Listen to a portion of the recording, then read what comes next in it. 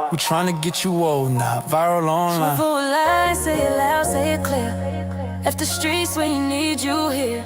Quarters of vision, fit your focus, kids. Break generational suffering. Truthful lies, say it loud, say it clear. Left the streets when you need you here. Quarters of vision, future focus, kings. Break generational suffering. We don't profit off death. We don't clap for destruction. We here to build men, Not bury boys. not bury boys.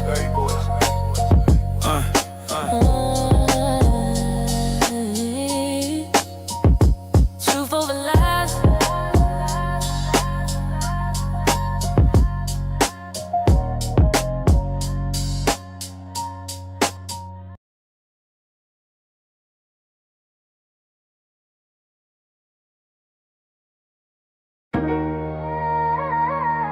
Another young life lost to street violence.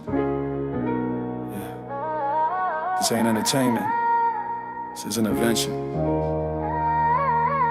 If the truth hurt your feelings, it probably needed to be said.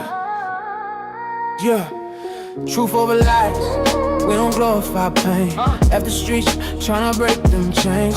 Quarter zip mindset, grown man talk. Lead the YNs before they chalk line walk. Truth over lies, this real, no cap. No crash outs, no throwaway stats.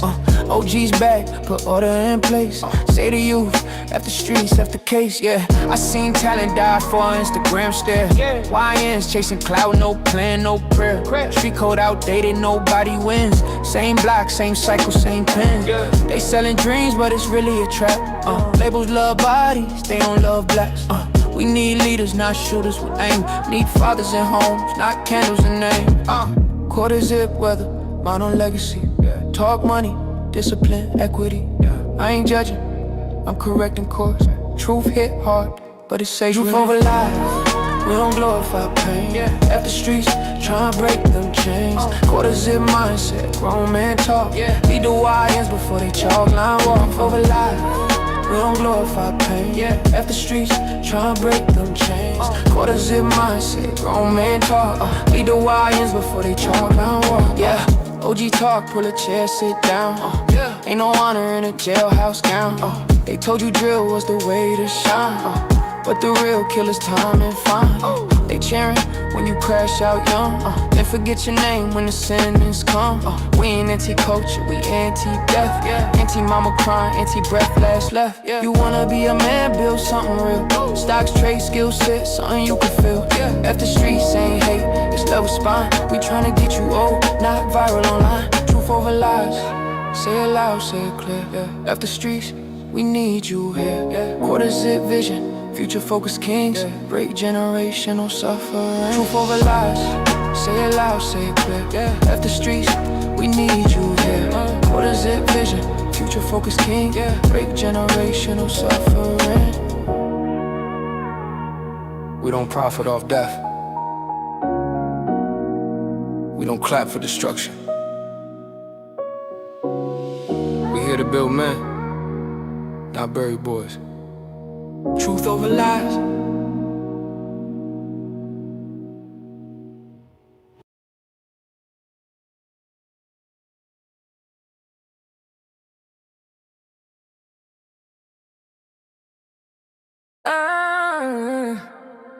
Truth over lies. Truth over lies. We see through the disguise. They keep us distracted while the world's on a fire. Truth over lies. Global games ain't playing. If we don't stay focused, we'll never get our land. They talk world peace, while they loading the weapons. Same script, different villains, same global direction.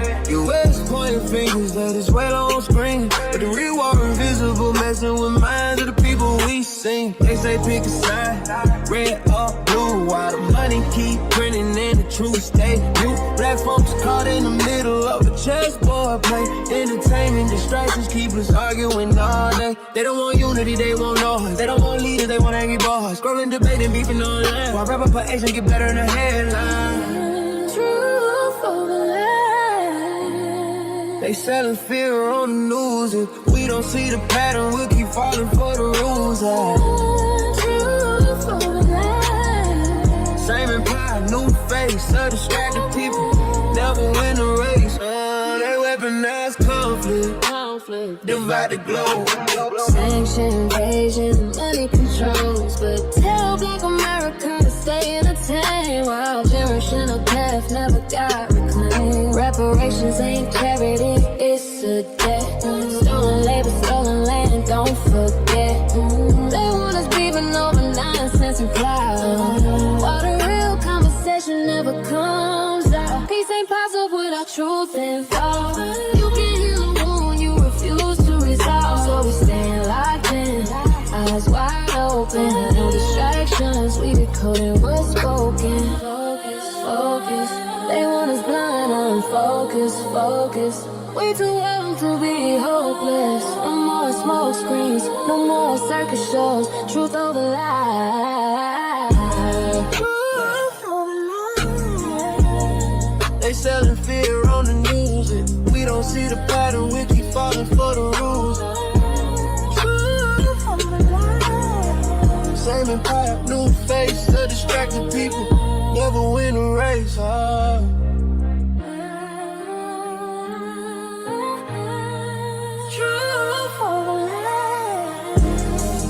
Mr. Walker,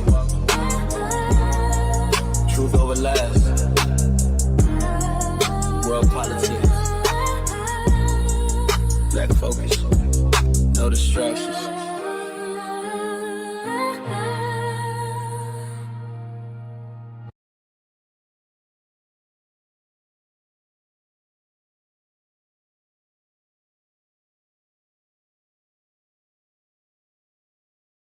Another young life lost to street violence. Yeah, this ain't entertainment, this is intervention. If the truth hurts your feelings, it probably need to be said. Truth over lies, we don't glorify pain. At the streets trying to break them chains. Quarter zip mindset, grown men talk. Lead the YNs before they chalk line walk. Truth over lies, we don't glorify pain. At the streets trying to break them chains. Quarter zip mindset, grown man talk. Lead the YNs before they chalk line walk. Truth over lies, this real, no cap, no crash outs, no throwaway stats, OG's back, put order in place. Say to you, left the streets, left the cage. Yeah, I seen talent die for an Instagram stare. Wine chasing clout, no plan, no prayer. Street code outdated, nobody wins. Same block, same cycle, same pens. They selling dreams, but it's really a trap. Labels love bodies, they don't love blacks. We need leaders, not shooters with aim. Need fathers and homes, not candles and names. Quarter zip weather, mind on legacy. Talk money, discipline, equity. I ain't judging, I'm correcting course. Truth hit hard, but it save you more. Truth over lies, we don't glorify pain. If the streets trying to break them chains. Quarter zip mindset, grown man talk. Lead the YNs before they chalk line walk. Yeah, OG talk, pull a chair, sit down. Ain't no honor in a jailhouse gown. They told you drill was the way to shine, but the real killers is time and fines. They cheering when you crash out young, and forget your name when the sentence come. We ain't anti-culture, we anti-death. Anti-mama crying, anti-breath, last left. You wanna be a man, build something real. Stocks, trade, skill set, something you can feel. If the streets ain't hate, it's love with the spine. We tryna get you old now, viral online. Truth over lies, say it loud, say it clear. If the streets when you need you here. Quarters of vision, fit your focus, kids. Break generational suffering. Truth over lies, say it loud, say it clear. If the streets we need you here. Quarters zip vision, future focus kings. Break generational suffering. We don't profit off death. We don't clap for destruction. We here to build men. Not Berry Boys. Not Berry Boys.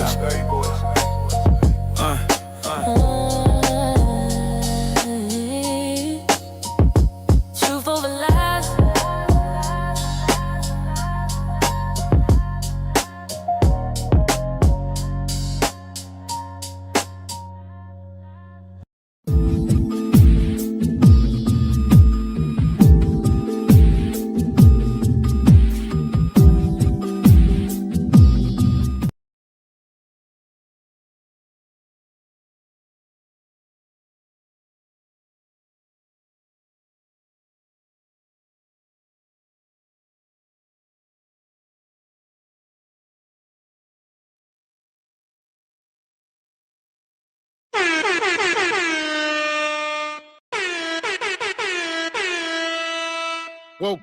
Welcome.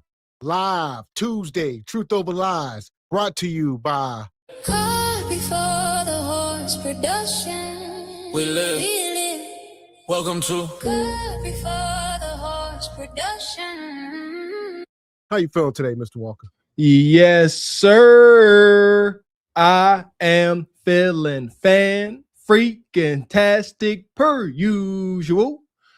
Good evening, ladies and gentlemen, El Nug Nugs and Le Bonquishas. Welcome to Cart Before the Horse, Truth Over Lies, in affiliation with the Bougie Negro Podcast, and also, as all you Negroes know, in association with Ain't No Fun Once the Rabbits Got the Gun Entertainment. What's going on with you this fine Truth Over Lies Tuesday? In the big name of Jesus, you hear me? Here we go. Welcome in. Truth Over Lies family. Y'all know it is another Tuesday. Y'all see the thumbnail. A lot of stuff been going on as far as the reparations front. So we're going to talk about it tonight. Hit the like button, hit the subscribe button. Cut the check. Cut the mother loving check in the name of our freedom, Ryan sister. Whether or not you want your check or not, come one, come all, this fine March 31st, 2026. Gavin X and I are very much still in the mix, reporting live to you jive chickens with Truth Over Lies. We moving. We making progress. Reparation talk. Sister Ebony D, I ain't gonna hold you, sister. Before you came into our world over here with all your enthusiasm, cut the check, I had pretty much, kind of given up all thought whatsoever on it. But here we are. Persistence reigns. Here we go. Yeah! Boom, shakalaka! And shout out to the brother Ryan getting the show started off with 10 channel memberships. Big sponsorship support. We appreciate you, brother Ryan. I think, brother. Come on, just bring it. I need you to stand up while y'all not moving. Come on. Don't make me push. Thank you, sir. There go money. She touching you. Where they get that money? Where they get that money? I can see money from a long ways. Elder Gregory Kelly, That's right. Come on. $100. Everybody get something in your hand. Come on and put it right here. Elder Ryan Page, 10 memberships. Appreciate that, brother Ryan. And he come back with a 20 ball, says, been here just watching silently. Y'all still the truth. Appreciate you youngins. Let's go. We appreciate that, OG. We youngs and you an OG, and we appreciate you, man. So here we go. Like I said, y'all see the title, the thumbnail. We talking about FBA versus everybody. Who should really get reparations? And we're going to start at the beginning, all right? Or at least we're going to give a quick about why and who. So there's a why about it as well. It's not just who should get it. A lot of people don't know why said people should get it. Okay, a lot of questions, lot of I's to dot, a lot of T's to cross. A lot of conversations still to be had. Let's see what we got. I'm here to learn too. Like I said, I had kind of given up hope, seeing all of the obstacles that continue to be thrown in our way. Shout out to the U.S. and Israel for voting against it. See what I'm talking about? And there's been a lot more go on since. So it's a lot to talk about. We'll drop the link later on here tonight, and we're going to set the stage and get cooking up here. I'm here for it, man. It appears like we are making some leeway. Because I thought we was just treading water for a while, but we getting somewhere. We got folks in agreement. I think it's the first step. First, mother suckers got to admit that they wronged some humans. It's deep. Man, so here we go. Shout out to Sister Reed Pink, been a member 5 months. Says shout out to Gavin X Mr. Walker, 5 months Truth Over Lies. Shout out to Sister Reed Pink. We see you, Pink Sister. And she also got her membership, her hoodie from the Patreon last month. So shout out to everybody, all the winners from last month. There we go. Shout out to all the winning Patreon members. You want to win? Got to be a Patreon member. Yeah! Boom, shakalaka! So here we go. We're going to start here. Hit the like button, folks. Pastor Wilkins of Chasing Our History. We are at the Magnolia Plantation in Charleston, South Carolina. What you are witnessing, what you are looking at are slave houses from the early 1800s. Some of them are missing, but you see a common practice. Slave houses, slave breeding. They were breeding slaves out here in these houses. They were breeding slaves out here at the Magnolia Plantation in these houses. South Carolina was rich in slave breeding. We just left another plantation where they were breeding slaves. They're rich in breeding slaves. Look at this, all the way down there, all the way through here, all the way down, slave houses where they used to breed the slaves. Breeding, just like animals, just like they do chickens and stuff today. All right. This was it. So didn't know millions of people keep showing up on no boat. It was a lot of breeding going on. They had whole, plantations were just for breeding. That's it. We're going to go there. We got a bunch of women. This is what y'all going to do. Y'all having kids. Probably got 4 or 5 women in each of them little shacks. And they had Mandingo breeders.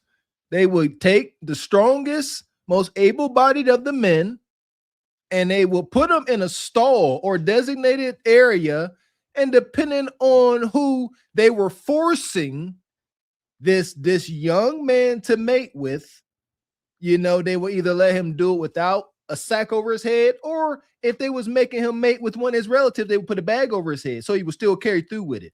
These are the evils. This wasn't no slaves Playboy Ranch. This was houses of horror. Let's get that understood. These are slave breeding plantations. Look at that. These houses were used to breed slaves. All the way down, you see slave houses for breeding the slave, making their own reproduction right here in America. Pastor Wilkins, Chasing Our History. Be blessed. Reproducing free labor. So just like anything else, like making Nike tennis shoes, or like I say, livestock or whatever, fish, anything. Just, all right. They like, we seen the one video where the guy said we had too much cotton, or they had. He said there was so much cotton, there just wasn't enough people to pick it. All right. Whole industries was being built. People were getting rich. All they needed was more bodies. And they say, look, we need to dedicate some of this land. This was all strategic and systematic. We were the only items, the only property. We were the only humans deemed property, deemed items that could take care of themselves. It was just that simple. All you had to do was force us to mate. Babies came. We did everything. This wasn't like a farmer got a heifer that's pregnant and he got to make sure the birth goes well. No, half the time we coming in helping Master birth his damn kids. Y'all want me to snap this evening? That's quite all right. It's wicked. That is why We built this country. I don't give a dang about none of this FBA book. Do the damn brown paper bag test like y'all used to do. If you are darker or shade this damn brown paper bag, you get reparations. I'm over it. Because how do you sort through this wickedness? That's all I want to know. You see that? See, he got the scale right there, the white man. He weighing your cotton. See, when we pick cotton, we would bring it up there and get it weighed, and they would give us a token, you know. Mm-hmm. See them out in the field picking it? Yes. And what was the token for? That's for your money. You turn that token in at the end of the day and get your money. All right. You probably wouldn't make no more than $2 or $3 a day, though. For how many hours? Sun up to sundown. You ain't work by the hour. You work sun up to sundown. Yeah, y'all got pacified in today's society. 9 to 5, 8 to 4s, 3 to 7s, or whatever. She said, so what was the hours? What shift did they work? He said, hours. Sun up, sun down. That was the shift. All right, folks out there like, well, at least they let them get off work. At least they didn't work them non-stop round the clock. They had to let them in so the daggone coyotes don't drag them into the daggone woods. It was just to protect their daggone property. Otherwise, they would have never stopped working them. Yeah, sun up to sun down. No.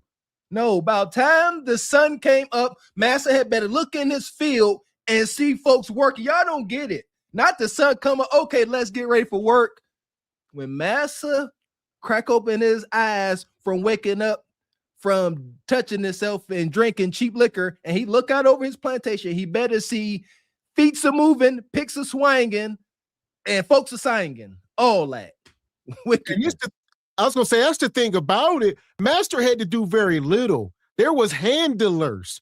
And those was the people that Master had to manipulate the most, because he had to manipulate the poor white people who for a long time, they felt just like the black people. They said, we are the same. Master say, no, it ain't.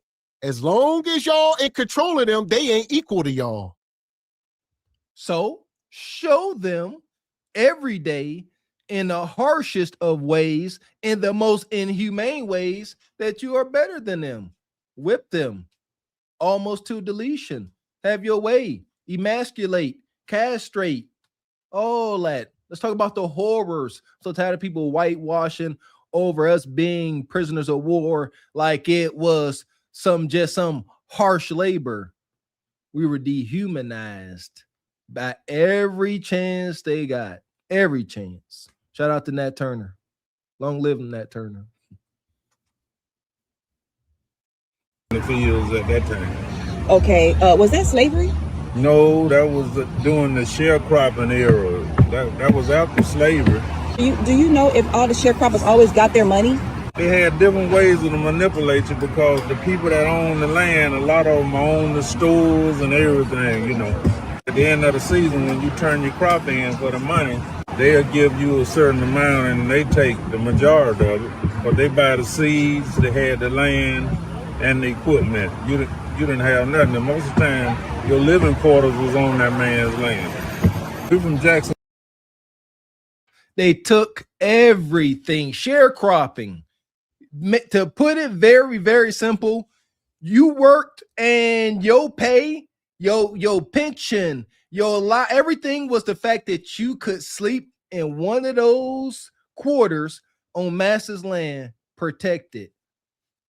Oh my goodness. That was the basis of most sharecropping situations, but I'm pretty sure there were much, much more heinous ones. Pretty sure there was ones where, Master had to get access to your lady every now and again. I'm pretty sure there are many different terms. County, which represent the most large landowners in the state of Florida. You know what Mariana is? I've been to Mariana. Jackson County has the most black landowners in the state of Florida in one region.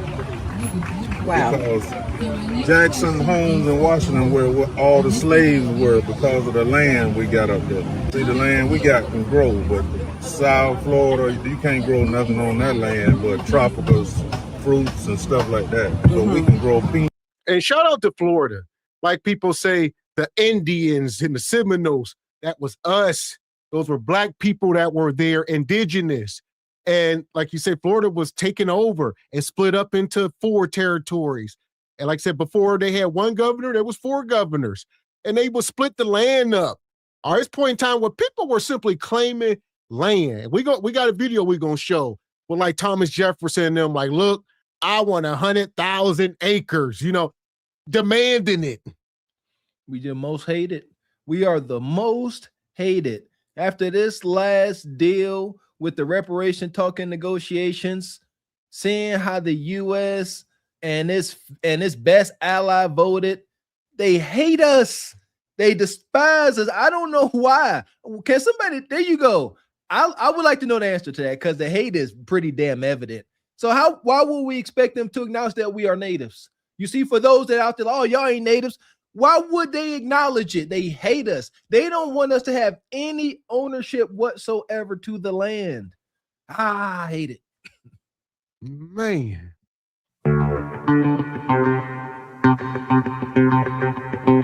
And shout out to the brother, the hustler's philosopher with the 20 ball, says this is literally the root of all actual trauma in our community. So much grape and essay took place. Even now, they are doing everything to keep the hard truth silent simply because the empirical evidence and what's that? Undeniable. Yeah. Yes, sir. Undeniable. Yes. Yes. Look at the X-Files. That's why I scoff at that stuff. People like the X-Files, like, granted, we could be prisoners of the moment, but that stuff don't move me at all, man. It's been so much treachery going on.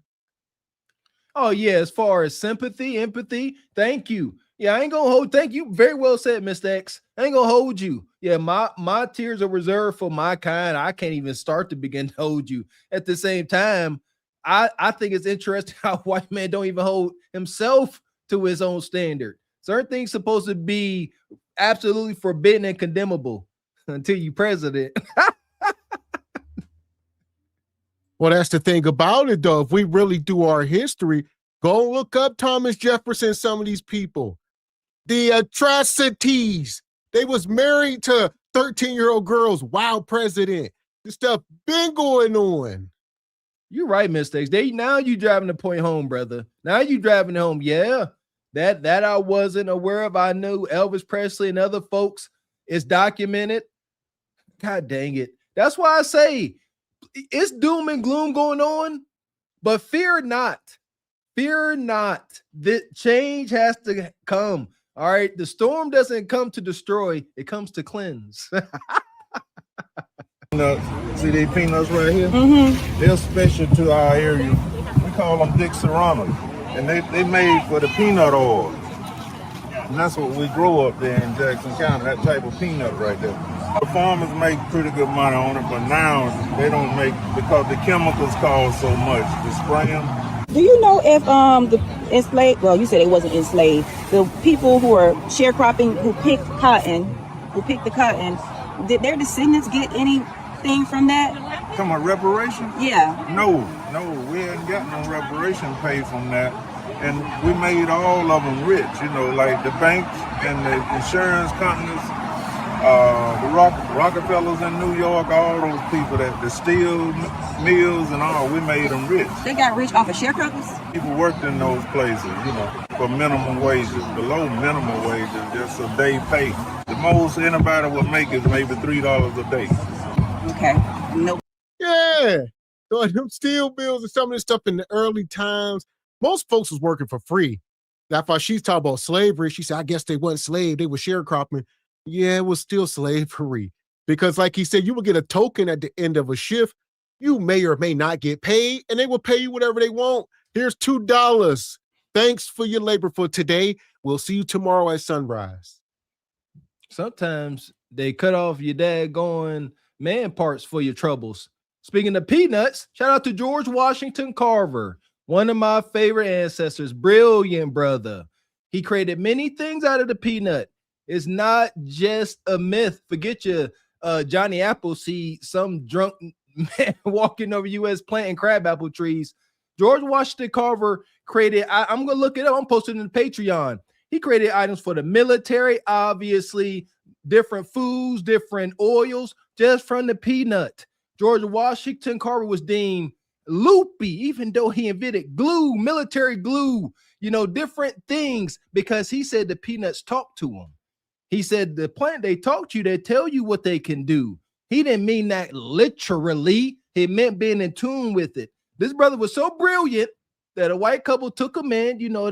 They had to claim his genius. And you want to know what they did to him? So he wouldn't end up messing with their daughter? You know what they did. Yeah, man. Money. And shout out to Black Uni with the 10 ball. Says reparations should be paid by the corporations that directly benefited from it. They are still around. Examples, Reynolds Brands and every cigarette company. There are more research is needed. Yeah. And I would say the U.S. should pay it and then sort that out. I think the U.S. should cut the check and then go after Rockefeller and Bank of America and Reynolds and collect. Say, look, I paid this debt, but y'all, I need my cut from y'all. The United States are crooks, thieves, gangsters, and thugs. We've been saying that since day one. We can laugh about it because ain't a damn thing we can do about it. They ain't about to do, they like do something. Somebody got to do something. They don't care about all this talking and hollering. They only understand two things: money and lead. What you got for them? That part. And as y'all see in the world right now, it seems to be heating up. So we'll see. Nobody can live off that. Well, at that time, food, you could have your basic food, clothing, and shelter. The basic food, because food was not that expensive.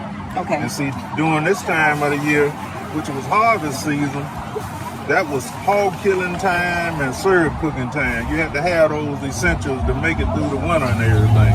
Every year, this time of the year, we'd be killing hogs and cooking cane syrup. Because that cane syrup provided you with the sugar you needed for anything you needed, like breads, anything. Sugar is one of the highest traded commodities in the world. Anything you ate today has sugar in it. And Florida has the biggest sugar refineries in the United States. Next, Louisiana, and then Texas. They were very brutal on the slaves in Louisiana or New Orleans. Very brutal. At the sugar plantations. They used to use sugar plantations as punishment plantations whenever the slaves would run away. Yeah. I found that shocking when I found that out. So what we do now. So the sugar plantations, we always talk about cotton and timber. Yeah, that sugar, one of the most traded things on earth. Like he just told her, everything you done ate today, for most people, y'all who ain't living off the land somewhere, you done ate some sugar today. Like he said, it's the most traded commodity on the planet. All right, and here we are. And they're going to work you hard. Like the Winn-Dickie Mining Company off of Django. They're going to work you. They're going to work you till your back go out. Then they're going to knock you upside the head and throw you in the ninja hole. And that's going to be the story of G Honda. He's talking about hog killing time. There's a story of our resilience of hog killing time is the time of year where I think around fall where you start to slaughter the hogs and get ready to dry the meat and stuff for the winter. So there's a story, it's documented, where our ancestors put old tricky trick on old Massa. They went out to the hogs, knocked them all upside the head, and went and got Massa. Said, Massa, all the hogs is sick.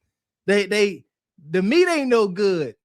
Massa was mad as a rattlesnake, but he said, you know what? We can't eat that bad meat, but y'all can. And our ancestors had the finest cuts of meat for that whole winter. Shout out to hog killing time. Is try to educate people on the different practices of growing the sugar cane and being the main thing you want to be is self-sufficient. A shutdown ain't gonna bother you if you're self-sufficient. Just like the juice they're drinking now is a natural product. And it's good. And it has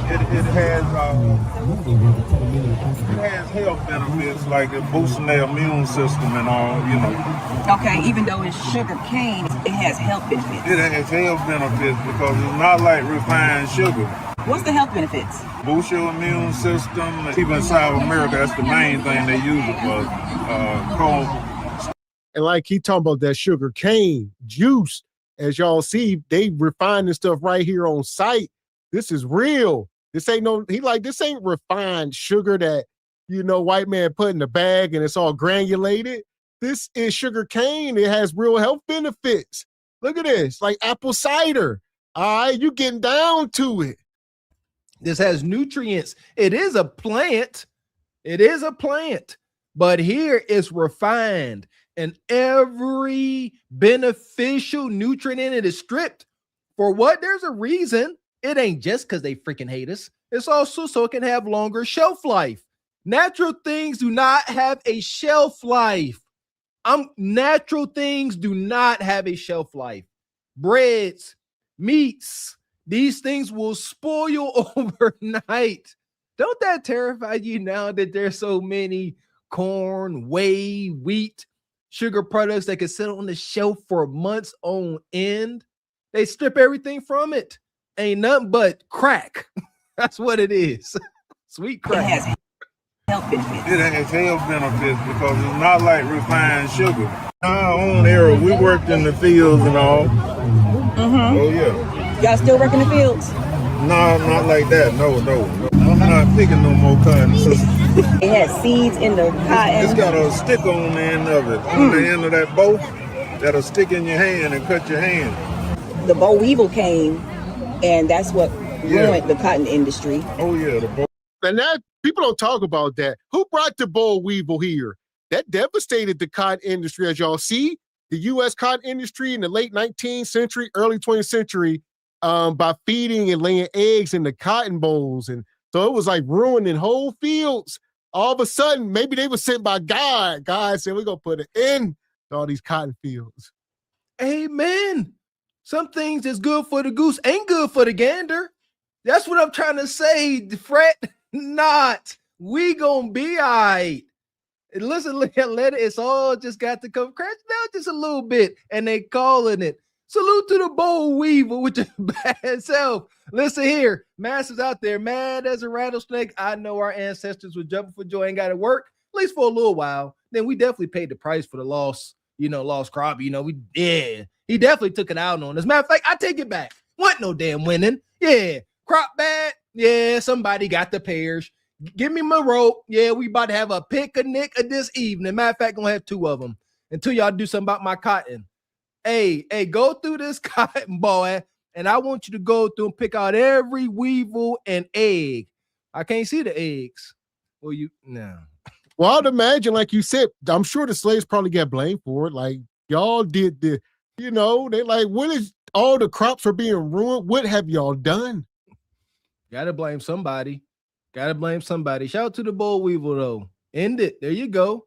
But master plan is something else. Like I said, that wasn't the only crop. Sugar, wheat, soy, tobacco, a lot of tobacco. Boll weevil, yeah. Well, thank you. My name is Danny Sylvester. We're at Renaissance Park in Marietta, Florida, and we do African American cultural preservation, techniques, food ways, anything that African Americans did at the turn of the century. They took us who had been dropped off and we were slaves. They said, well, Native Americans are gone. White people are here and we can control them because they need to come to us to get a job.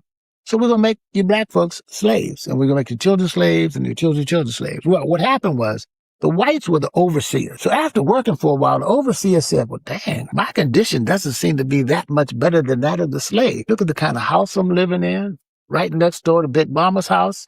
Big Mama feeds the kids. I go to Big Mama for medical benefits.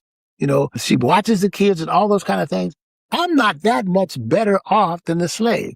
So they went to the slave master and told him, well, hey, look, I'm protesting. I want to be a little bit higher than the slaves. And the slave master told them this.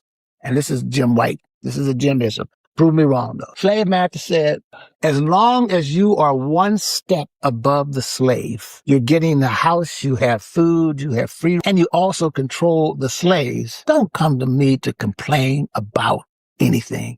You have advantage over the slave. Now, that, in my opinion, from what I've read, what I put together, that was the piece that was put in place for the poorer white folk to have their own self-esteem. the way they say, okay, I made it.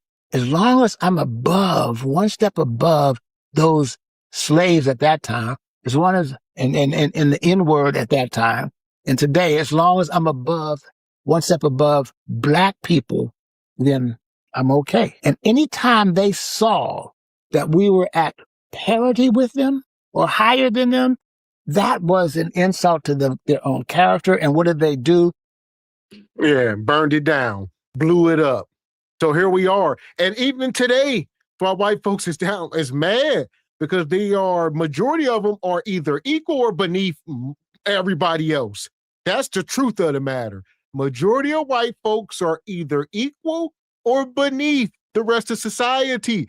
Their ancestors are rolling their graves because this was not the terms that they signed up for. They said we always want to be at least one step ahead, and they ain't. Mr. X, how do you know the majority of white folks are, socioeconomically equal to or below you ninjas? Because the welfare numbers show. Yeah, the vast majority of folks that are on welfare and government assistance is white folks. So there you have it. We done talked about this. How in the world ain't y'all winning in this rigged game? It was rigged for y'all. You got to be a special kind of lazy somebody with pasty skin, and you doing worse than Elijah Wan from the projects. Like, that's for real. I ain't gonna hold you. I got love for everybody, but that's one thing that kept me going coming from where I come from. When I was in college, I said, I got to have something going because I'm in the same place as young men and women that came up in stable households, and I'm here too. I got something going for me, a little boost to the self-esteem. So there you go. But that's why we need to get back to our roots. On top of that, they sold us that bad bill of goods, telling us we need to live in LA with fancy mansions. Let's get back to our land, to our simple houses, and sing Kumbaya around the campfire. All right, so here we go. Like I said, we're getting into the thick of it tonight. We're talking about reparations. All right, FBA versus everybody. Who should really get the check and why? Shout out to Sister Ebony Dean. Lineage, huh? Trace your lineage. I like that. Here's my thing, though. Here's my only concern with that. What if you can't? Would that leave some folks out? I like the brown paper bag test. That's what they used in the past. Let's use it again. If you darker than this bag or the same shade, you get it. So here we go. Listen, I'm going to bring Dr. Claude Anderson to the room here. He about to drop a lot of knowledge. Get your pens and papers out. My next question to you then is there such thing as black capitalism? Yes, there is. And how's that operated? Yes, sir. What we have to do is go back and remember what I told you earlier, that the whole point of slavery was the maldistribution of all resources, period, into the hands of one group. Yes, sir. What you have to do is create a situation where you can call some of that money back, or you can start creating your own wealth, or you can start getting it through reparations, or you can get it through inheritance. Well, why do you think black people struggle in the system that's set up for us now? Because you don't own and control the land, the tools, the resources, and everything else. When land was given out in America during the slavery period, that immigration was an open policy for everybody around the world to come to this country and get resources except black folk. And during that period, first thing that George Washington said is that the wealth of this nation to be in the land. He said, I want 100,000 acres of free land. And Thomas Jefferson said, I want 100,000 acres of free land. And then after he heard that, Patrick Henry that says, give me life or give me death, he then said, well, then I want 65,000 acres of free land. And then so consequently during the period of slavery, doing that from point. Yeah, see, I mean, come on now. Just, hey, I want this. They in this country, they start taking over our land because there was indigenous people here that they were enslaving and then start to chop up the land. And they kept heading west. We're going to keep heading west through Arkansas and Nevada, all the way till we get to California, down through Texas. And we're going to claim up all this land all the way up to the Montanas and the Dakotas. Brother Claude Anderson was talking about how we were supposed to have our money.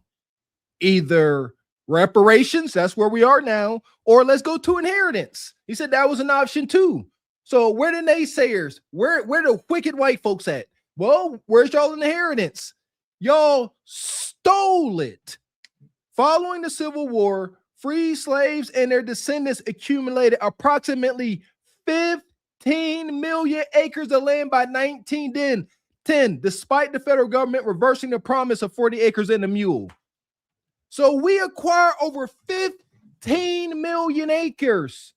We worked, we toiled, we ran by y'all rules and got the damn deed signed. And then y'all said, you know what? Takesy backsies. Let me get that up off you. And we said, but this is ours. And then y'all just lynched us. 100,000 acres of free land from point 1 up to 3 up to 1862. That this country gave away 2 billion billion, okay, acres of free land, but it all went to whites, not to blacks. And all the land and then the wealth of the nation was in that land, in gas, in oil, in timber, and iron, and coal, and minerals. And what Thomas Jefferson, they say the money is in the land. This is long before the internet and before there were skyscrapers. All right, there was plentiful resources and like a lot of timber, a lot of oil, a lot of everything.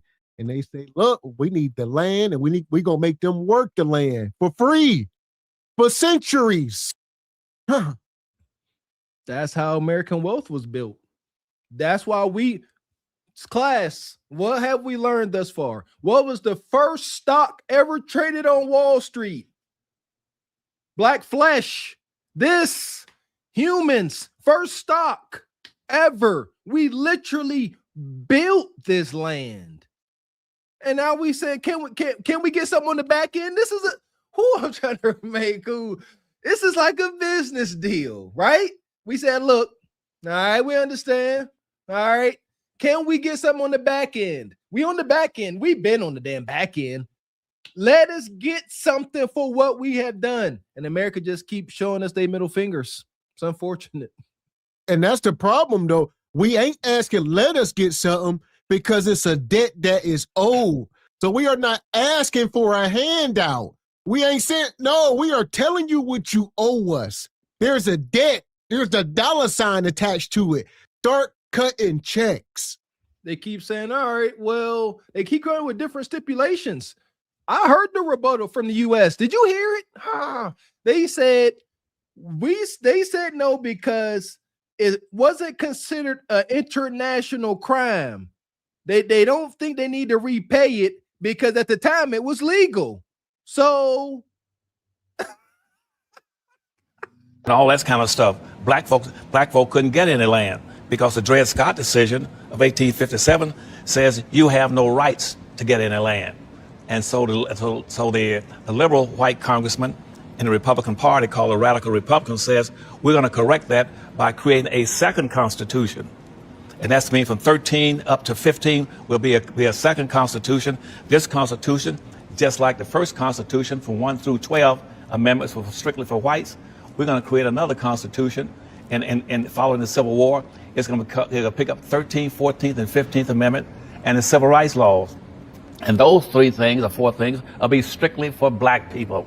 But they don't got no land in there, though. But no land in neither one of them amendments. Some of your strongest senators stood up on the floor of the House of Representatives and the Senate says this: there's only 2 things that black folk can be in this country. You're either going to be slaves or you're going to be free. But to be free, minimally, you must have 40 acres, a mule, and $100. Yeah! Boom, so here we go. It's a lot here. Like he keeps saying, a lot of this stuff is documented. Shout out to Claude Anderson. Glad a lot of this is on wax.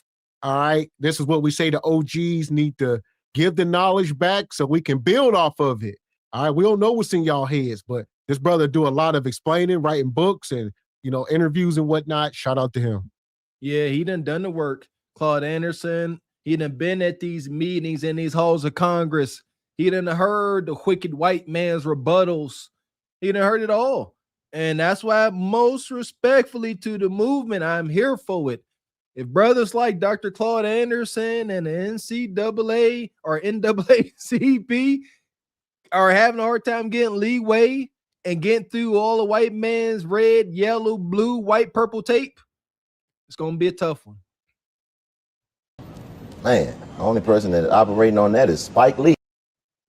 What you think the biggest issue is for like the black community? Like the biggest issue overall besides unity? That would be, I mean, that's so big, man. Because if it solves 95% of our problems, if we just got that right, the other 5% would probably just fade into the darkness. But on the other side of the equation, I think that our association has breeded an assimilation. We've been among our enemy for so long that we've adopted everything that our enemy has given us. Ooh. We worship what they said to worship. We wear the names that they gave us. We eat like they taught us to eat. So we've lost our name, our culture, our religion, more ways, folkways, norms, land, God, customs. We lost everything.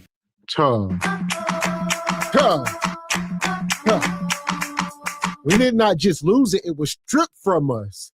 And here we are centuries later. It only take a few generations to break us. So this was done long ago.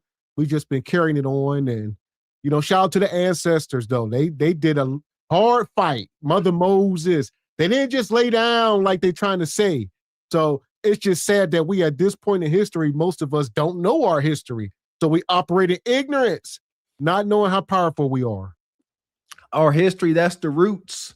Knowing what our greatest fathers and grandmothers had to go through. Those are the roots that will keep us grounded. Knowing that knowledge and being very much aware of that sacrifice puts us in position to honor it. That's why I dare not complain. I dare not complain. Absolutely not. And y'all know, y'all laugh at my work history. There's been many days of me toiling, and I'm human. I start feeling sorry for myself a little bit. And then I was like, you know what? This ain't nothing compared to what my ancestors had to go through. And it's easy to make another day. I look to my ancestors for that type of, for that strength. They went through much, much harder conditions. They was their culture, their God, their connection with nature was stripped from their bone marrow via whip and chains. Who am I to complain? That's it. Stripped of everything, like he said. The religion, all right, your language, your last name, your diet, you name it, everything. I'm gonna make my way of life your way of life. All right, now here we are, Europeanized. That's why we sick. Everybody got the diabetes. Well, it's all right. It's coming back around. We are prisoners of war. There's casualties in war, but we shall prevail.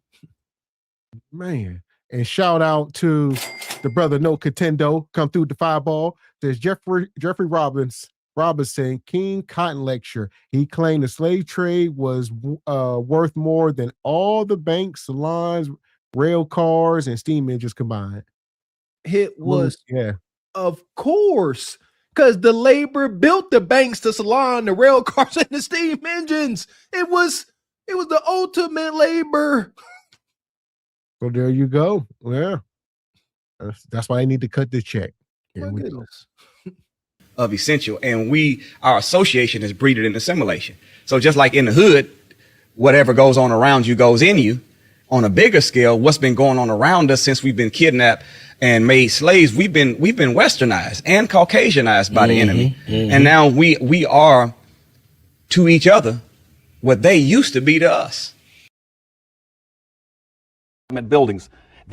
Slavery could never have existed in this country and been maintained without the full participation of the American tribes. That's why they started calling them civilized rock, because they began to say, you quit hunting in the woods and running wild and get yourself some land and get yourself some slaves. So Indians became slave hunters, slave traders, and in the final analysis, all civilized tribes, the Choctaw, Chickasaw, Cherokee, and Seminole Indians, they all fought with the South to maintain slavery. And so therefore, and they got benefits from it. And that led to, going back to the earlier question you asked me about reparations.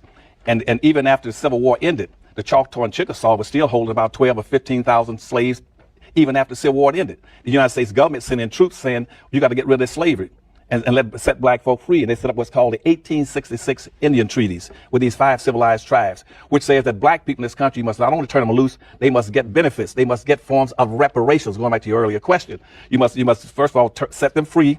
2, you must give them an option, and this is for all black freedmen and all blacks who lived in the Indian territory and all black Indians. You must set them free, allow them to have membership in the tribe. You must give them, let them have access to all the resources on the reservation. You must let them also be tax exempt. You must let them have free education.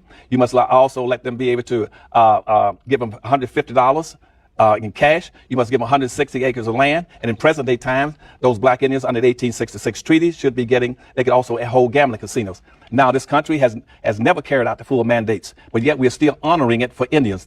Right now, all the benefits that Indians are getting in this country are getting it from the 1866 Indian Treaty, because they took up arms against the United States in the Civil War. They wiped out all previous treaties.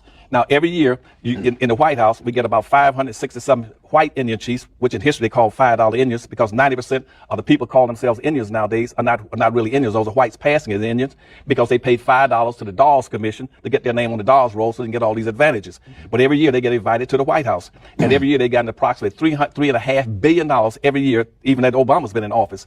They got money into the Federal Indian Bureau. Now, see, if you were to talk about reparations, black folks have been getting all this money all these years too. But they got shut out because the Indians in 1938, they sent a letter to the Department of Bureau of Indian Affairs saying, how do we shut black folk down to make sure they never get any reparations? And that letter floated around in the federal government from about 1938 to about 1941. Then it went to the Secretary for the Department of Interior, and the Department of Interior looked and says, said, how do I come up with a scheme to shut down blacks so they get no reparations in this country? He said, what you do, you Indians come up with a new concept called a quantum blood law, which says that black folk are not entitled to any of the benefits of the 1866 treaty in terms of reparations unless they can prove beyond a shadow of a doubt that they got 1/4 Indian blood in them. And we make Indian blood sacred like Jesus Christ's blood.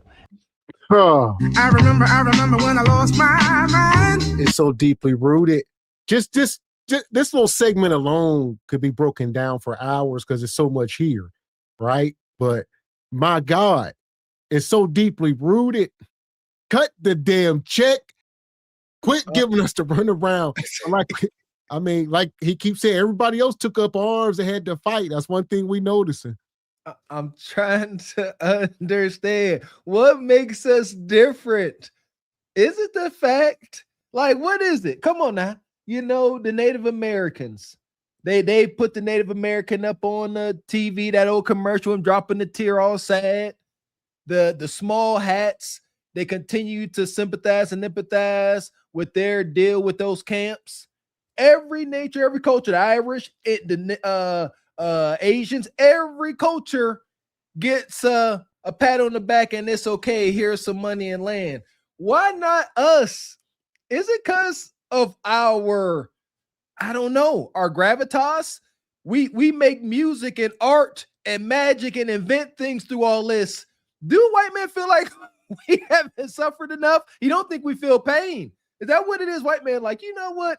We have been trying to decimate you darkies off the face of it for a long time, and y'all continue to mate with our women, create our standards and exceed them.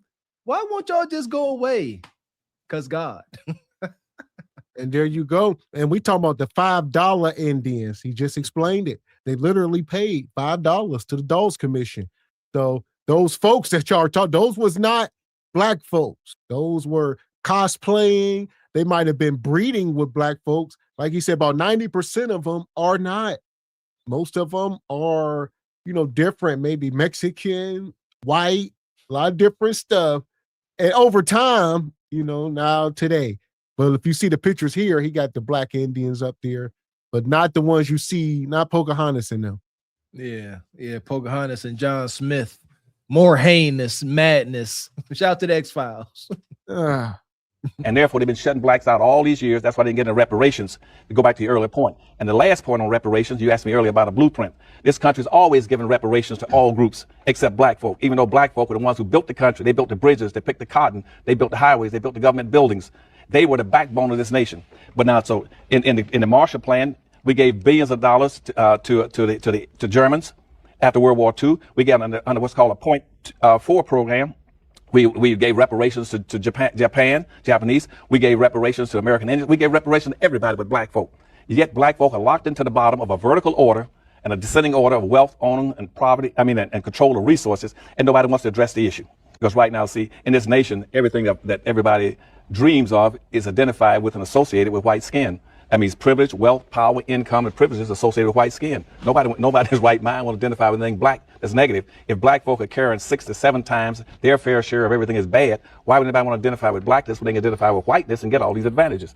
Now, in terms of what they should be doing for that, black folk, for instance, right now, these young black folk that need leadership in these communities, like this thing about Black Lives Matter, they're floundering around because they don't have any black leadership out there.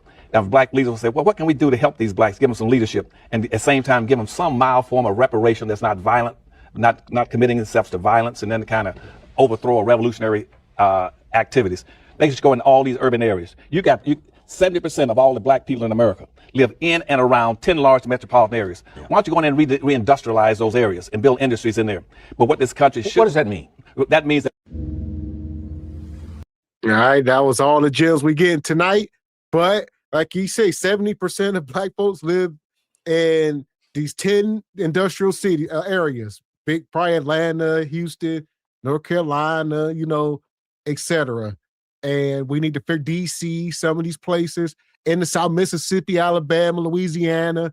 Shout out to Richard, who said we need to go buy the state of Mississippi. Shout out to Hustler's Philosopher down there. So, yeah, it's a lot. It's a lot to be discussed. Yeah, big shout out to Hustler's Philosopher down there with his land, brother. You have definitely acquired the Walker household dream. We trying to get down there too, brother. But hey, a lot of these things may be coming around the corner. God works in mysterious ways. Again, what's good for the goose may not be good for the gander. We the goose, the BITCH that is America is the gander. Let everything play out, and we're gonna see where the chips will fall. God is not cruel. Could be a little weird at times, but I don't think he's cruel. Man. And Hustler's Philosopher come back with a 20 ball. Says group purchasing via corporation of tax forfeit parcels are the fastest way to black land ownership. Each county has their own tax forfeit list that can be purchased over the counter once you get the land. Once you get the land. Okay. Appreciate y'all's philosophy. Group purchase via corp. Okay. There we go. Yeah! Boom, shakalaka! That's what you've been seeing a lot of times where these groups are coming together and they're like, hey, we bought, 90 acres somewhere, or, so they come together as groups and whatnot, and they're figuring it out from there, but at least getting the land first, like you said. I'm down. The Walker family down. That's the goal. Like, why not? Folks scared to do it. Get in a lot of land where you ain't in each other's face, and your neighbors is people you can trust because you're going to be out. You know what I'm saying? You're going to kind of be off the beaten path a little bit. You don't want to be out there. I wouldn't advise folks to be by themselves. That's the way to go. Appreciate your Hustler's Philosopher. Who you with, Ninja? Who your folks? Why don't you call us? Man. Yeah! Boom, shakalaka! And he come back, says COINTELPRO explains it all. Oh, I was just looking that up, brother. Hustler's Philosopher, brother OG. Forget the OG. He bought that up too. COINTELPRO, and it's another pro. But yeah, so illegal activities the FBI use to destabilize and discredit certain in politics, things like that. Primarily African American politics and structures. Yeah. Yes, like they go in and drop crack off in the hood, and they drop off Sexy Red and Glorilla in the hood. It's all COINTELPRO. It's documented. It's illegal. It's wrong, but it's a secret. And No Contendo says Dr. Anderson says black folks and doesn't delineate. And are you talking about the FBI? Shout out to No Contendo. Hey, I'm here for unity, brother. You got to hashtag out with Sister Stephanie D. Yeah. Yeah. So listen, it's a new age thing. Like you say, Dr. Anderson comes from an old time. Everybody was trying to work together. But yeah, if you watch some of his interviews, he definitely delineates. He understands the difference. He knows most folks ain't on board. Those for the people who don't get our best interests. It's just that simple. Like, we have a different struggle. There you go. Amen. So here we are. Speaking of that, we're going to get to it now. We're talking reparations. Y'all know what's going on in the UN. If you don't, I'm going to let this play. Here we go. The United States government was one of 3 countries worldwide that voted that the transatlantic slave trade and the so-called African American or indigenous history of the North Americas and the acts that were done upon these people was not the most gruesome act of violence in mankind. That's what they voted, right? I'm going to pose a question to anybody who is not of African American descent. If one of your family members was brutally taken out, horrifically assaulted, never any reconciliation about it, you knew exactly who did it, how would you feel about it? How would that affect the rest of your life? How would that affect you raising your children? Think about this. So we're quick to talk about African Americans or black people and say, y'all need to get over y'all trauma. Y'all need to get over it. And that's just very insensitive of people, because if y'all went through the same shit, you will understand psychologically how it affects you. You will get how it affects the soul of a person. You will get how it affects not only the person who bear witness to the hideous crimes, but those who have become offspring to these people. Yes, that part. And it's to the point now where most folks, the sentiment is y'all should just be happy y'all free, free, quote unquote. Like, hell no. Because we understand the truth that this was ours before it was ever yours, quote unquote. So hell no, we ain't happy we free. We want back what's ours, and we want paid with interest. All right, the atrocities that were committed, we want all that. And that's the thing this brother pointing out, and I second the motion. You got to understand, you got to have some understanding for why there is a Nug Nug and Bonquisha. We acknowledge it. We come from Nug Nug and Bonquisha. We were premeditated to be Nug Nugs living amongst Bonquishas. Just the factor of the vast majority of African American FBA black households not having a father in the house is enough. It's to the point now I could walk around and tell black boys and black men that didn't have a dad in the house. It's easy as hell to tell, just to have a couple words. Yeah, see, and I'm telling you, and it triggers me because I had some growing up to do. I had to come to terms that young men that are born without a father in the house are more emotional. If you're an emotional man out here in the world, especially the US, you are dead in the water. Gone. It's these simple factors. Like it's so many folks out there don't even know what that will feel like. Can't imagine it. To grow up without a father in the house, just all willy-nilly, no protection, no guidance, that alone is too much. Man, so this young brother is talking about the psychological and spiritual effects of slavery and generational trauma.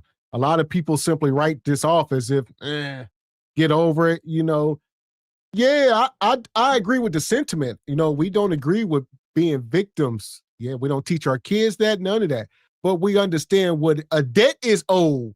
So they want to try to pull a Jedi mind trick. Be happy y'all free. Why y'all complaining? Hell no. Pay me what you owe me. Like that. It's that simple. And this is accountability corner. It's not about being a victim, not in the slightest. We have pain inside. We got to know where to put it. It has to go somewhere so that we can grow and heal. We are humans. I know the black man and the black woman has been dehumanized for so long, but we got feelings, God dang it. We still operate on the human level, believe it or not. And this is how generational trauma is passed down, which becomes generational curses amongst our people once we are unaware that the trauma is there. From the vote being casted at the UN summit, I need my people to really wake up and realize there is no reparations.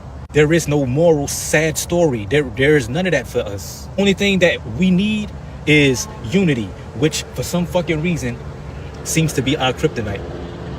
What happens when the majority of the United Nations says that what happened to you? Well, hold on, brother. Before you go, I don't agree with that. There must be reparations. First of all, we got to check your lineage, the way you acting. Sometimes when you get to acting wonky, we're going to check his hairline, Emily Dean. Unwrap your do-rag. Yeah, come on, man. Like I could be a pessimist at times, but I shall not sit here and insult my ancestors and turn my nose up to the conversation or thought of reparations. Y'all need to relax. Like, yeah, you up here with your locks and your hair. Come on, what's wrong with y'all? That's why I scoff at y'all's spiritually into folks. It'll make me laugh. Is unity, which for some fucking reason seems to be our kryptonite. What happens when the majority of the United Nations says that what happened to you and your people was the most egregious crime that ever could happen to people? But then the people who are responsible for it either abstain from voting entirely or vote against that resolution, because that's what happened in the General Assembly of the United Nations. The country of Ghana, and shout out to Ghana, brought forth a resolution declaring the trafficking of African people, and I quote, the gravest crime against humanity. It also called for reparations as, quote, a concrete step towards remedying historical wrongs. It also called for the, quote, prompt and unhindered restitution of items important to culture, i.e., give me my stuff back from the museums. Those things being artifacts, artwork, documents, archives, and monuments. They want their stuff back, and they want acknowledgement of the historical harm that has been done. Now, of the 193 representatives that were present during this vote, 123 voted yes. 52 abstained from voting. Odd, but I'm coming back to that. And 3 voted no. And we're going to stop for a minute. We about to mine through some of this. So I know some. Yeah, Ghana, what some of these African countries is trying to do is egregious. They are not operating in our interest. They are operating in their interest. Ghana, yeah, so we're going to mine through some of this. They say they want the artifacts back. They say the trafficking of African slaves was the greatest atrocity. They're not acknowledging people who are already here, indigenous. People keep stop because they like, we must have came from Ghana. So those people, they're going to try to give it to these countries like Ghana who say, look, y'all took our people and took them to America. Y'all owe us. So you got to be from Ghana. You got to have lineage to Ghana or Africa. See, no, see, now you got me. I didn't know this new information. Let me process it. So they are saying that if you were born over here or always here, and you still went through chattel slavery, all of the wicked atrocities, since you didn't come across on that ship. See that's a hell of a line to divide. You know, I don't agree with that. That ship journey was definitely heinous, but it ain't, you don't sit there and say either or, both. Yeah, both of them. Like, what we talking about? You was made into shoes whether you came on the ship or if you was already here. The atrocity stayed the same.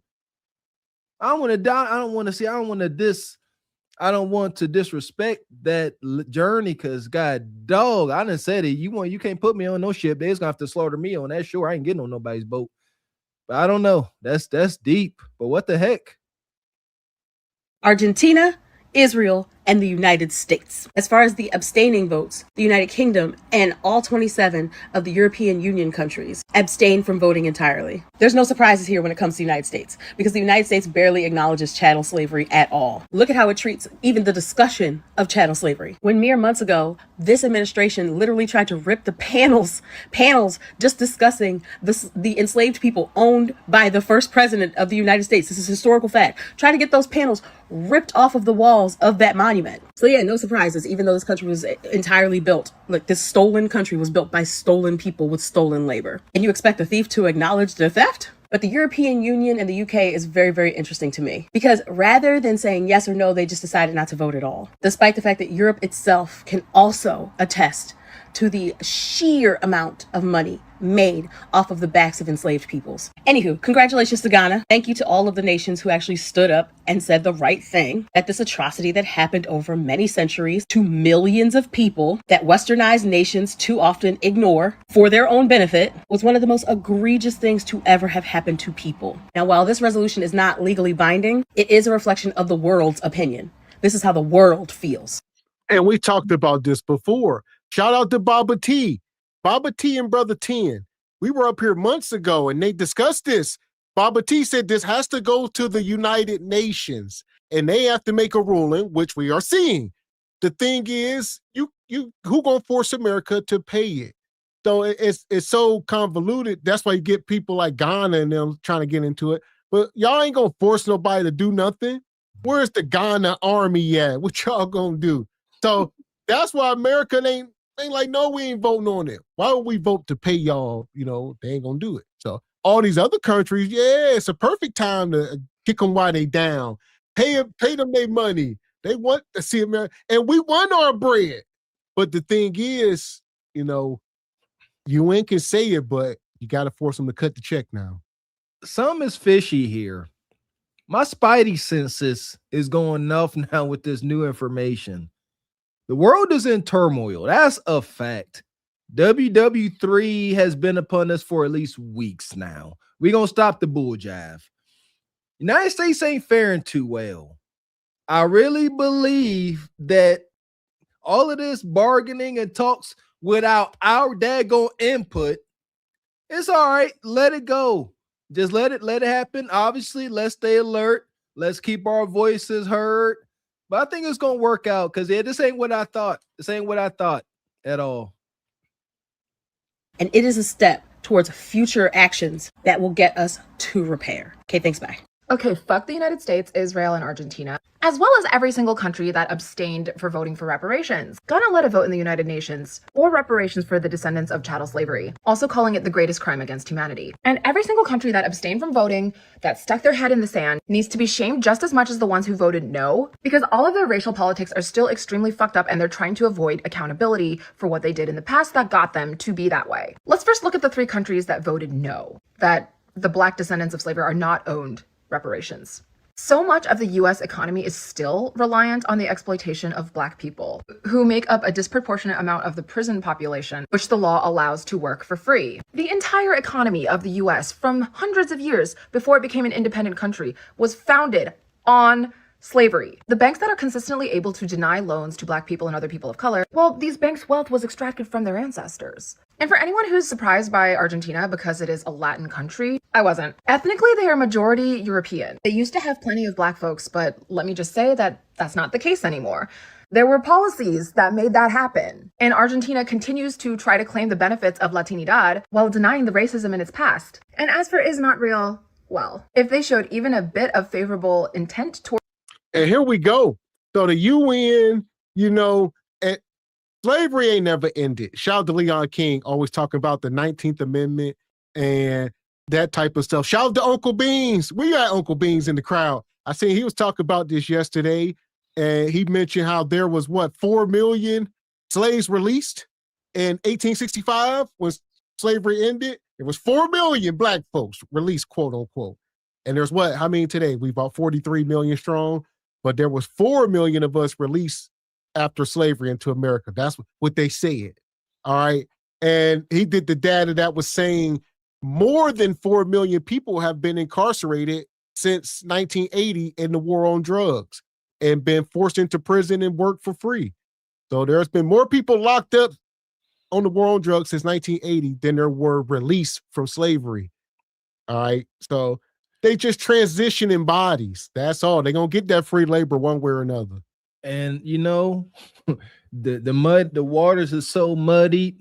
There's folks locked up under somebody's jail that deserve reparations as well. See what I'm saying?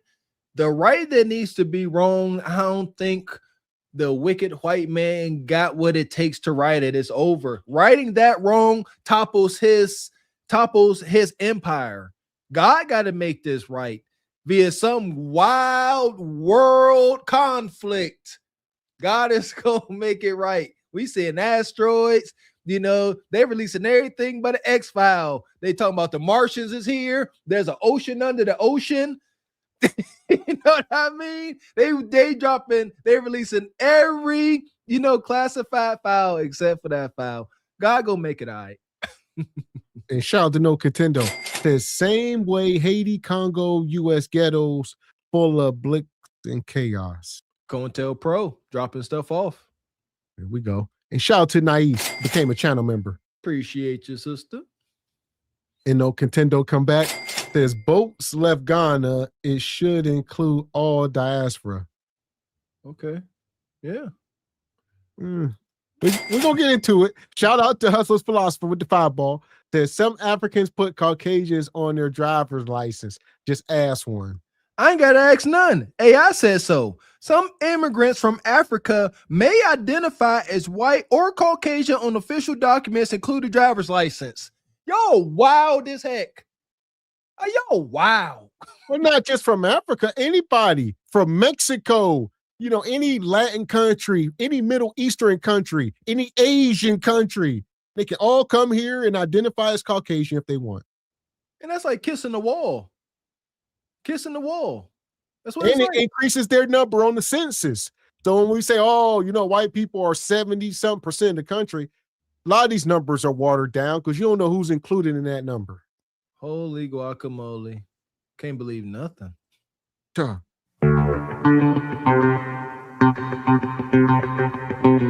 Ed Petty Sama come through gifting 10 channel memberships. Like he always do. We can't thank you enough, good brother. Appreciate that, brother. Come on, just bring it. I need you to stand up while y'all not moving. Come on. Don't make me push. Don't make me push. Thank you, sir. There go money. She's touching you. Where they get that money? Where they get that money? I can see money from a long ways. Elder Gregory Kelly, That's right. Come on. $100. Everybody get something in your hand. Come on and put it right here. Elder Petty Sama, 10 memberships. Appreciate that, brother. Yeah! Boom, shakalaka! And Rachel with the 10 ball. That's after World War II, Argentina became a major haven for them fleeing justice. They are very racist. Yeah. Yeah, that's a fact. Yep. Hey, shout out to you. Hey, Hustle's Philosopher come back. Show sponsor with a 10 ball. They have the resources, gold, oil, diamonds, cobalt beneath their feet. He says, what the problem is barely $500 to rent an excavation machine. But y'all immigrants here, make it make sense. Our check. There you go. Yeah! Boom, shakalaka! And shout out to Postman. Been a member 5 months. Says we moving, man. PA, here we come. NFL draft the Canes. Shout out to the brother Postman over at Mailbox Sports. Can't wait for you to come into the city, brother. Also, make sure y'all go subscribe. I see the brother just hit 1,000 subs on YouTube. So shout out to the Postman. Oh, okay. I didn't know. I was just over on this channel. There we go. Can't wait for you. We're going to have a good old time, brother. Good old time. Yeah! Boom, shakalaka! And now he says, Mr. Walker, God going to make it right. You on to something. Come on, now talk to me now. Come kumbaya, my lord, kumbaya. For that resolution, then they'd have to admit that what they're doing to Palestinian people is, well, very similar to what the resolution was about. Now let's move on to the abstentions. All of Europe abstained. All of it. And that makes so much sense because they like to pretend that racism is not a problem. And if they just don't talk about it for long enough, everybody is going to forget that it was European countries who started the slave trade. The US didn't exist when the slave trade started in the 15 and 1600s. No. That was all you, Spain, Portugal, Britain. Y'all had the insane idea of kidnapping and trafficking people across an entire ocean because y'all unalived so many of the indigenous people of the Americas and you didn't want to do the work yourselves. That was crazy. Who would even come up with such an idea? It's nuts. And the British ambassador actually said, there is no need to compare atrocities. And there you go. So like we said, y'all need to do the research. We were all over this planet. You know, there are artifacts everywhere that say we've been here for centuries, long before slavery. There's artifacts that tie back to Africa, that connect in the Americas, that show you we've been traveling the globe. And like she said, when they first start coming here, they was fighting for this land. That could be a possibility. Like I said, they deleted so many people and we need more folks here. So maybe they did bring people on the ship, but there was already people here. Exactly. This woman here talking about the UN said, why compare atrocities? Because everyone continues to say that slavery was a legal atrocity. That's where we are. They said it was wrong. Yeah, it was a crime against humanity. Yeah, but it was legal. The United States ain't paying back their debts to their greatest allies out here, or used to be greatest allies. They stand alone today. What make you think and they owe us a debt too? They're not paying nobody. Do you realize that United States don't pay back nobody ever under no circumstance? And now we are the first ones they they're like, nah, y'all that old. Eventually, this is my concern. They're gonna say, you know what? It's been such and such many years. What's that? What's that thing? Statute of limitations. I'm gonna say, it's over, y'all. Yeah, the process didn't get completed in time. And this is what they fought for. This is what they came here for. All right. Their ancestors came here to escape, Spain and Europe and all the stuff that was going on over there. They wanted their own land so they can do their own debauchery like we see today. And that's what they came here for. That's what they fought the British for over the tea and all that. They like, look, we're not about to be up under y'all rule anymore. We came over here to escape y'all. But even the British came back like, no, you can't escape us. And then they fought. Then they got their sovereignty. And then they fought with each other over black folks, the Civil War. So they've been fighting ever since we've been here. And like you said, white folks ain't repaid anybody for the most part. That Constitution had nothing to do with us. That Constitution had nothing to do with anybody that wasn't wealthy. We, the people, only included a handful of folks. It wasn't everybody. It wasn't. Matter of fact, they knew it was heinous. There was somebody, I'm going to look into it, they were supposed to sign his signature on it, and he walked out. He said it was egregious. Everybody that's supposed to sign didn't sign. It's been what it's been. It's been gangster since the beginning. 15 million people were displaced from West Africa. 2 million died during the Middle Passage. And the hundreds of millions of their descendants who were born into slavery, segregation, and societies that don't value them as equals, well, that's hundreds of millions of people. If all you European countries can recognize that the Holocaust was a grave crime against humanity, because 11 million Jewish people, Roma people, LGBTQ people, and other minorities were unalive, you will have to admit that the hundreds of millions of people affected by the slave trade. I'm just saying, there's no need to compare. Well, you got to at least admit that the scale is also insane.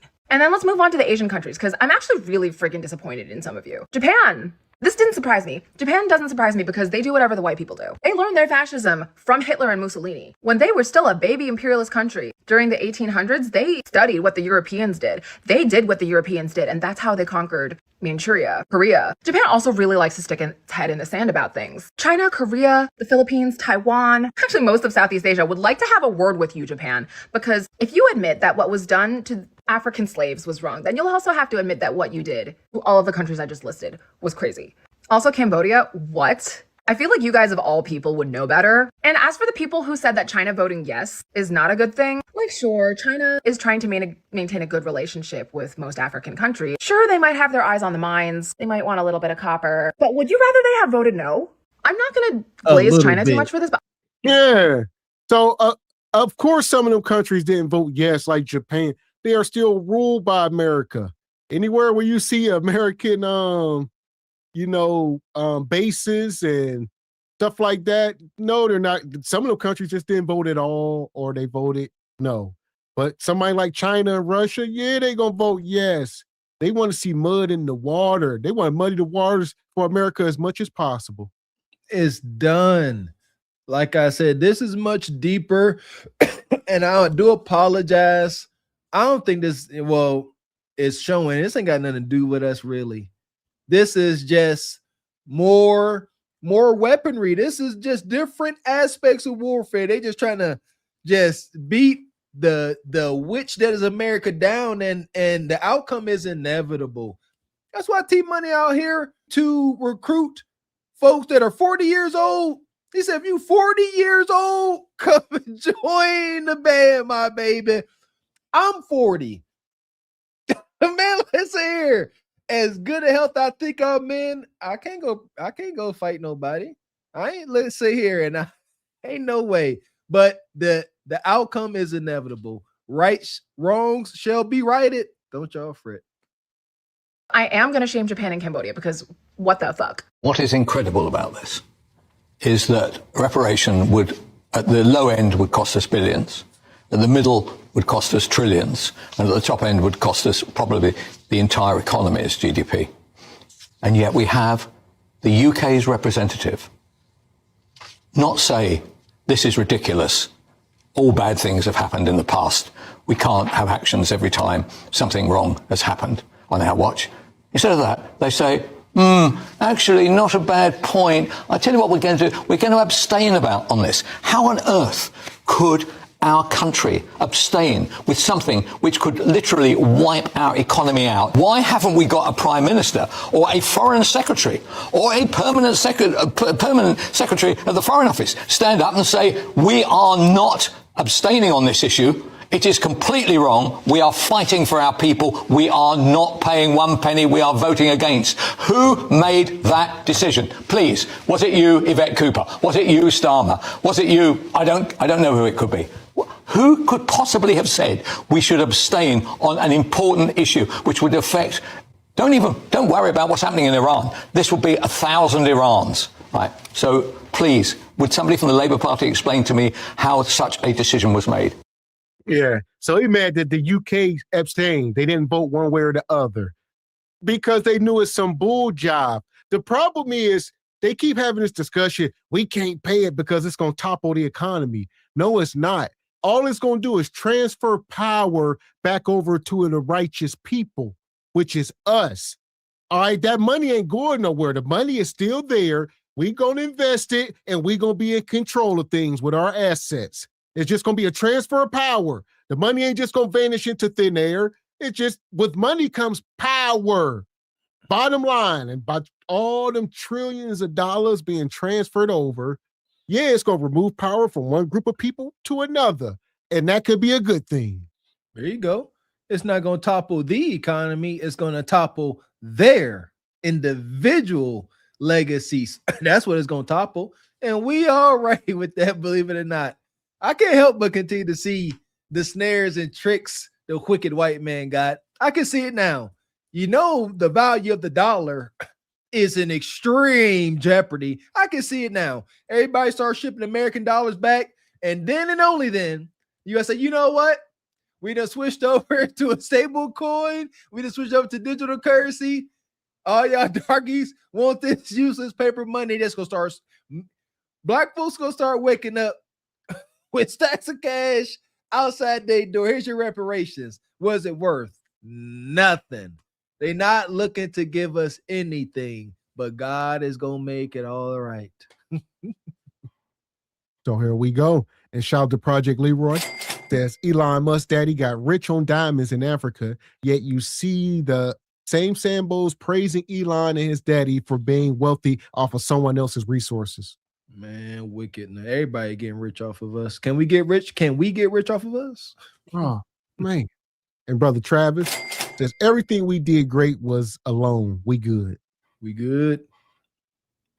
And shout out, Nais says, Mr. X, transatlantic slave trade was bulk enslaved. Understood. Okay. So here we are. Listen, we're going to keep mining through this. The Ghana folks is coming for the reparations. And not only them, the Mexicans. So stay tuned.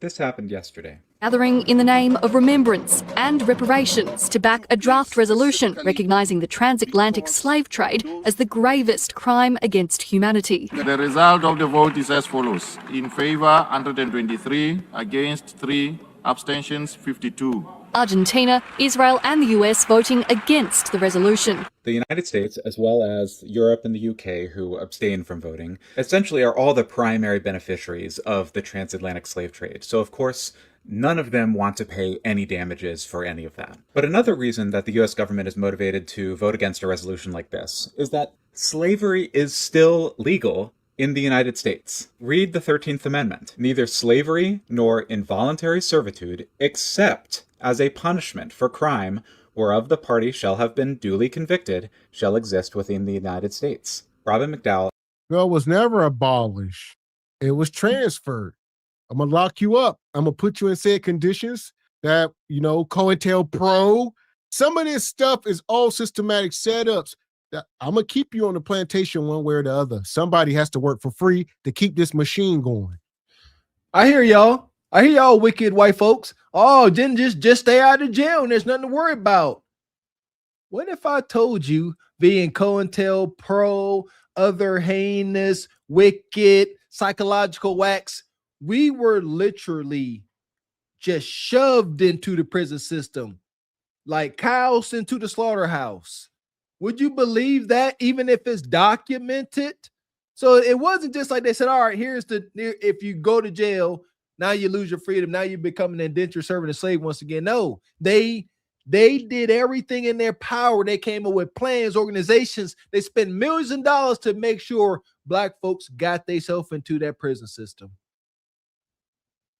Party shall have been duly convicted shall exist within the United States. Robin McDowell and Margie Mason at AP News released this article that is an incredible piece of reporting about how the state of Alabama specifically has historically been one of the worst offenders for profiting off of inmate labor. I really recommend you go read the article, but it speaks about how... And that's why we say to hell with some of them southern states. Ain't no way that still majority blacks and they operate the way they do. Like a state like Alabama. Alabama may be the worst state in the union, respectfully. It got nothing to do with the people that live there. It just is what it is. Like he say, they still operate in some of them old practices to where that's why shout out to Sister Raquel when she say they'll lock you up for a bag of weed. Some of that stuff is true in some of them counties.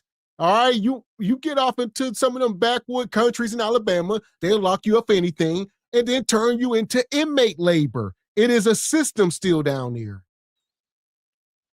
Plain and simple. Ain't nothing changed but the different way they do things, except for Alabama and other deep, dark country places. Shout out to America, the American dream. I'm sorry, the American nightmare. How Alabama has this program where it leases its inmates to around over 500 local businesses where they have to work or face some sort of punishment. And despite being paid minimum wage, $7.25 an hour, the state takes 40% off the top of that gross wage. If inmates get like a warning from their boss, they can face punishment back in prison. This has made Alabama hundreds of millions of dollars. Did y'all listen to that? Alabama is forcing inmates to work for there's about 500 companies, including McDonald's and a lot of more of these companies that are forcing inmates in Alabama to work for minimum wages, around $7. The problem is the prison taking a cut off the top, 40%.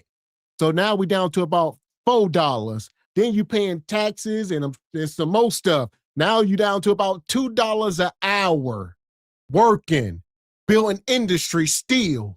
Yeah! Boom, shakalaka! White man got to get something about you. Got to get something about you. You can't just be a useless eater. You don't want to work. You don't want to get a job. All right, you want to commit crime? We're going to see to it that you do be in position where you got to commit a crime to feed your family. And then we're going to lock you up and make a pretty penny off you. We've talked about this. That's a whole different feeling. You at, y'all fast food restaurant connoisseurs, you at McDonald's, Burger King, and the ninja across the desk taking your order is serving, I don't know how many years and got some type of work release. I don't know. I just don't want not any even human. that. They're working in the plants. So it's not the restaurants. They making your McNuggets. They making the fries. They working in these plants for these big companies doing the labor. Oh, so they got an opportunity to put like the chicken plant, them chicken plants and stuff down south. They making these people work. They making your McDonald's chicken nuggets in these chicken plants working for damn near free. Oh, wicked. God, see, that's a whole different aspect. See that? Now you in there with the raw material, even more diabolical if you ask me. Shoot. Huh. As the article notes, in 2022, Alabama actually removed the incarceration exception from its state constitution anti-slavery amendment. Now, the crazy part is the majority of states have not removed this incarceration exception from their state constitutions, and of course, in the federal constitution, this exception still exists. In many states, still, inmate labor is not only required, it is completely unpaid. Now, does it make sense why the United States would vote no against this resolution? And would it surprise you to learn that despite having only 4% of the Earth's population, the United States holds 20%, 1/5 of the Earth's incarcerated population. And would it surprise you to learn as well that despite making up only 15% of the United States population, Black Americans represent 40%, 2/5 of our incarcerated population? I'll let you connect the dots. That's wild as hell. Like you said, the overrepresentation. So there you go. And everything from food stamps, all is overrepresented compared to our overall number. You know, we 15% of the population, but 40% of the prison population is wicked, systematic. So yeah. Again, over here, Accountability Corner, we acknowledge that a lot of these things are our folks' responsibility. That's how life is. It's a beautiful struggle, you know. But some of these things ain't our fault. It's not, and this is I am very judgy, but it's just not. It's not our fault that the vast majority of our people were born into hateful, racism riddled situations where they found themselves taken to the streets and inevitably took into a grave or a daggone prison cell. But I think the rest of the world just don't want to acknowledge it because it sucks. It's a terrible tale of horror, our journey on American soil. I get it. Folks don't want to hear that and try to process that. It sucks, but it's our story. And that's why they need to cut the check. And Rachel says, Mr. Walker, have you ever watched a Netflix documentary called The 13th? And it's about Black people in prison and U.S. Obama narrates it. I did not. I screenshot it. I'm going to check it out. Appreciate you, Rachel. Yes, I seen that years ago. Yeah, it's about this exact thing. Yeah, that movie been out forever. Leon talks about it a few times. The prison system is showing you the 13th Amendment and today's prison system, how people are working for free and the whole game. I definitely believe it. I believe the majority of my family members, blood family members, been locked up, jail, prison time. Like did 5 years plus. Swear to goodness. Wow. And Frederick Howard says, Mr. Walker, check into HR 4637 bill. Screenshot that too. We'll do, Frederick Howard. Here we go. So what's good? You know I was going to get to it at some point. So apparently Ghana, the continent of Africa, decided to go to the UN and ask for reparations for slavery. Woo, man. And they are serious. They are dead serious people. They want that money for slavery. They want that money.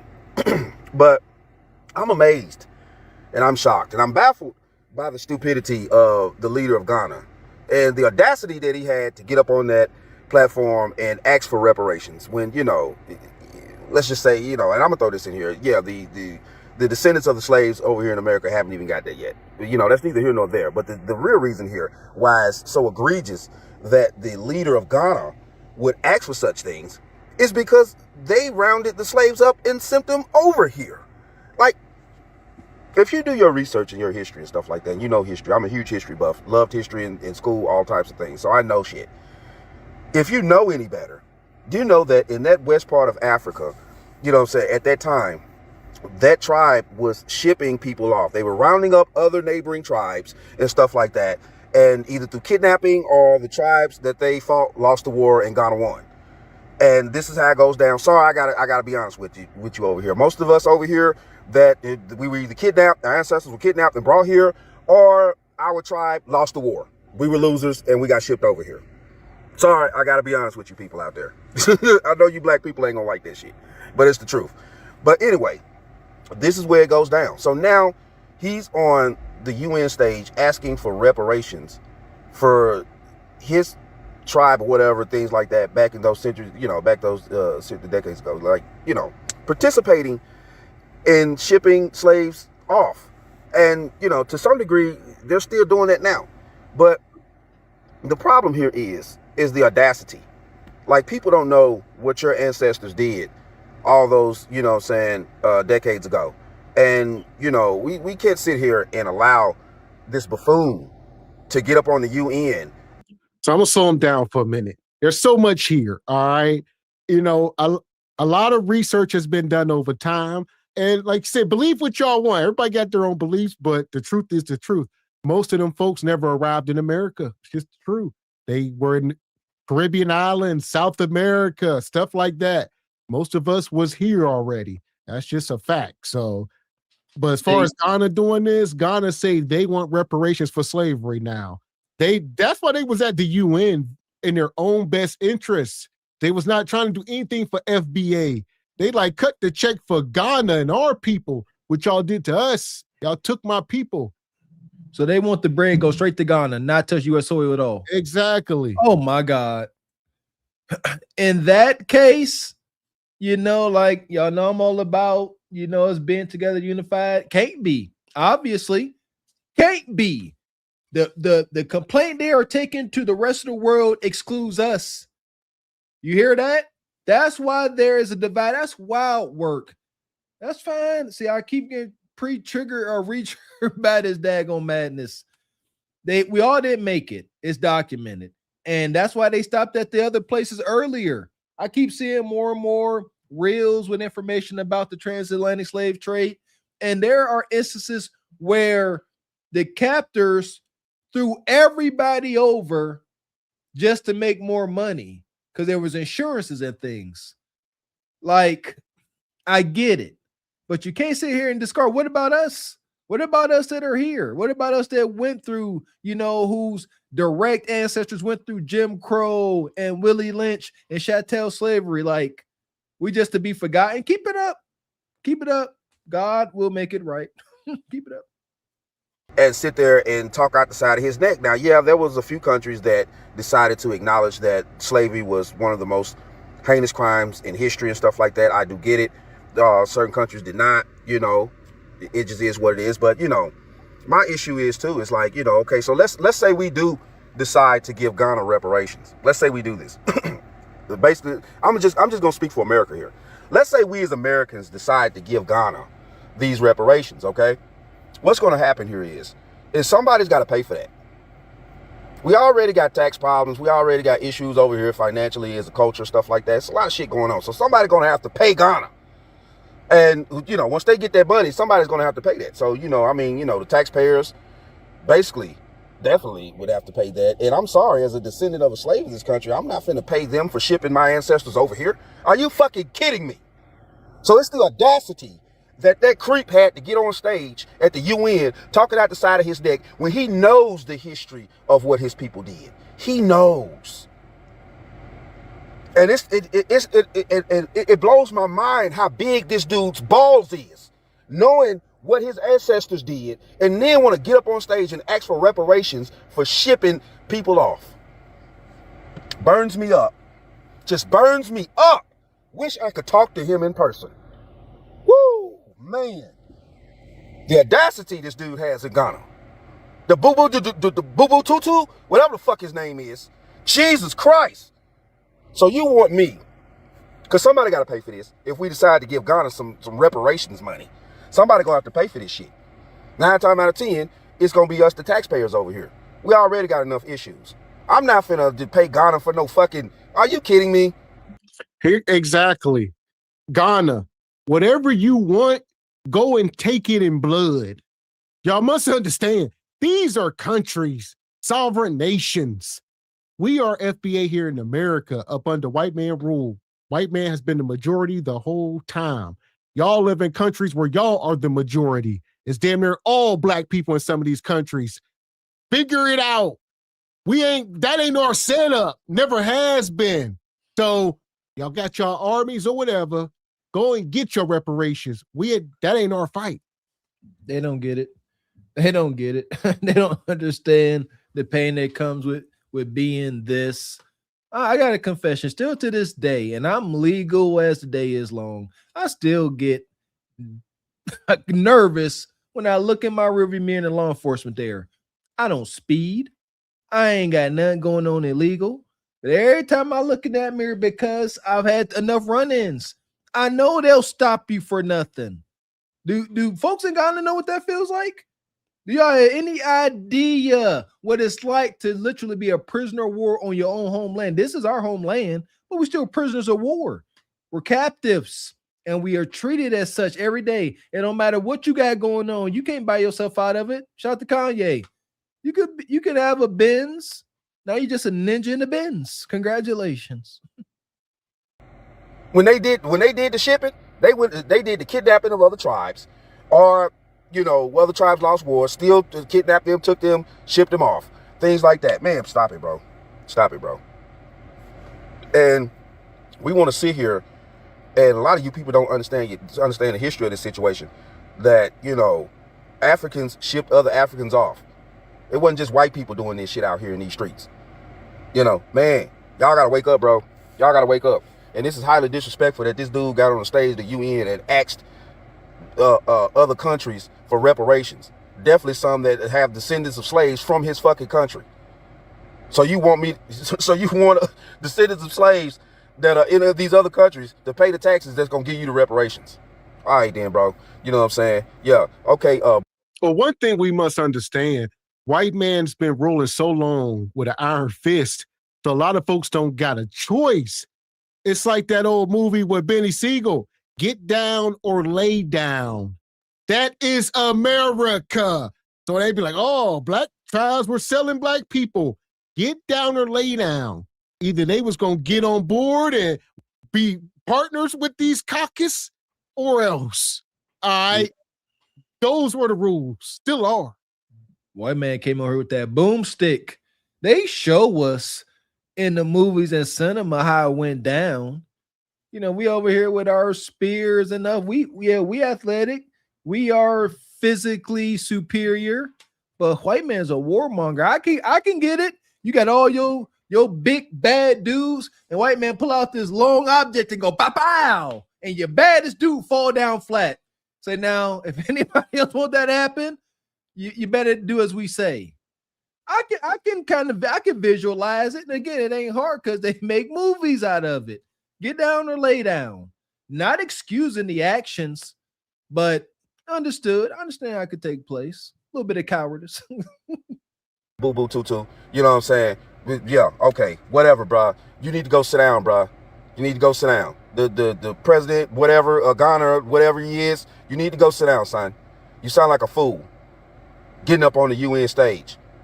You sound like a fool, boo-boo. Y'all have a good day out there.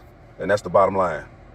This is exactly right. And this is what I'm taking from the entire situation. This is a comment that was left underneath the video that I did in regards to the United Nations passing a resolution to acknowledge that the transatlantic slave trade was the gravest crime against humanity. Now, I agree with all of that. I celebrate the win, but I don't celebrate the win because what is this going to do for Black Americans? The president of Ghana is seeking reparations for Ghana. And as I stated in the video that I did, none of those African countries has done anything for Black Americans. For 400 years, they've watched Black Americans be tortured here in the United States, including Ghana. So if any reparations were paid, I'm thinking it's going to go to Ghana. And I don't have a whole bunch of faith that Ghana is then going to do right by Black Americans when they haven't done so in all of these years. That part. So the comment says, but Ghana is trying to get reparations paid to them.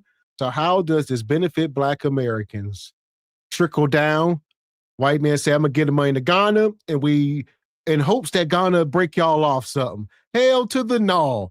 We'll all be on that first boat to Ghana. Listen, white man say, we gave it to them. Y'all go get it. Hey, we might have to, ladies and gentlemen, if that's the case.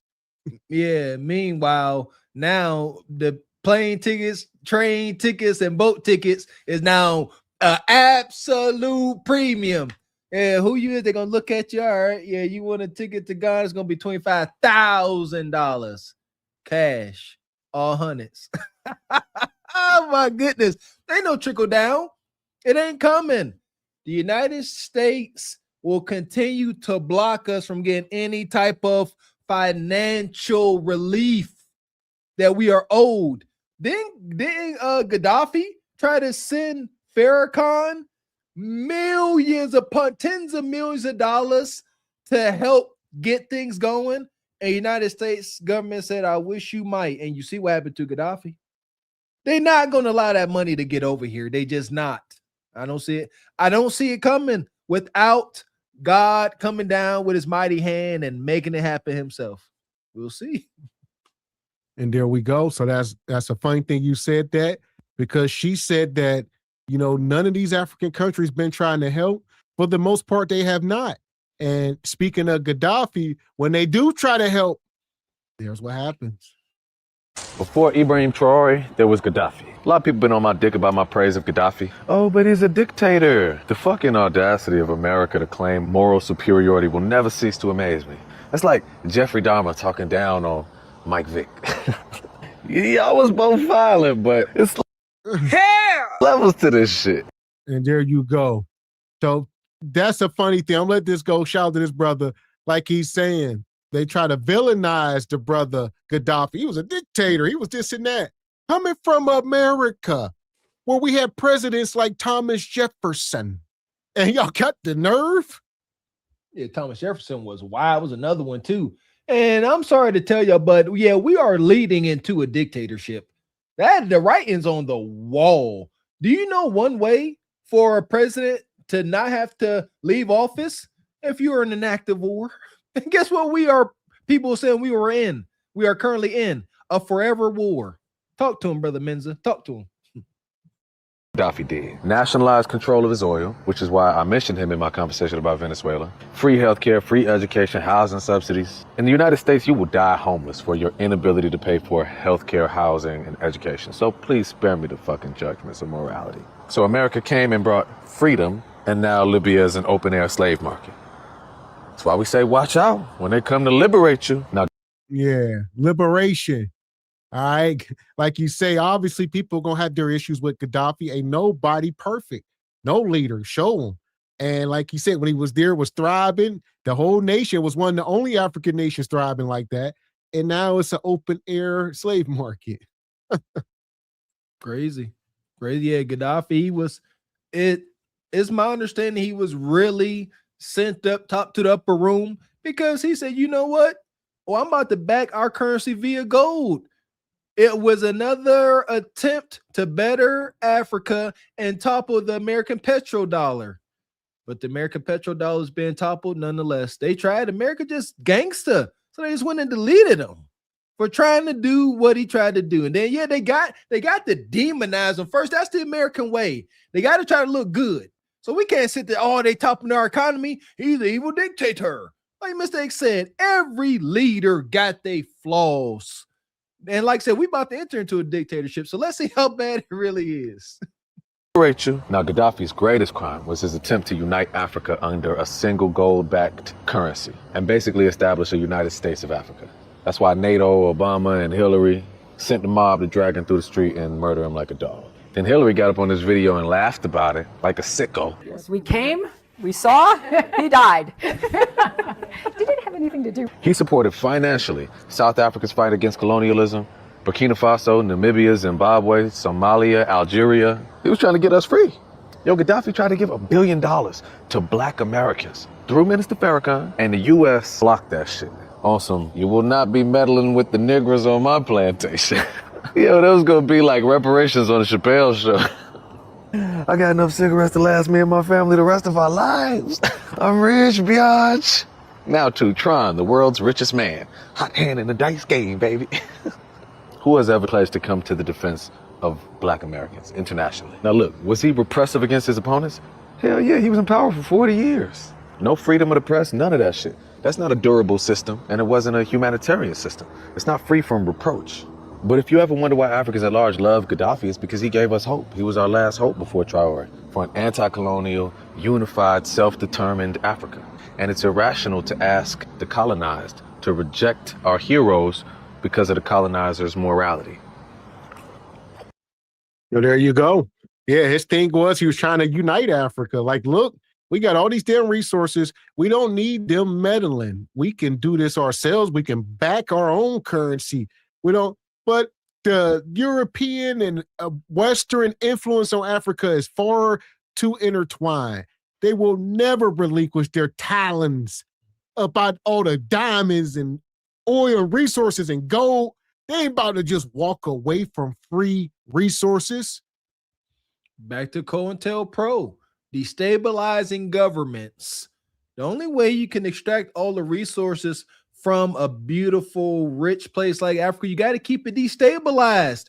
You can't have nobody over there unifying folks, building their own infrastructure, having time and years not being bombed to oblivion, having spies go in and disrupting things. No, they got to keep things disrupted. They got to send Hillary and her cronies over there to smile while they deleting folks. Oh, hell, it's hot and I hope y'all dress cold. And they got to continue to do it. So they will never allow Africa to do its thing. America will continue to send in spies to mess things up. And then they throw the rock and hide their hand. Man, and shout out to Quadash, come through the 5-ball. Says it's more than just America that would owe reparations to the diaspora. The UK, Spain, France, Portugal, etc. America owes FBA their reparations. Amen. Amen. And that's what I was hitting on. Yeah, we can't be concerned with all black people in the world. We just focus on the folks here that went through slavery and all of that on America. All right. And then was released with nothing. Not only released with nothing, but released with obstacles and landmines in your way. There we go. So that's true. So now I'm wrapping my crack baby brain around this. Yes, our journey here in the Americas was different than Jamaica, respectfully, and all these other places. Yes, hardships and turmoil took place, but the psychological, the effect, the being deemed, what was it, 3/5 human? Like, come on, man. Who know what that feels like? They said we weren't even human, my baby. What we talking about? Money. And shout out to Rachad with the 10-ball. Says Ghana has not named a single country to pay. He says, but its call for reparations are clearly directed at European nations that participated in the transatlantic slave trade and colonialism. There you go. Brother Rachad, I would like to know, like, now I guess they won't say, but what parts of Africa, if Ghana's included, participated in the slave trade willingly? I would really like to know. And there you go. Most of the countries on that western shore. So I'm gonna see if I can pull a map up here real quick, but more or less that's it.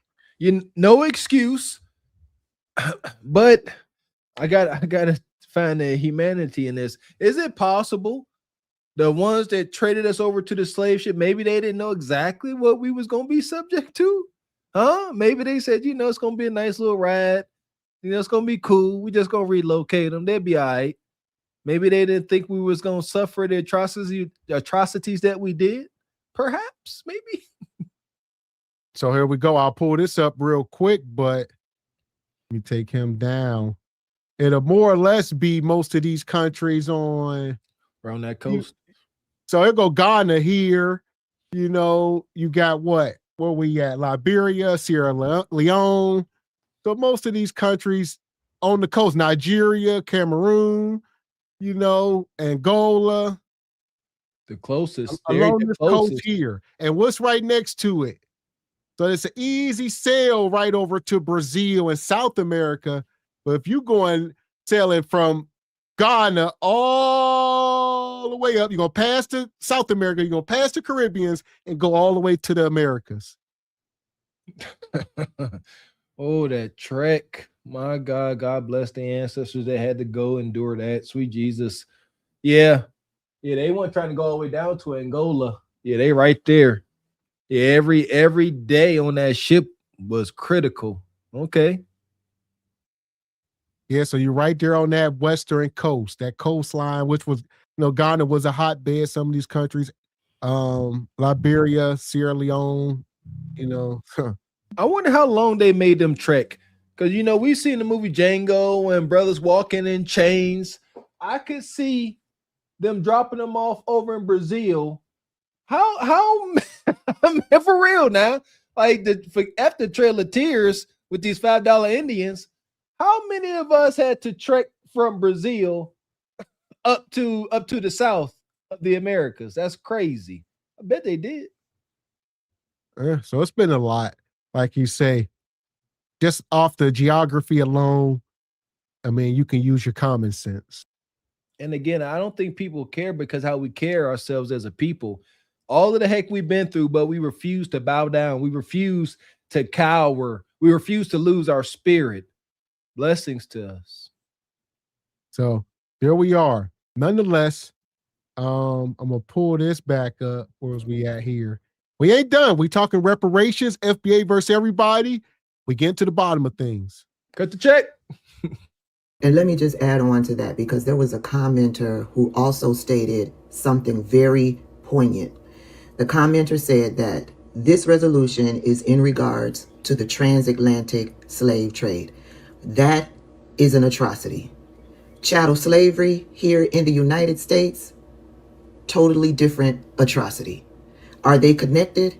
Absolutely. But the resolution is in regards to the transatlantic slave trade, not specifically mentioning chattel slavery here in the United States. Yeah. I'll see y'all later. If y'all want Black Americans to continue to play this game and believe that we all somehow come from Africa, which is actually a theory, it's called the Out of Africa theory. But if we're to play this game and go along with it, we're going to need African countries to run us those reparations.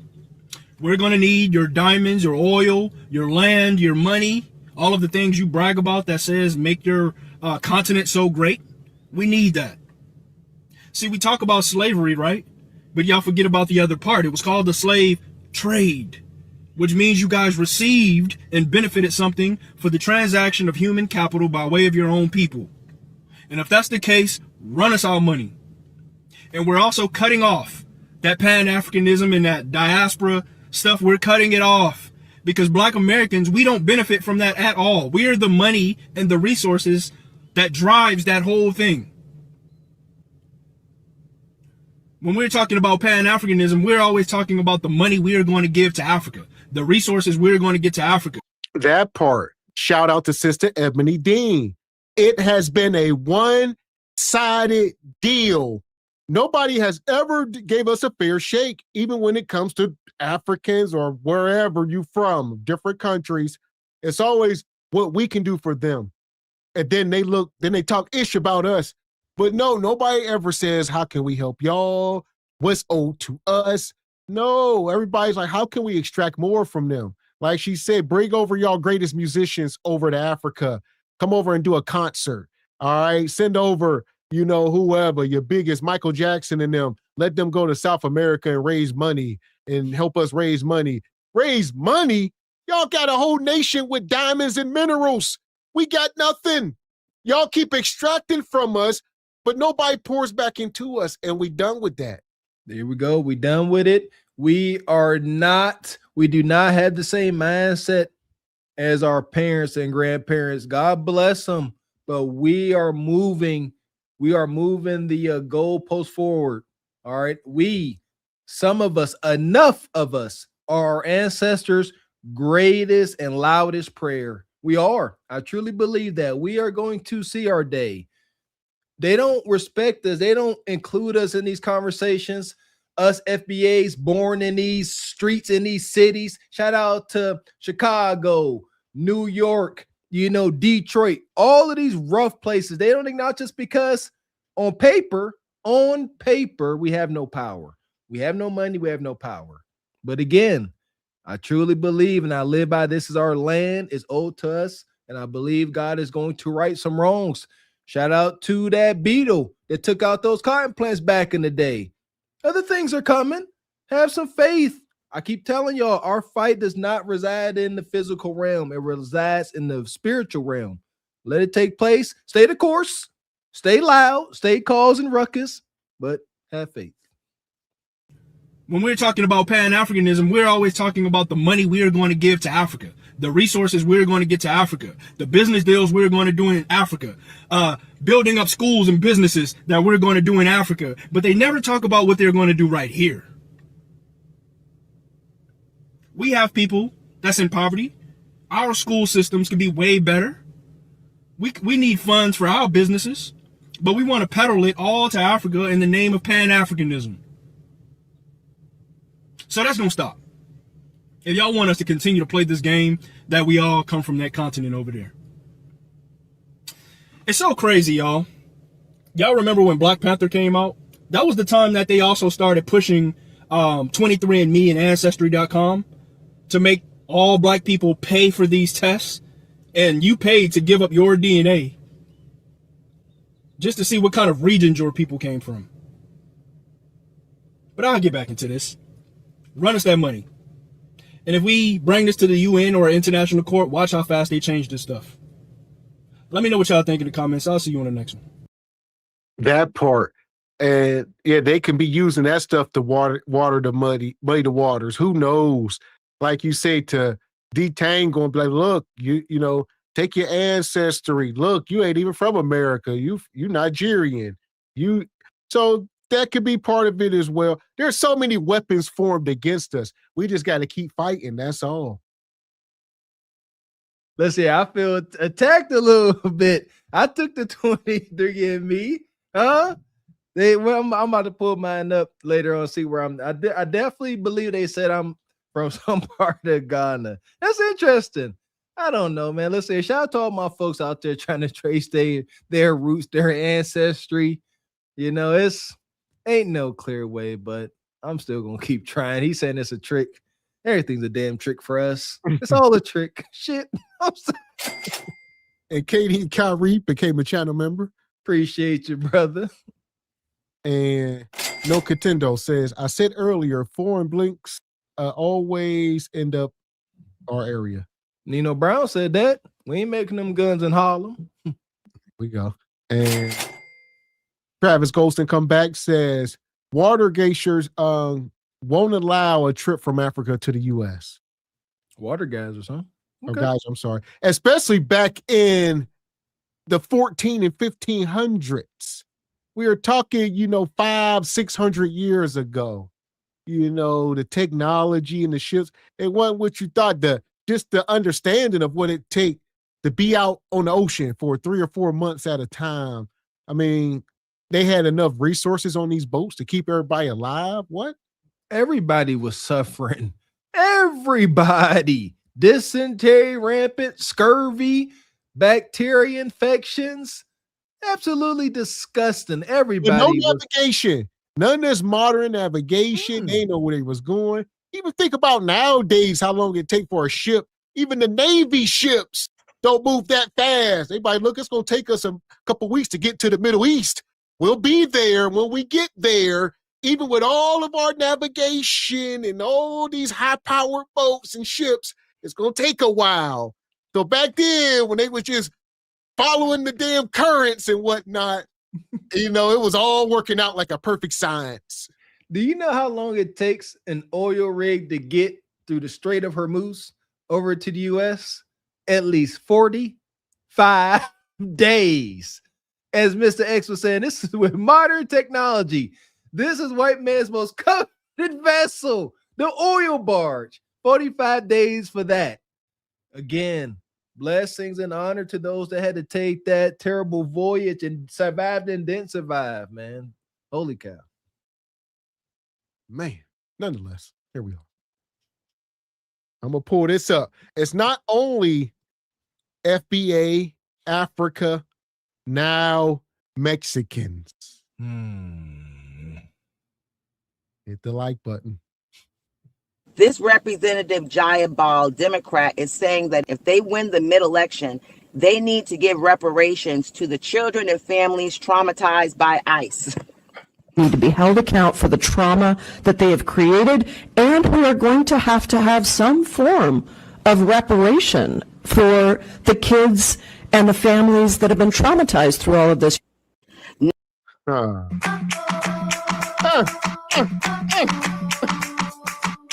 The kids and the families that have been traumatized by ICE, they are on the Congress floor talking about reparations. People just skip the damn line. Imagine waiting in a line somewhere for something. You've been there, you wait, and somebody just comes cut in front of you. Violence! You can't just cut the damn line. Get in the back. That's a fact. That's a fact. Oh, let's have the conversation since Mr. X bring it up. You at the amusement park. Shout out to Kennywood.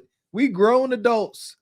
If another grown man, this is for the men out there, another grown man come walk and stand in front of you, and you've been waiting to get on the Phantom's Revenge for an hour, you telling me you know if a polite, hey sir, you need to go get back in line, don't work, and he tell you to shove off, what's your next step? Am I the only one man enough to say I'm probably gonna get out the amusement park? Huh? Golly, you ain't lying. This ain't for reparations. You know, God dang it. Everybody being wronged. Okay, ICE agents taking folks. This ain't no reparations talk. It's a damn lawsuit. File the lawsuit, not reparations. Now I gotta look up the damn definition of reparations. It's a lawsuit. Everybody want reparations now. That's it. So, you know, what she should be doing right now is fight. This is what we say. People need to be fighting in our honor. Just like this woman and that the people over in Ghana and at that UN meeting, everybody need to be talking about giving FBA Americans reparations first so we can set a precedence, and then it could be a trickle down. She should not be up here advocating for illegal immigrants that have been affected by ICE, whether or not the kids are being put in cages or taken out of schools. Whatever trauma y'all think y'all going to don't amount to a day in the life of a slave. All y'all trauma put together don't amount to one day in the life. So y'all need to be up here saying, you know what? Y'all need to give black folks some money, and after y'all pay them, y'all need to think about paying us too. Everybody need to say that. Pay them, and after you pay them, then y'all need to think about paying us too. I'm wrapping my mind around this. Folks, other races, other cultures, other people around the world, they are not going to feel bad for us, rightfully so, because they envy us. You can't feel bad for someone you envy, even if it's right. Like, again, I think they can't stand us because how we continue to stand strong. Like, y'all really don't need it. Y'all got Oprah and LeBron James. Y'all don't need no reparations. I truly believe that's how the rest of the world feels, because it's mind-numbing why they won't cut the check. This representative created and who are going traumatized by ICE need to be held account for the trauma that they have created and who are going to have some form of reparation for the kids and the families that have been traumatized through all of this. Not the Black Americans that have been traumatized for over the last 450, 500 years in this country, or the ones that have been holding down the Democratic Party. No. When I tell you as Black Americans, you better stop taking your eyes off the prize, because you continue to make Democrats and everyone else out here think that we good. Black Americans is good, y'all. We need to focus on a whole new group of people here that have not even bought into this, paid into the system like we have. This is so disrespectful. Number one, who's going to pay for them reparations? Because it damn sure wouldn't be Black Americans paying reparations, the people who came here hundreds and hundreds and hundreds of years after us and ain't been a slave nowhere up in here. Nowhere. We're the ones that was picking cotton for free. We're the ones that built this country for 400 years for free. We are the women that were being legally raped in this country for centuries. No one else. How damn disrespectful of you to even talk about reparations for anyone other than us. This is what I'm saying about Black folks. We got to stop. We are letting people disrespect our ancestors. For this lady.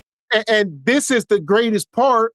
This is the part about delineation that makes the most sense, because you have to separate, because everybody gonna bundle us in, and our fight is different. So we went through a whole different struggle, like she said, being raped, all right, being bred and farmed and hung and some more stuff. Y'all didn't go through that. So quit trying to jump the line. It's all about reparations. It's insulting. And people will say, well, why y'all worry about them and this and that? What if they give it to? That's why we ain't got nothing to do with y'all. We fight for our own fight. We can't even sit here for one moment and acknowledge this ICE stuff. That's why I don't get involved with it. No, and this voting registration, all some of this stuff ain't our fight because they won't ever fight for us, but they want us to continue to fight for them. I truly believe they cannot wrap their minds around the horrors that we had to endure. If that, I believe and feel if they could, folks won't be talking like this so willy-nilly about reparations when it's so deep for us. I got to keep giving examples. It's my understanding that in Georgia, there is a piece of land, a patch of land where the most juiciest peaches grow. And they are off limits to anybody to touch them because it's acknowledged that that soil is fertilized via our ancestors. Come on, where some of y'all Georgia folks at? You can go around America and find landmarks where our people were slaughtered and buried. Shout out to Central Park, New York. Oh, yeah. Everywhere you go. Everywhere. And that's why I truly believe on the more spiritual side, it's going to be right. I know what it looks like. Evildoers. An evil person will have short gain, little success. But I truly believe and have lived that karma is 100% undefeated. Just give it some time. To even open up her mouth talking about reparations for anybody else in this damn country, she must be crazy. Where's Roland Martin? Where's Joyanne Reed? Where's Tamika Mallory? Where all y'all at? Y'all was so mad at Nicki Minaj, but you ain't got nothing to say about this woman saying immigrants deserve reparations before us. That's why I say it's fake outrage. Everyone should be mad as hell about this right here. I wish y'all would. You would never get another damn vote from me ever again. Have a good day. Democrats are calling for reparations for undocumented immigrants. How ICE treated them, they said that they deserve reparations. If anybody deserves reparations in this country, Black Americans should be the first ones to receive reparations, and not just for slavery alone. There's been several Black American communities, successful Black American communities that have been burned down, destroyed, and the land being distributed amongst white tea people that they enjoy until this day. And there you go. So it's not, there we go. I'm glad he said that. Slavery is just the root of it all. We want compensated for every damn thing, not just slavery, Jim Crow, all right, redlining, bombing our cities, the crack, dropping the crack off that y'all acknowledge, COINTELPRO, y'all have acknowledged y'all done it, all right, the 94 crime bill, all this stuff. We won't pay for all of it because there's been one obstacle after the next because they simply don't want us to succeed. Even the minor successes that we do have, they turn their stomachs turn, especially the white folks that truly know history and they know what we come from and they see us in our greatness right now. There's probably white folks watching this YouTube right now. This some bull job, but y'all gotta eat this. Y'all got to eat this greatness every day. Amen. Because we ain't going to stop, can't stop. Shout out to the ancestors. Dozens of Black neighborhoods and towns were destroyed and depopulated in the U.S. between the Civil War and the 1940s due to racial violence, with estimates ranging from 14 to over 60, and sometimes over 100 cases of severe destruction. Tulsa, Rosewood, there's a bunch. Tulsa, Greenwood, Rosewood, Wilmington. Time and time again, we have done what those wicked Wall Street Republicans keep telling us to do. Pull ourselves up by our bootstraps. We didn't even have bootstraps to pull up. We was pulling ourselves up by burlap sack shoes. And we still got it done. We've been, what's that saying? We've been making something out of nothing for so long, we can make anything out of nothing. Okay, I'm kind of butchered that, but shout out to the person that said that. We can do anything. And again, back to the hate. They can't stand it. They keep saying, why are y'all still here? Why do our women and men continue to adore y'all? Y'all been impoverished. Y'all been in ghettos. Y'all have been psychologically used and abused. How do y'all continue to smile and make beautiful music? Yes. And this even goes back to the video we played the other day with the white woman. You know, What's your interest? Y'all fight ain't our fight. So it's one thing to talk about, you know, the black woman in America, but we don't want to hear Becky's point of view because it's coming from a tainted place. They need to worry about their own ish. We don't need them telling us about, we do a good enough job. I don't need to listen to Becky for ish. There you go. Listen here. Shout out to anybody that want to be an ally. Be a bleeding heart and do what you do, how you do it. Yeah, but yeah, opinions and stuff. Yeah. Shout out to Sister Ebony Dean. She'll tell y'all. Virginia, I want to say there's an island outside Virginia called White Man's Paradise. It's somewhere in that area where those white people ran black people out of the island and took their property and redistributed amongst other white people. Read that story. That is a terrifying story. So you have situations like that happened after slavery where they literally took generational wealth from black Americans and redistributed amongst white Americans. These lands, these property, these resources still exist until to this day, and white people benefited off of those properties that they took from black Americans. So, and even back in them times, that's another thing. You know, I love it when folks, it's a new thing when folks say, you know, black people need to do this and do that. Granted, we are going to clean up our own house from within. We don't need any outsiders if we let you talk, that's one thing, but you need not unless we ask you. You need to shut the hell up because that's just the bottom line. I almost lost my train of thought. I'll let you go, Mr. Walker. There you go. Again, I seen one video with the brother Godfrey.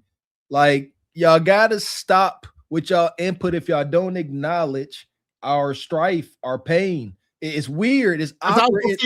Because even when we was acting right, that's always a thing. That's why I don't want to hear white folks when that lady was saying, oh, black people wearing bonnets and on that, when the black and the white women were arguing on that stage, but your words mean nothing. Because even when we were married at an 80% rate, even when most of our people were going to church, even when most of the men were wearing suits and the women were dressed right, y'all treated us worse.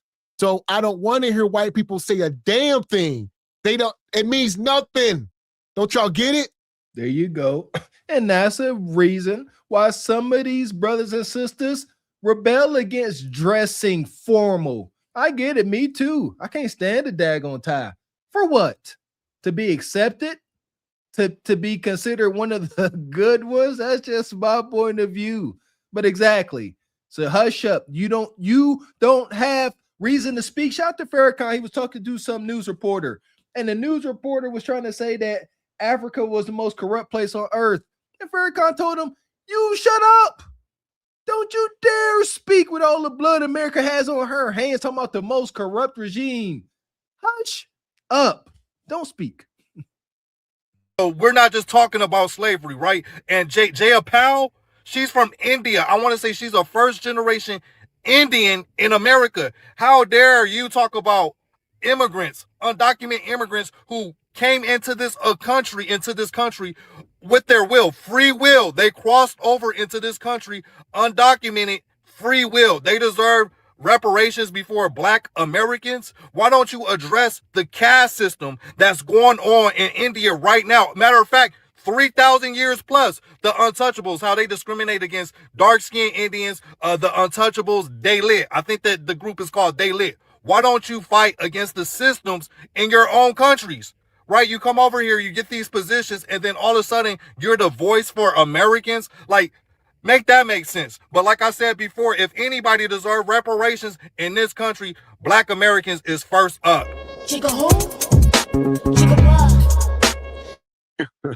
I don't know what that's about. All right. So, yeah. Nonetheless, it's a hot topic right now. We're going to drop this link here in a second. You know, we'll let some of y'all come up. I'm sure y'all got something to say. Huh? Can we get reparations together? Huh? Or must we draw a hard line? Shout out to the sister Ebony Dean. You know, she's the only person I've, heard make sense out of it. She done done her homework. Salute to that sister. I see you say just got home. Hopefully you could come up, had a conversation. Brother No Contendo, definitely want to hear your point of view, huh? Let's hear different sides. Let's hear what everybody got to say, because I know y'all got something to say. Maybe if y'all come up. There we go. Because as far as this topic go, we do got another topic we want to hit on tonight. But before we switch gears, we here. So there's the link. You must cam up if you want to come up, and we can talk about what we talked about so far before we change the subject a little bit. There we go.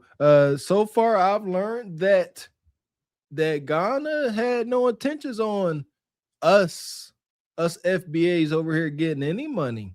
I wonder what Dr. Umar would have to say about that. He one of those guys, Pan-African.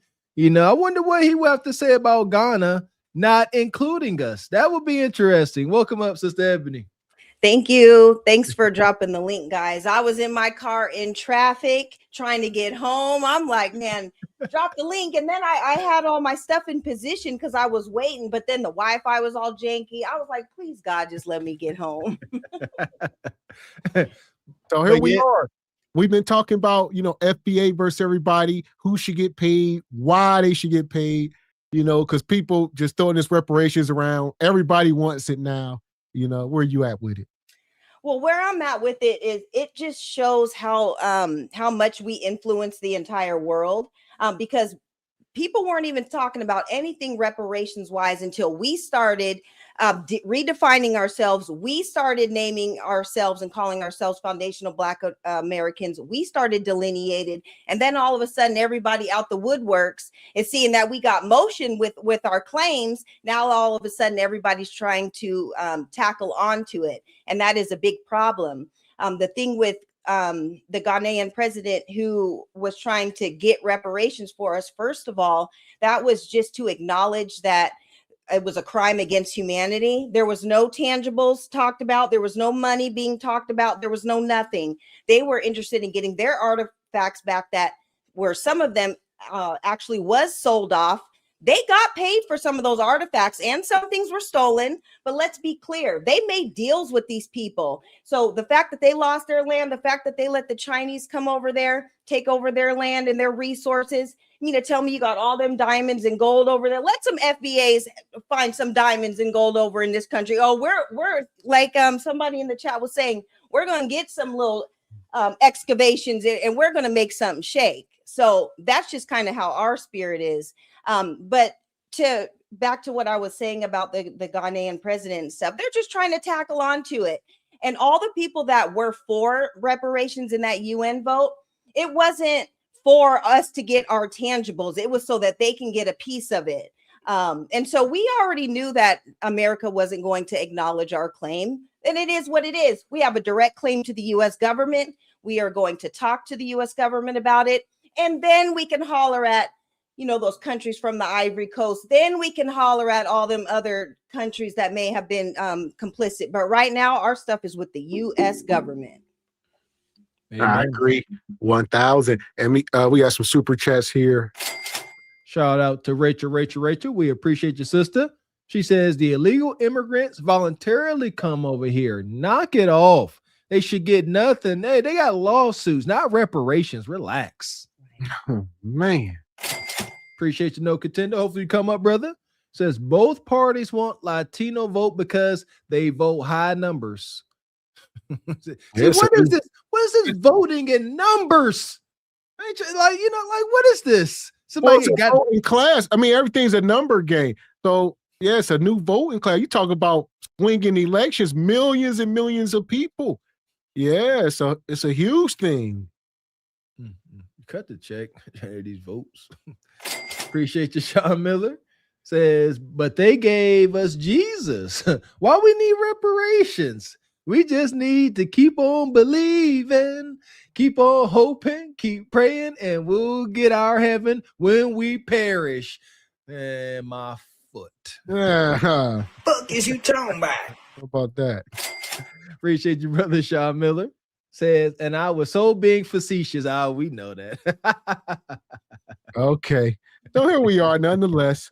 Welcome up, Rachad Media. How you feeling tonight, brother?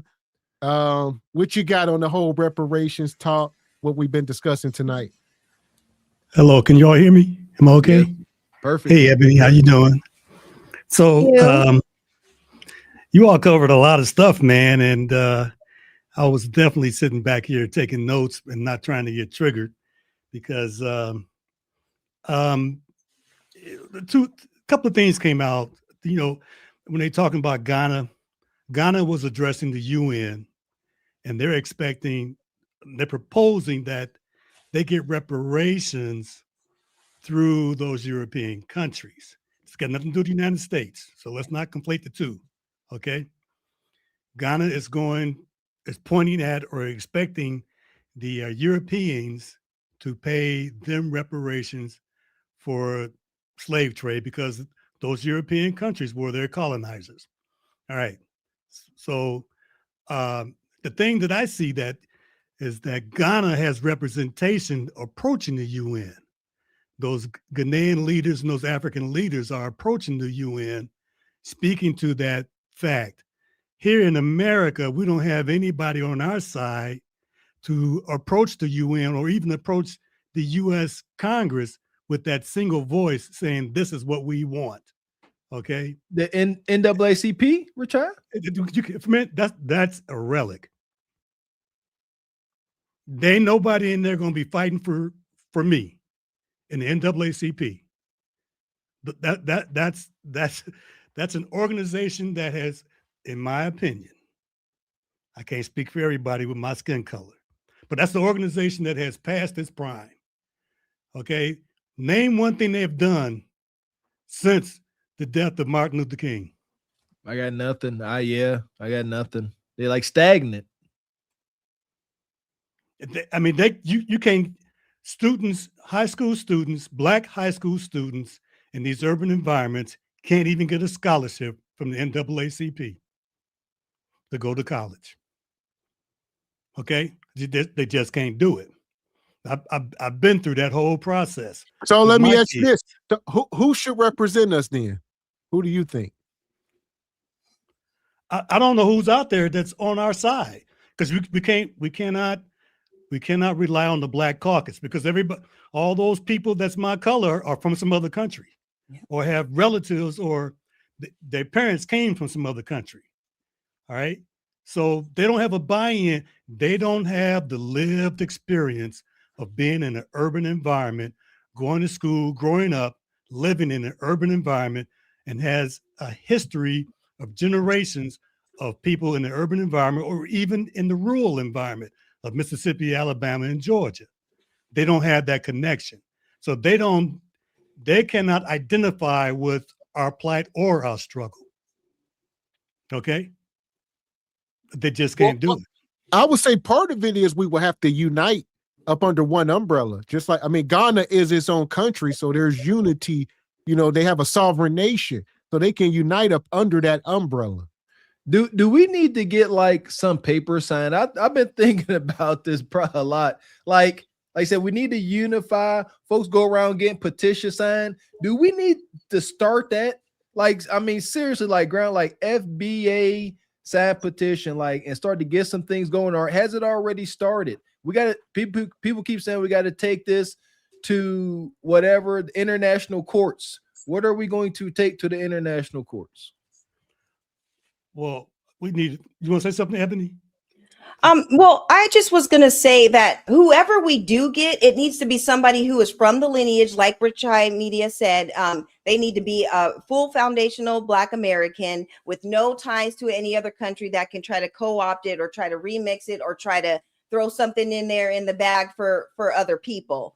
And somebody that's going to focus on our claim only. And to be honest, we can take it to the, to the US courts or the United courts or whatever, but our claim is with the United States government, and we have a direct claim. We have a direct claim against this whole entire country, because the government is still intact. The same government that enslaved us is still around. And then we can double back and holler at those companies that made money off of us. Everybody's going to have to pay up, and it's going to come in steps, but it's going to start with that US government for sure.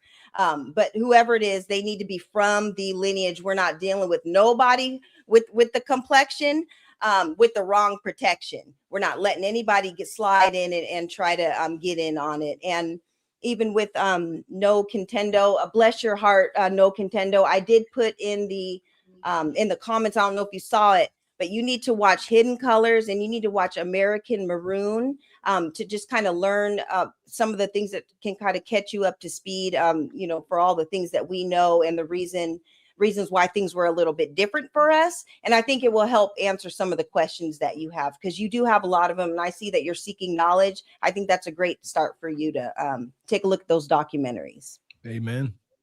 Yeah. So, you know, that's a very good question, Gavin X, that you ask who to represent us. Yeah, there needs to be strong representation. And I think, what's her name? Rose's, what's her name? I forgot it. Raquel.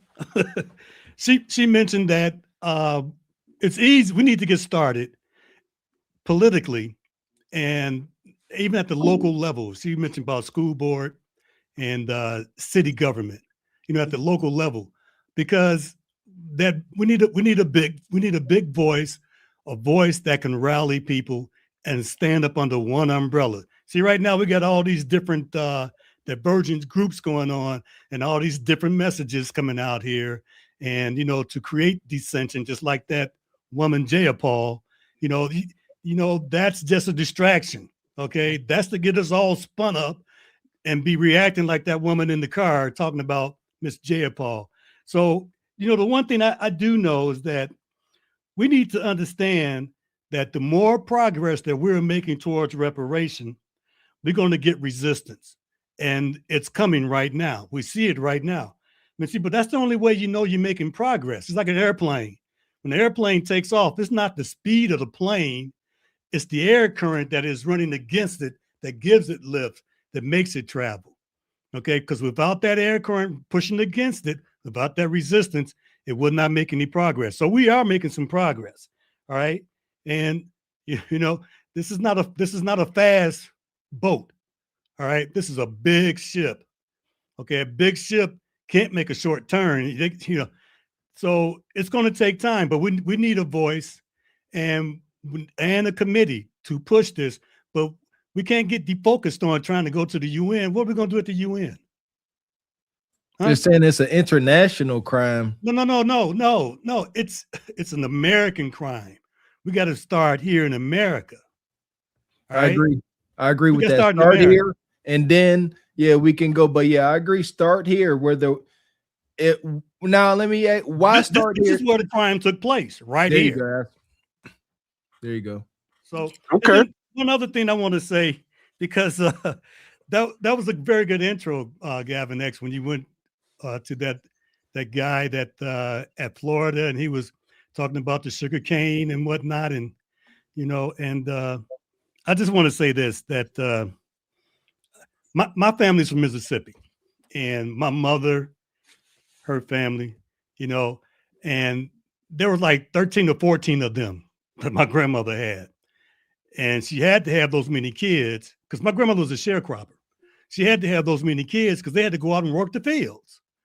And when the kids got older, they came north to the factories in Chicago, Gary, and Detroit, because the factories were much more alluring and paying more money than they was making out there in the fields. However, they were still sending money back home to my grandmother, all right, to support her. Because I still talk to my uncle today. My uncles, believe it or not, are 2 and 4 years older than me. These are my mother's brothers, okay, and sisters. And I talked to my aunt just 2 weeks ago. But anyway, my uncle would tell me that, you know, my grandmother was a sharecropper. They're out there in the field working every day, 6 days a week. Sunday was the time when they went to church to pray to white Jesus for redemption or whatever the hell they were praying for. I don't know, for their salvation. But anyway, there was 6 days a week, sun up to sundown, and they picked those fields and they work from I guess from March until October, only to find out that when they, as a sharecropper, the property owner is supposed to share the proceeds from what they sell, right? Okay, so they out there picking every day for 6 months, only for the sharecropper to tell them, "Oh, Miss Maggie, we didn't make that much this year. I can only come up with $200." All right, you see what I'm saying? So, so now my grandmother needs to take that $200 for those 6 months and make a meal.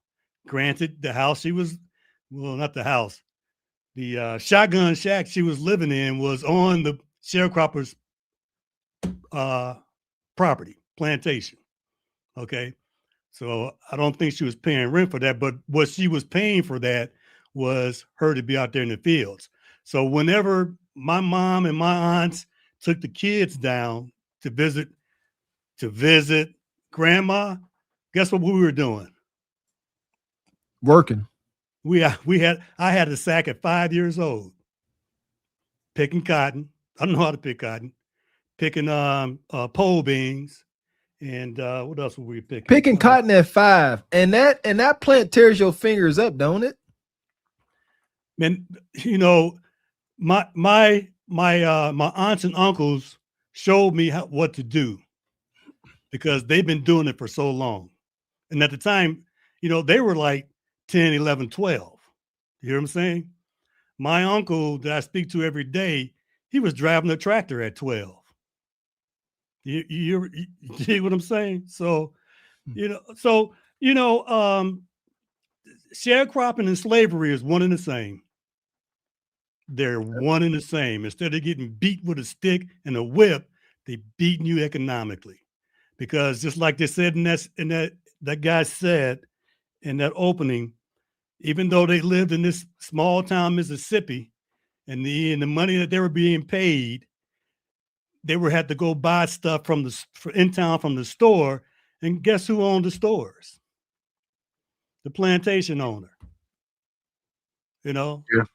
So, hey, so anyway, we need somebody that's going to speak for us on a national level. All these other organizations out here are just distractions. Somehow we just all need to get together. We need to do what the Italians and the Irish do, right? Even though they don't like one another because of where they came from or whatever town they came from, but when it comes down to it, they're going to work together for the cause. So that's what we got to get to. We got to be able to set our differences aside and work together for the cause. And that's a part of the psychological damage, OG Richai. That's that Willie Lynch, that separate. They want us to not unify. We separate each other by where we live, the different shades of our skin. If your mama black, your daddy white. It's very easy for us to separate one another. Welcome in, Sister Nice. Good to see you. Hey Nice. Hey, I'm gonna say this last thing, Mr. Walker, and I'm gonna let other people speak. I can take you down to Mississippi right now. Whether I take you down to Belzona, Rolling Fork, Itabena, Trey Lake, Arcola, you're gonna find people down there, black people of various shades and complexions. We are not all brown down there. There you go. I'm gonna go on pause now. I mean mute. Appreciate you, OG. I'm gonna get you. You had something to say real quick, Ebony? Oh, I was just going to say with Richai and if we adopt anything from the Italians, one thing I would say we could adopt is how, even with their crime families and all that and stuff, you couldn't be a made man unless you were a full-blooded Sicilian. Unless you were like a full-blooded from the mother country, because you will have a dual allegiance. And that is something that we can adopt as far as being a leader, as far as speaking for us, as far as going up, and speaking on our behalf. That is one thing that we can look into. And what you said about Raquel talking about doing things on a local level or whatever. In the Patreon, like it was last week or the week before, I put the Black Vote watch, or excuse me, it's blackvotewatch.org, and you can type in your zip code and it gives you all the politicians in your city and in your state and their stance on laws and things for Black Americans, and if they are for or against some of the claims that we have, and they grade them on a scale of A to F, being A, that they are for some of the Black issues that we want in laws to get passed. So that's a great tool. I'm going to put it in the chat right now. Blackvotewatch.org is an excellent tool.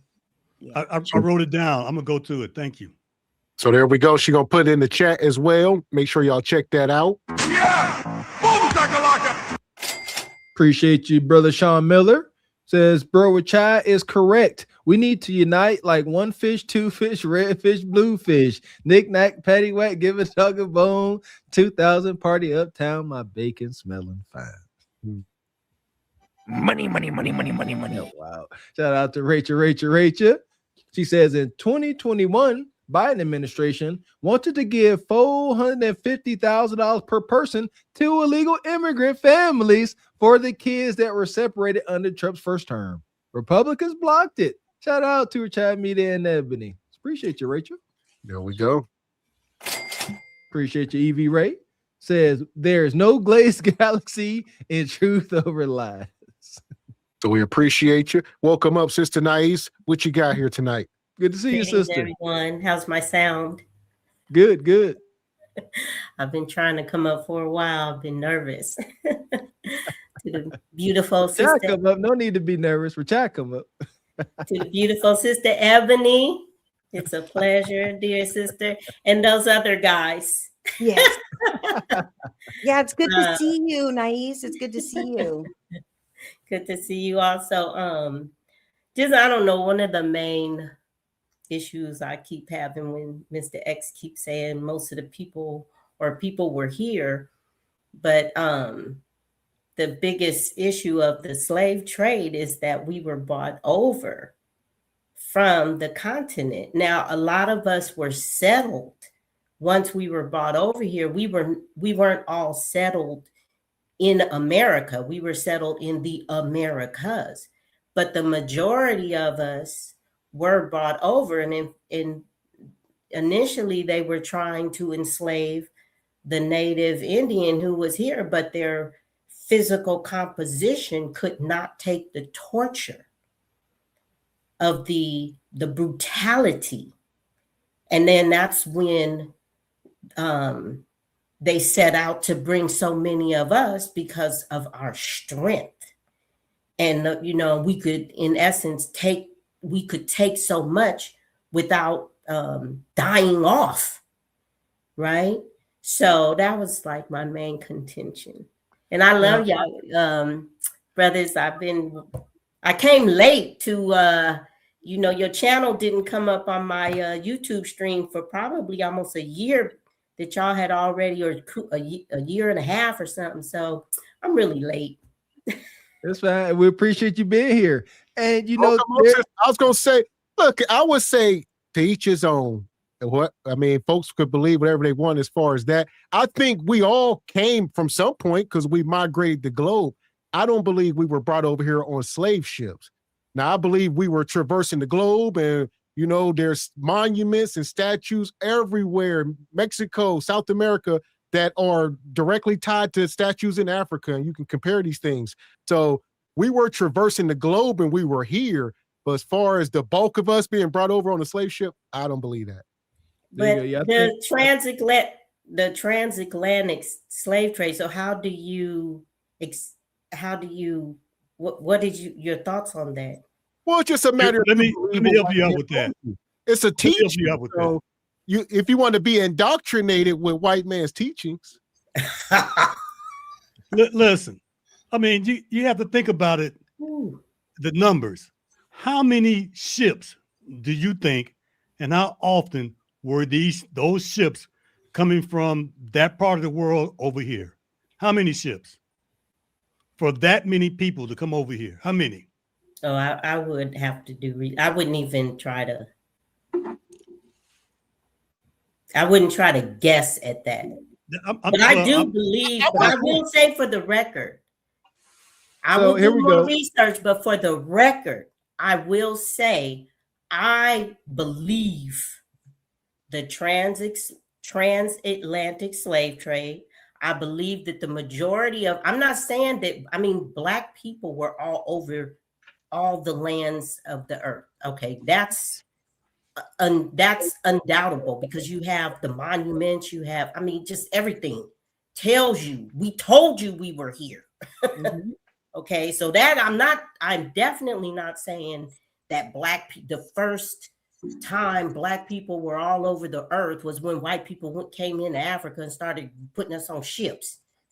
Okay, so let me just make sure that I'm clear on making that clear.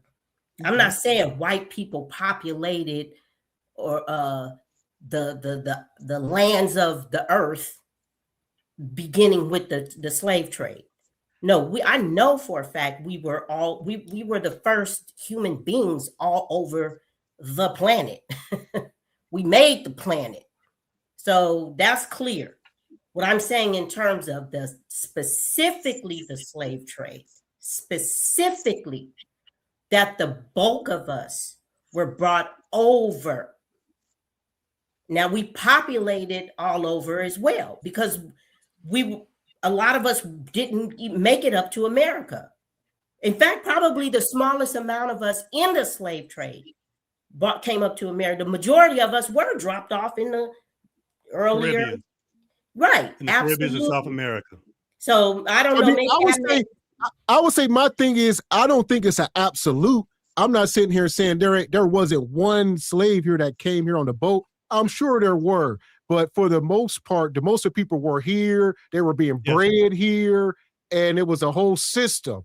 So to think that they were just populating all these people and millions of people were coming here on boats, that's not a truth at all. Well, I think that them beginning to breed us, right? That became an intelligent, in quotes, way of saving money, because yes, once you realize all the death and the murder and the brutality and the financing of those ships, you realize at a certain point we don't have to go over there anymore. We can just do forced breeding. I mean, in the sense of the brutality, the murder, when you just, that's your bit, the slave trade, the mentality was brutality and murder, right? So in that mindset, yes, you say, oh, well, economically, we can save a lot of money. We don't have to make these ships anymore. We just breed them. Look at how they breed. And we'll get the strongest people on the face of the earth, naturally. And there you go. Like I say, I'll let you get in here, Ebony. I know Mr. Walker got something. I think a lot of this, when it come down to this particular subject, depends on what you are willing to believe or not, and the amount of research you have done.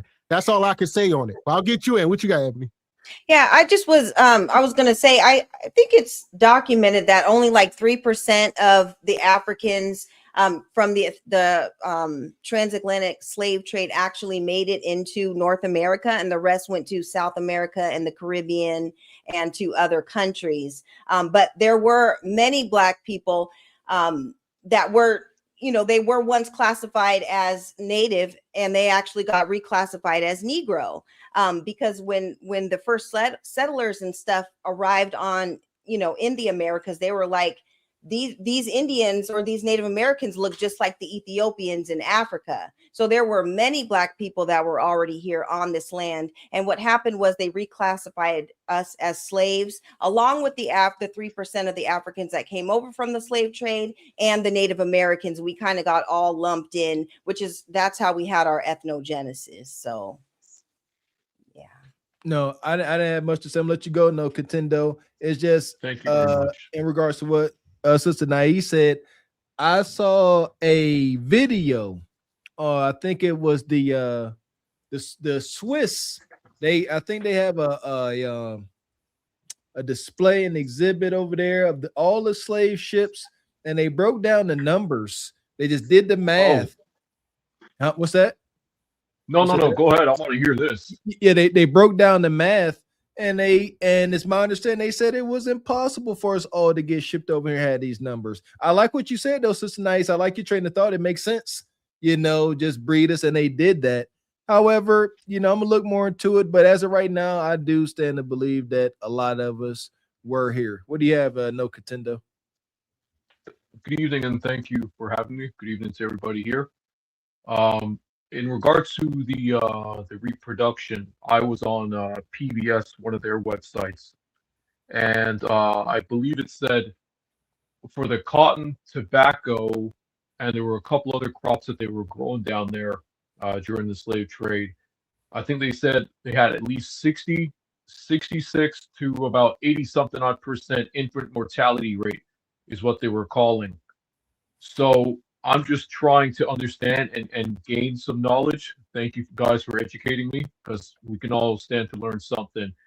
I'm just trying to combine the fact that if we had the Trail of Tears, we had the this Indian Removal Act, right?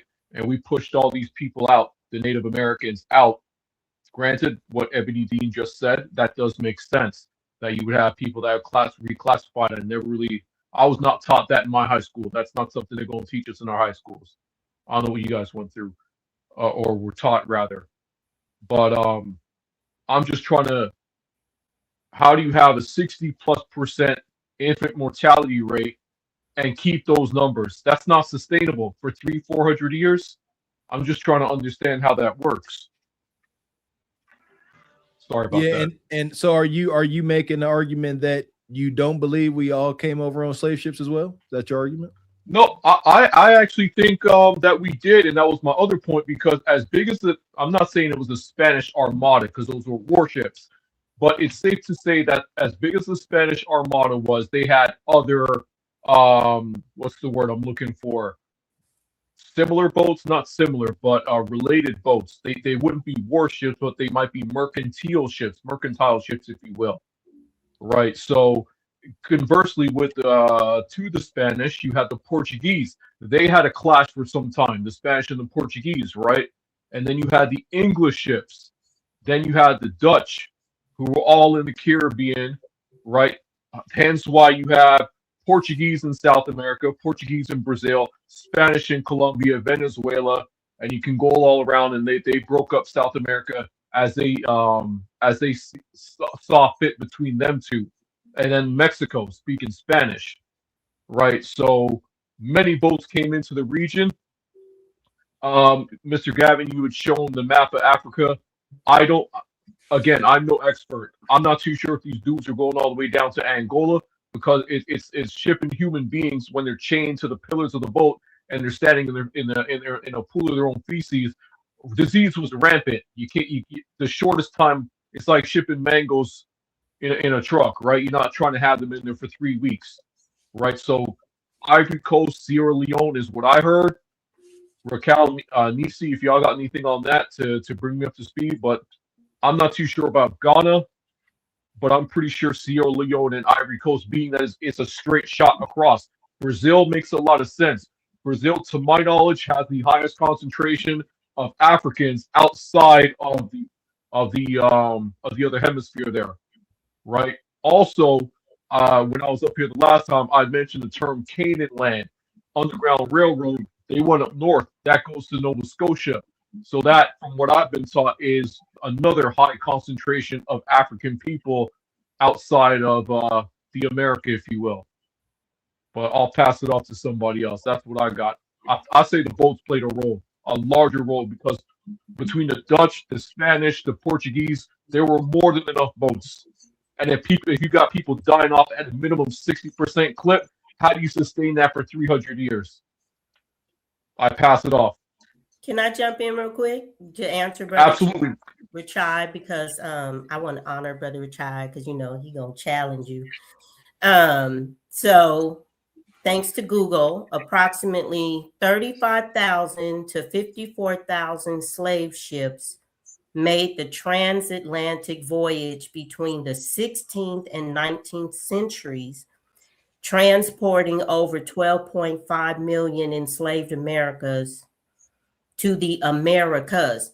So I also just want to add now, when I'm reading these numbers, I know I'm sure that these numbers are so far off, right? We know these people absolutely bought numbers that they will not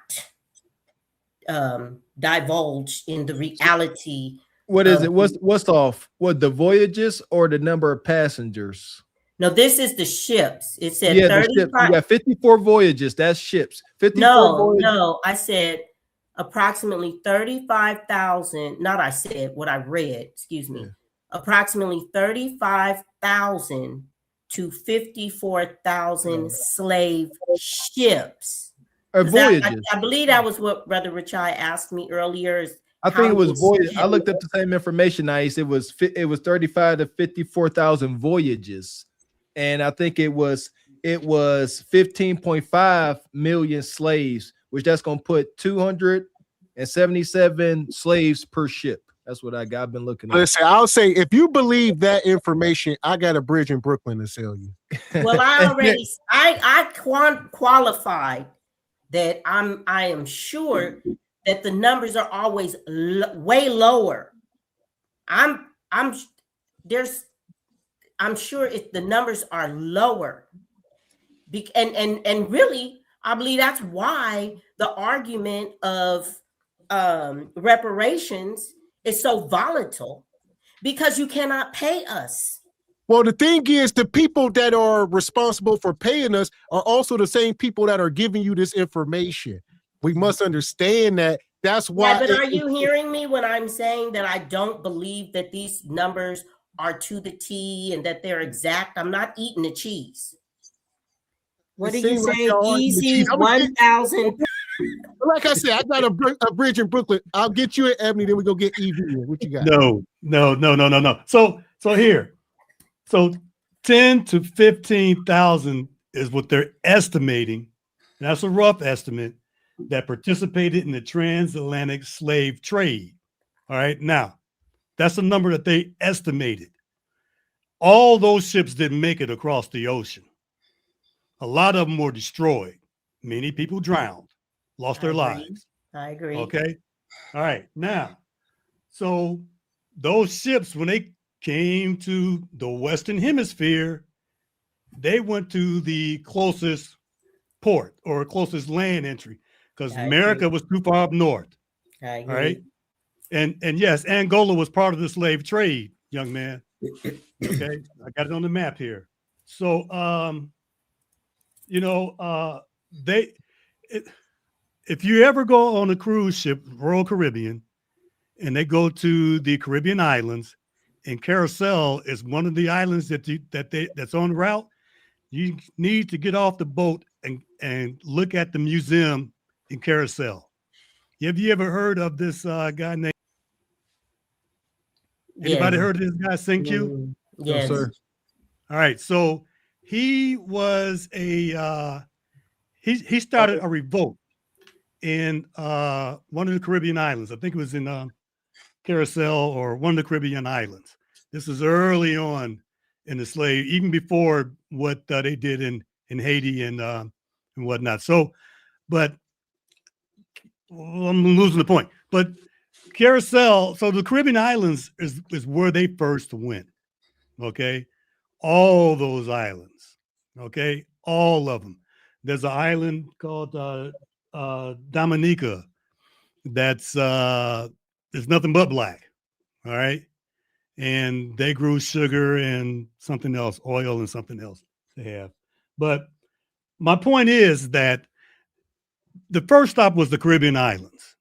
And that's where they were assimilated and indoctrinated. Okay. Because those places had sugar cane, they had vegetables, they had fruit.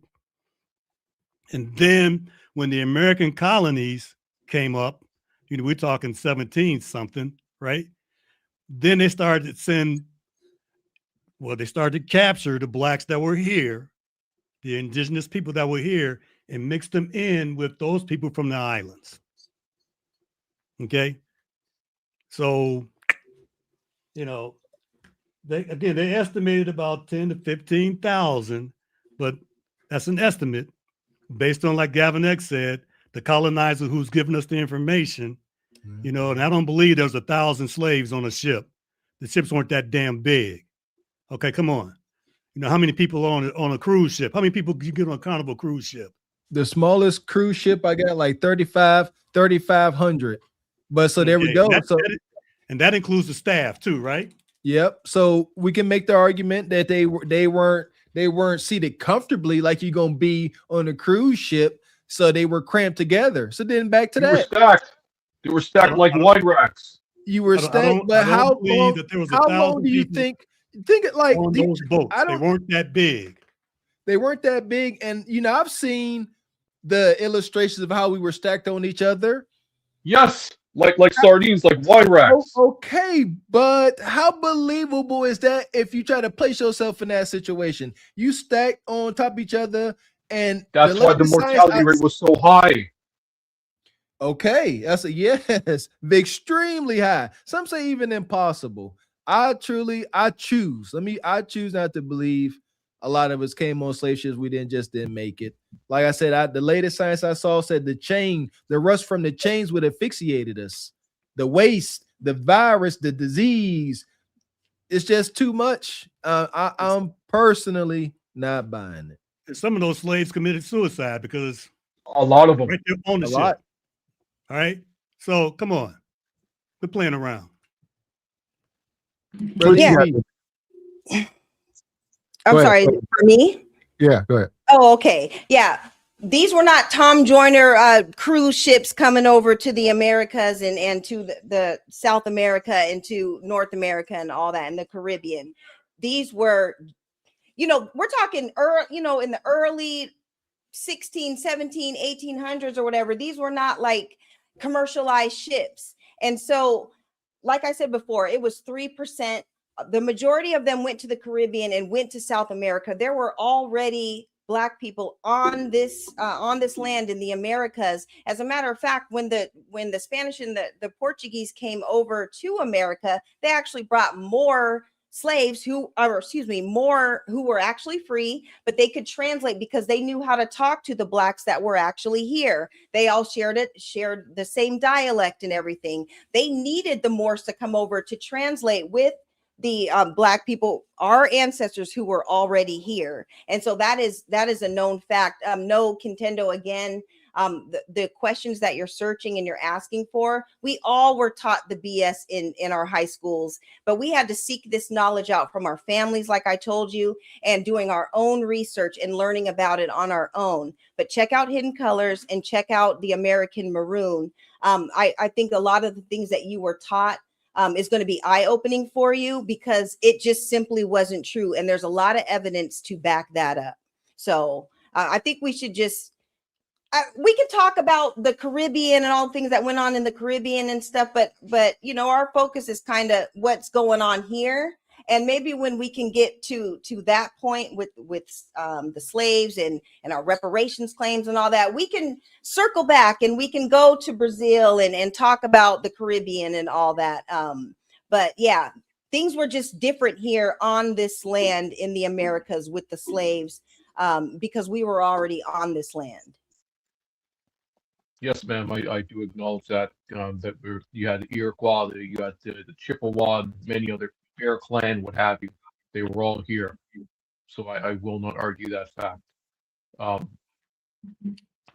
Yeah, I'm just trying to have understanding as to the Indian Removal Act, and Mr. Rakai, if you got something on this, by all means, please. How people the Indians were moved out, right? Trail of Tears. The term the close shave because they hold a knife to your neck. Do you believe in God and whatnot? So if you said the wrong thing, that's what I was taught. It could be wrong. Again, that's the American school system.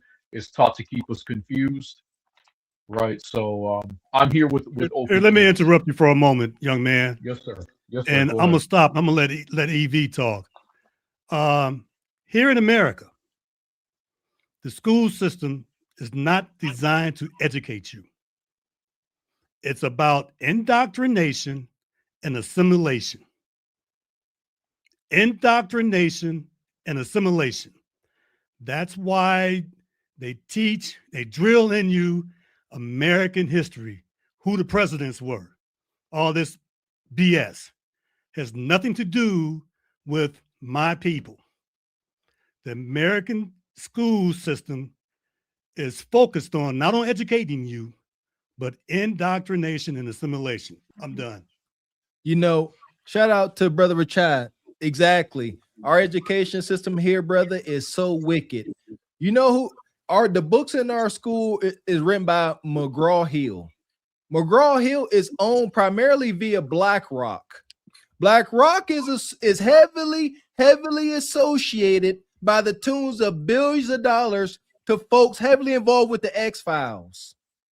That's our education system. Those folks, they are signing off on what is being sent to us. So anything we hear about the Trail of Tears, they decide what we hear, what we read, what we take in. And that's the scary part.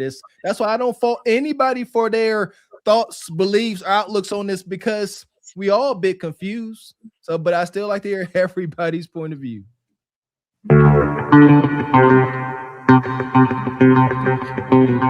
Shout out to Project Leroy, got his ruler out. He says the unity talk is done. Nobody our skin color in Congress has passed any laws today in regarding anti-black hate crime laws at all. Reparations for FBAs and denying FBA patients in our hospitals. Vote them out for selling us out. Hey, you brother, Project Leroy. Yeah! Boom, shakalaka! Go ahead, real quick, brother. I gotta get through these. What you got? Yeah, I was gonna say Tim Scott. He voted against the No Chokehold Act, was it? And he was the vote that killed it, if I'm not mistaken. Tim Scott. Okay. Appreciate you, Project Leroy. Says we don't need unity from these off-code folks within and from other countries representing themselves and the investments of white mommy and zaddy. I don't care. Shout out to Ghana. Appreciate you, Tabitha. Good to see you. Says, please take a trip to San Diego and visit the Casa del Rey Moro African Latin Museum. We come from greatness, not slavery. Amen. That's acknowledged. Yeah, our story don't start with slavery. Acknowledged. Appreciate you, Sister Tabitha. Says our history is written within multiple languages all over the world. That is why we like knowledge here in the U.S. Understood. Appreciate you, Rachel. Says FYI, JP Morgan Chase, Wells Fargo, Bank of America, Citigroup, all were started on slavery money. And many Ivy League schools were started with slavery money too. Yes, they still own the debt to Haiti. Chase does. Appreciate you, Rachel. Says shout out No Contendo is right. Brazil took the most slaves from the transatlantic slave trade between 1533 and 1860s. And that's another thing. I think people be so much prisoners of the moment. They think like slavery started when it ended in the 1800s sometime. This stuff was going on in the 1400s. We talk long time ago. All right. They weren't sailing here on them ships like y'all think. Appreciate you, Rachel. Says, don't forget, black people were thrown off ships so much the sharks changed their course and follow ships. They still follow that same course to this day. That's where during Shark Week, that's where they are going on that trail because they still follow, looking for supple black flesh. My goodness. Cool. Appreciate you, Rachel. Says, Mr. Walker, did you see the other documentary on Netflix called Descendants of the Clotilda Ship? Nope. I screenshotted it though. Well, there we go. Shout out to Rachel. Yeah! Boom, shakalaka! I want to get Brother EV in. I know you've been patiently waiting. Welcome up. What yeah, man. I know I'm late, Ninja. I know.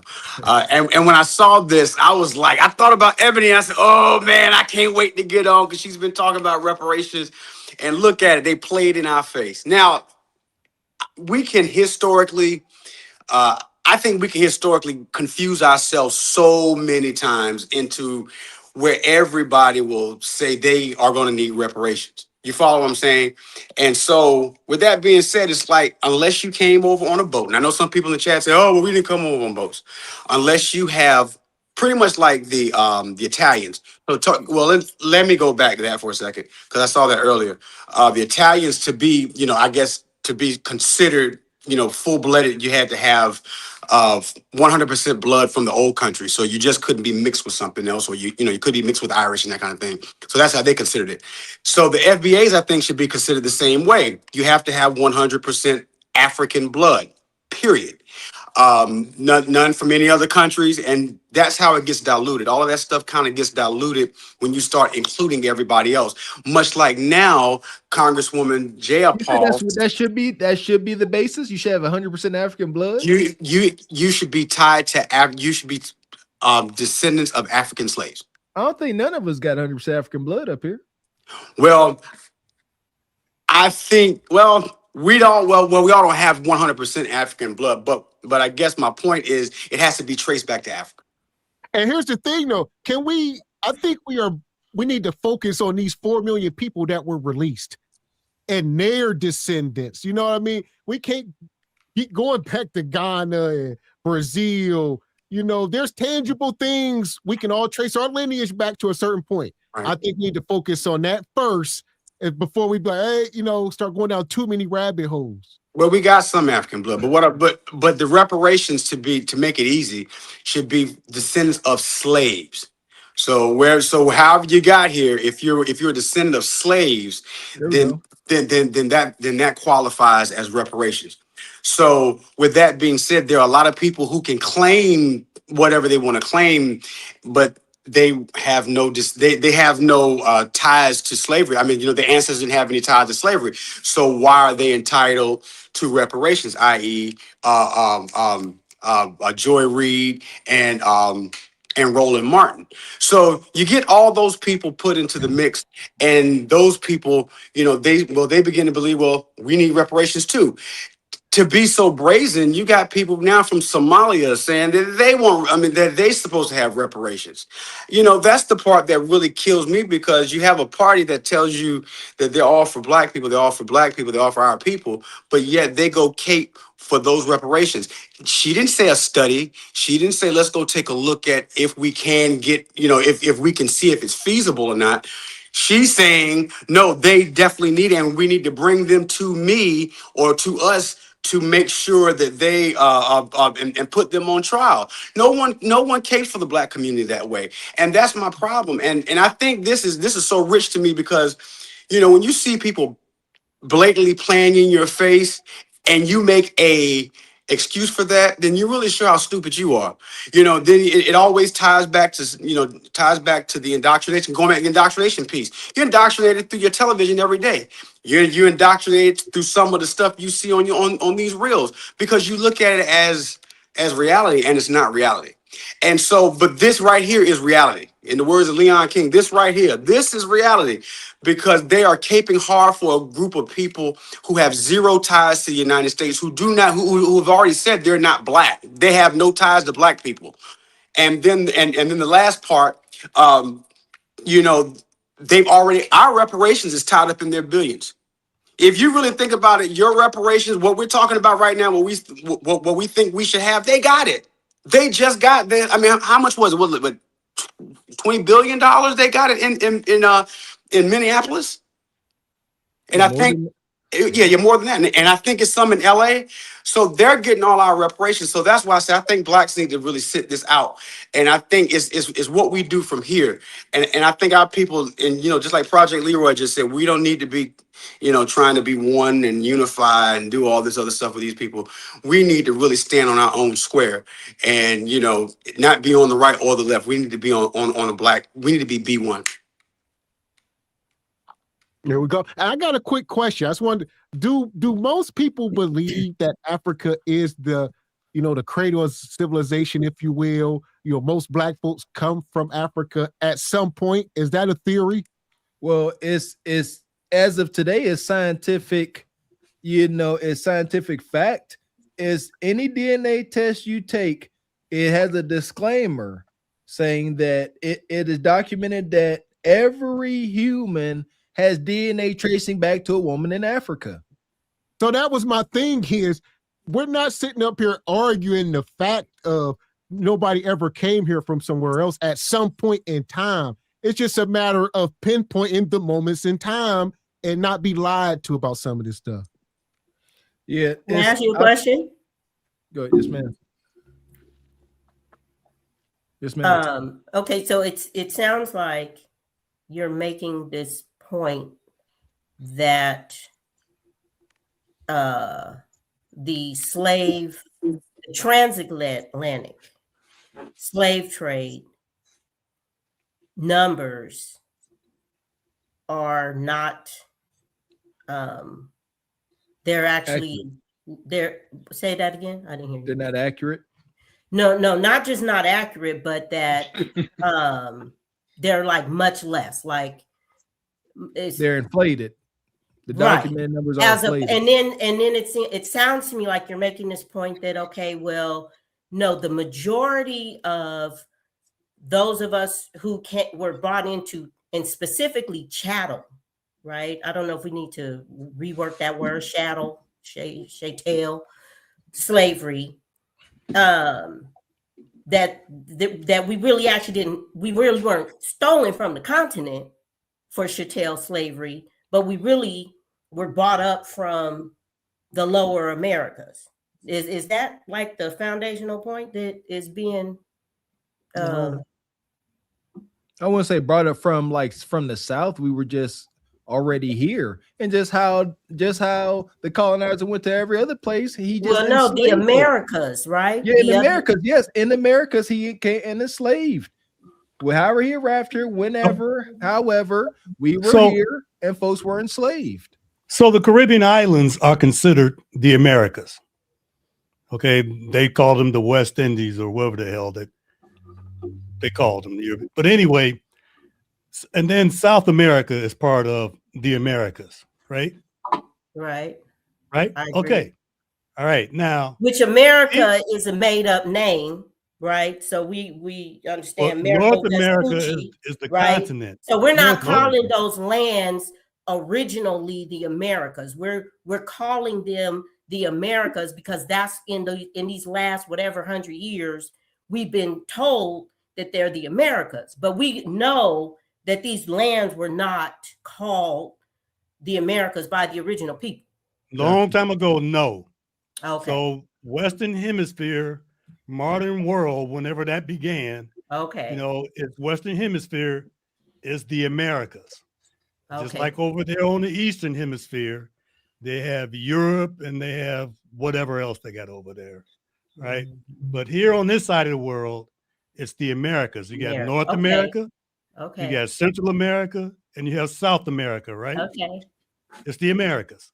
Okay. So getting back to what you were asking, though, that here in North America, especially within the southern states, Florida, Georgia, Alabama, Mississippi, Louisiana, Texas, parts of Arkansas, there were indigenous people, and sometimes they call them Indians.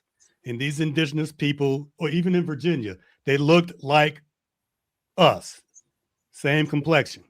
Some of those people were free, and some of those people were captured. And they were captured and placed into slavery, just like what they do today when they clean the streets up in Chicago and send a bunch of brothers to Cook County Jail. I agree. Okay. I agree. Same thing. That. So I'm looking this up, Sister Nice. I like your question. Like I looked up what was the United States called before it was the U.S. The central part of the U.S., the Great Plains, was the colony of Louisiana, and California and New Mexico, all that down there was pretty much unclaimed. Look up Turtle Island. Look up a lot of stuff was unclaimed or unorganized territory. Pennsylvania was established, so yeah, it was a lot of unclaimed territory. This is from 1789 to 1789. A lot of unclaimed territory. That's what they're saying. Before the states were formed. Well, they were unclaimed from the WY. Not unclaimed by original people. Yeah, exactly. We were here, but you know, history No, is I'm not story. disputing that the original people were not all over all of the lands. But I'm they not didn't have any disputing that. paperwork What on it. I am Indigenous not people. agreeing with is this notion or this idea or this thought, let me say it like that, this thought that the majority of us who were brought into chattel slavery were not actually brought over here from the continent. What was that? So you continent and particular parts of the mother continent as well, because we weren't bought from all over, right? Because that's, you know, we weren't bought from all over, even from there. They're the strongest of us were scientifically brought over here because of the brutality, first of all, just being able to be brought over here and all of that. So I will, you know. What happened? I can go on, but I won't do that. What happened? I said I can go on, but I will not do that. Okay. Well, I will say this. I'll get you back in, Ebby. I know you got something. I mean, sure, there were people brought here. I don't want people to be like, hey, nobody was brought here.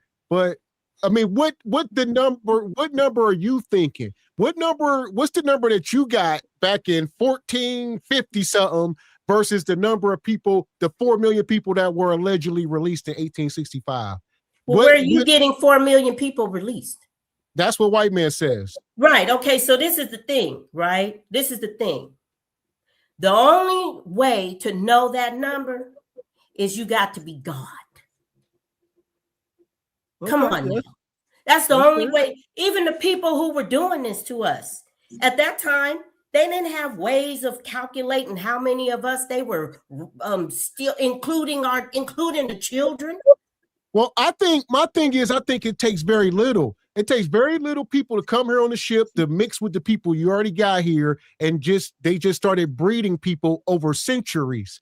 Like the breeding tactics. It takes very little, because I like to understand, and I'm dyslexic and I'm a little slow. It don't take millions of people to come over here on the ship. Like they're saying, maybe take a few thousand, mix with the people that were already here. And over these centuries from the 1400, 1500, 16, 17, 18, you are talking about breeding going on all along to get the numbers up. And that's just what it was, just like a chicken farm or anything else you see. So what you're saying then is a theoretical denial in your mind. It's theoretical that there's no way that these hundreds of millions of people that we're told about that could have possibly have happened. So you're disputing that there were hundreds of or whatever the numbers were, that there were you're saying I just don't believe that.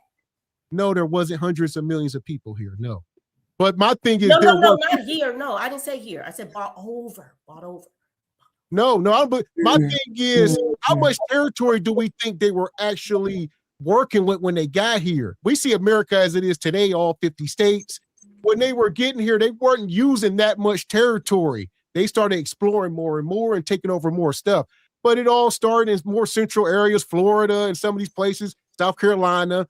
And it wasn't as many people as you think. Well, it started actually what Brother Richai said in the Americas, Virginia, and all these places. America. So we weren't even bought up here when we were first bought over. We were bought in the America and then bought up and bought up. But I thought a lot of us didn't make it. I thought a lot of us still didn't make it. So how is it hundreds of thousands of people talking about the ones of us that made it, dear? Yeah, but you said I can only be talking about the ones of us that made it, right? Which wasn't that many. Max, what does it matter? So here we go. So the debate right now is how many of us were already here? How many of us came over on ships? What does because they're trying to make it seem that this was an empty land and nobody had claim to it.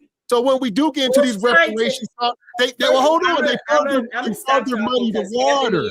Well, hold on, you further muddy the water. Like these people come from all over. So you could talk. Oh, hold on, can you hear me talking nice? These people are from all over. They coming from Mexico, and it's just a hodgepodge. Like this is an immigration place. Everybody immigrated here, so they can always claim, white folks can claim they found it. So it goes down a rabbit hole. And there, here we go. We don't know. Shout out to Nice. We don't know how many of us were here. We don't know how many came over on ships. I believe you'll be a fool to believe anything you read in history because it's his story, the conqueror's story.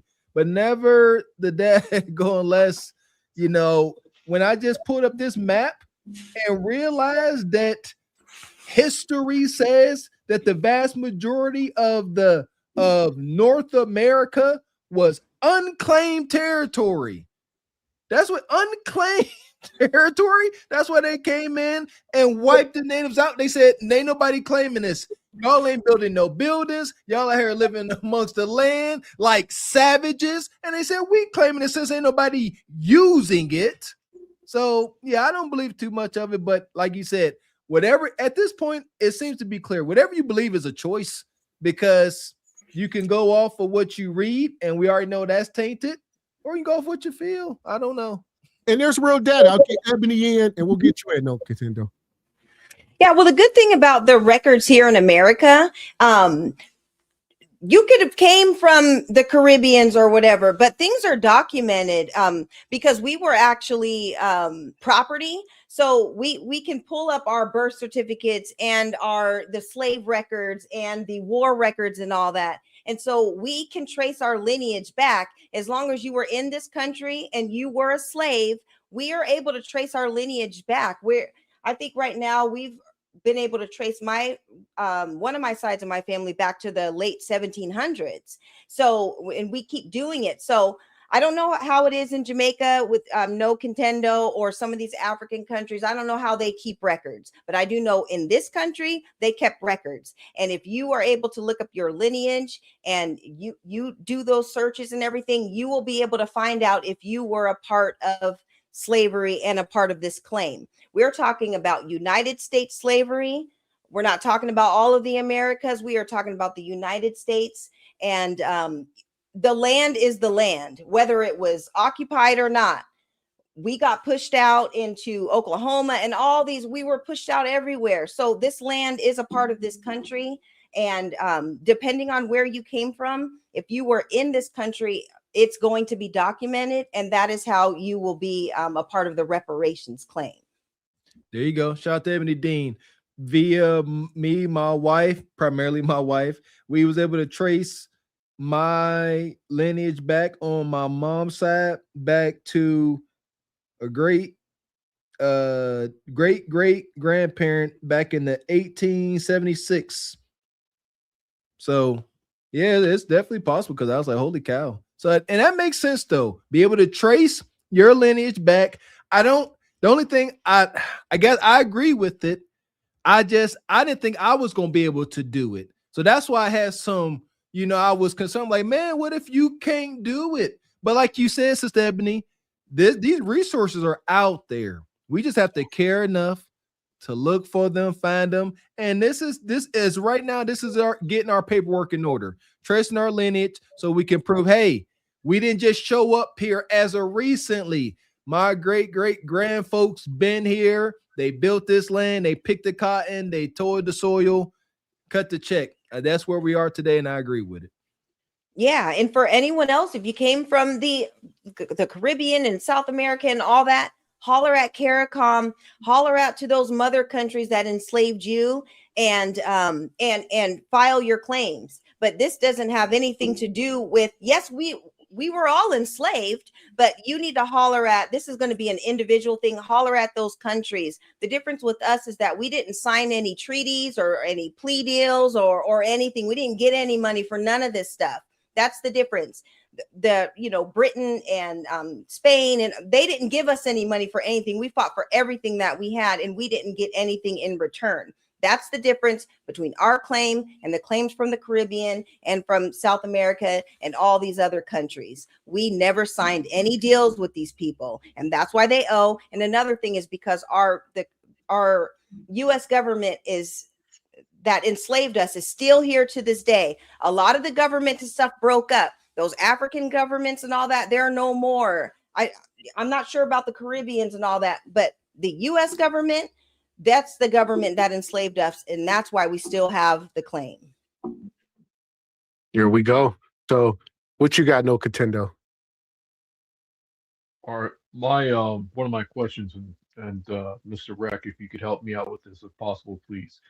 Do we have an idea as to maybe a close estimate of how many Native Americans were killed? No. So who you asking that question to? Yourself and or Mr. Walker. Okay, I tell you what, this is what you and I need to do. Let's not try to take up time here in this conversation. Just put your email in the chat. I'll send you an invite and we can do a one-on-one. All right. I'll send you an invite. Is it okay, Gavin X? Yeah, because I agree with you. Because, like I said, we can't go down too many rabbit holes here tonight. Some of this stuff, got to be on the topic, if you will. But good questions. Good questions. And no, I'll probably come down to your channel. Sorry, go ahead, madam. Go ahead. Oh, No Contendo, I was going to say that American Maroon documentary that I told you about, American Maroon, is going to answer a lot of the questions that you have. And then that will kind of catch you up on some of the things that you're asking. But those documentaries are super, super helpful. Thank you. I something that slipped my mind earlier. I was going to ask when the whole planet was Pangea, everything was clumped together. Africa was linked up with Brazil. You had Europe. Dude, stop. What? Let's have a conversation, okay? We're not going down that rabbit hole in this Pangea. Yeah, that's. here, okay? Listen, I'm gonna send you an invite. Get my email, and we'll do an invite, and we can talk about it tomorrow. All right, I'm not in the chat. I'd have to exit out of this. So if you leave, it's a private chat. There's a private chat on here. If you look, oh, my bad. It's private chat. Put it in there. My bad. Yeah. Okay. I'm gonna get to that. I just want to get this thing before it slips out of my head. And because Mr. Walker and Gavin, they were talking about that they were already natives here, right? And again, Ebony, you're probably going to tell me it's in the documentary, but I was going to ask, we know that people walked out from the original land, from where Mary, the original mother of civilization, was. So many people were only able to get so far. But is it safe to say, and again, Ebony, you're probably going to tell me this in the documentary, that people left this region and then went to what is now North America? And if so, how many? Go ahead. You mean coming out of Africa? And walking over when the continents were all joined up. Yeah, I'm not sure. I don't have that number, but I know that people, they migrated, they spread out, they went over to Asia, they went over to Europe, they went over to the Americas. And so I don't have the number, but it happened. And I don't know how long it took, but this was for hundreds and hundreds and hundreds of years. And there's evidence of, they dug up burials and found that these people were actually indeed from Africa, but they were living in the Americas for thousands of years ago. So it's documented. I don't have the exact number. I don't, but I'll be more than happy to look it up and let you know. But it all happened. That's why there's Black people in Asia. That's why there's Black people in Europe. That's why there's Black people in Africa and all over Australia, everywhere. We're everywhere because we drifted off, and that's what we did. We did not come all on slave ships. I wanted to ask him a question real quick, just the brass tacks of it. No Contendo, do you think FBA Americans deserve reparations or not? That's kind of the crux of it. Where's your stance on it? Do we deserve reparations? Absolutely. Who deserves it? Do you think you and people from Jamaica deserve it as well? My parents are from Jamaica, man. Y'all trying to put that on me? Like, okay, all right, granted. Do you think other people deserve it besides us? Based on the conversations that you, myself, and the rest of the panel even had, you. Let's be that clear. Even you yourself, do you think you deserve it? if I'm not what you guys consider a foundation American and I don't have blood ties, then I would not. What Ebony Dean said earlier, and or someone else said earlier in the chat, makes a lot of sense. And based on the fact that the Caribbean has looked back to the British colony and said, "Hey, you guys got to straighten up," then that makes sense. So because you guys have made your argument based on facts, not opinions, I can say yes, it makes sense that for if I lived in Angola or if I lived in Botswana, I should not be looking at the American government for reparations. If I was born in Botswana, if I immigrated from Botswana or Uganda, came over to America, no, I would not qualify. I would then have to go back to the UK, Germany, or whomever. Because sorry, that's another one that's involved. Germany, France. Gosh, Germany, France. King Leopold. King Leopold is from Belgium. So Belgium got up in the mix too. So there's a lot of nations, and that's why you have so many people that abstain to vote out of Europe. So there's probably more than Belgium, France, Germany. Go ahead, sir. Now, go ahead. I'm just trying to see where we're going. So you saying you don't believe you were born in America, correct? No, I wasn't. Okay. But you were raised. All right, granted. So if you was born in America, do you think you would deserve reparations? Ooh. Well, that all depends as of 10:30 tomorrow morning, because Trump's gonna. No. Yes or no question, dude. If you were born in America, do you think you would be part of this conversation? If I was. If you was born here and you had to live here all your life, would you deserve reparations? Okay, now if my parents were still immigrants, but I'm born in the U.S., so I'd have U.S. citizenship. The answer is no. What do you think? What do you think? You've been here. You get pulled over by the cops. You got to deal with all the stuff we got to deal with. Do you deserve reparations? He don't want to say. Rex just said no. No, Dr. Ruck just said no. Dude, I was a child. What do you believe? Do you believe you? Okay. He won't go and say yeah. If I'm born in the U.S., that makes me a U.S. citizen. If my parents are not from the U.S., I'm still a U.S. That's like me being a Latino coming over from Paraguay, what have you. I would still be a U.S. citizen. I think I would. It's hard to say. Would you be foundationally black? No. I don't think I'd classify. No, I'd be a U.S. citizen, but I wouldn't be a foundational black man. Well, do all U.S. citizens qualify for reparations, or the black ones? That's what I'm saying. What would make you qualify then? It'd be based on lineage. So no contendo.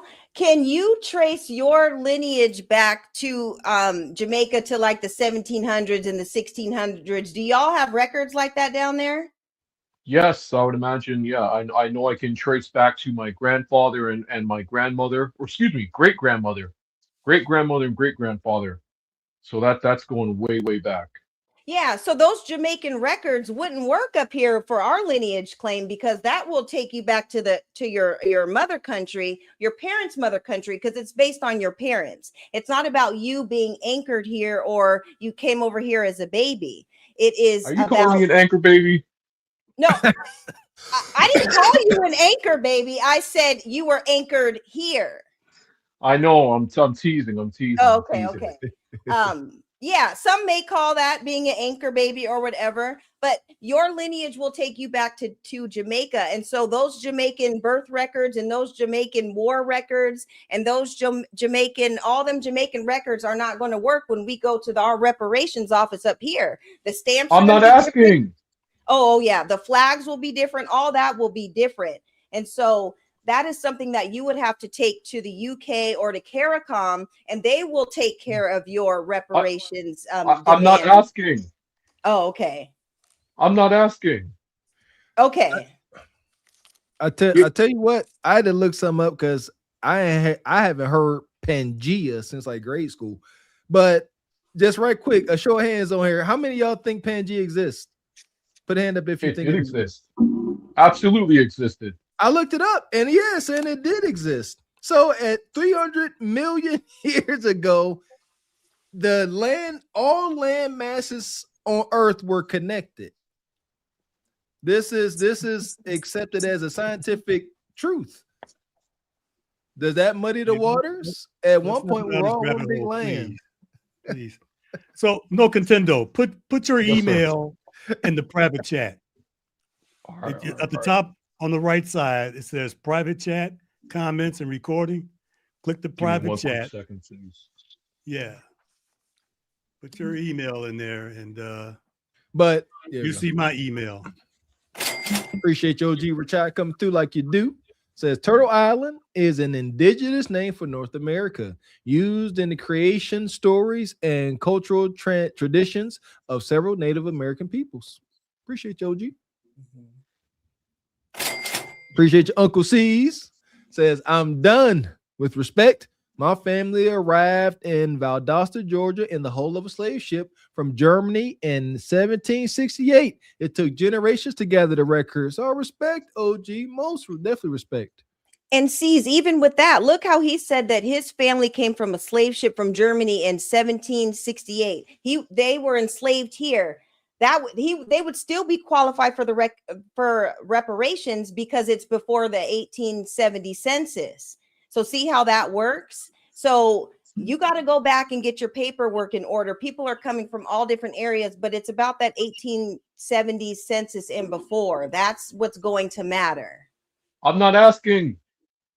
No. You ain't saying no either. In general, I'm just talking about in general. I'm not asking. I don't want reparations. You ain't rejecting either. You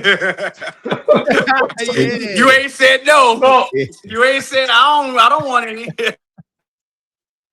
Exactly. No. So there you go. Shout out to Uncle C's. And that goes to our greater point we were saying. It's not an absolute thing. Like there were people that came here. That's definitely a fact.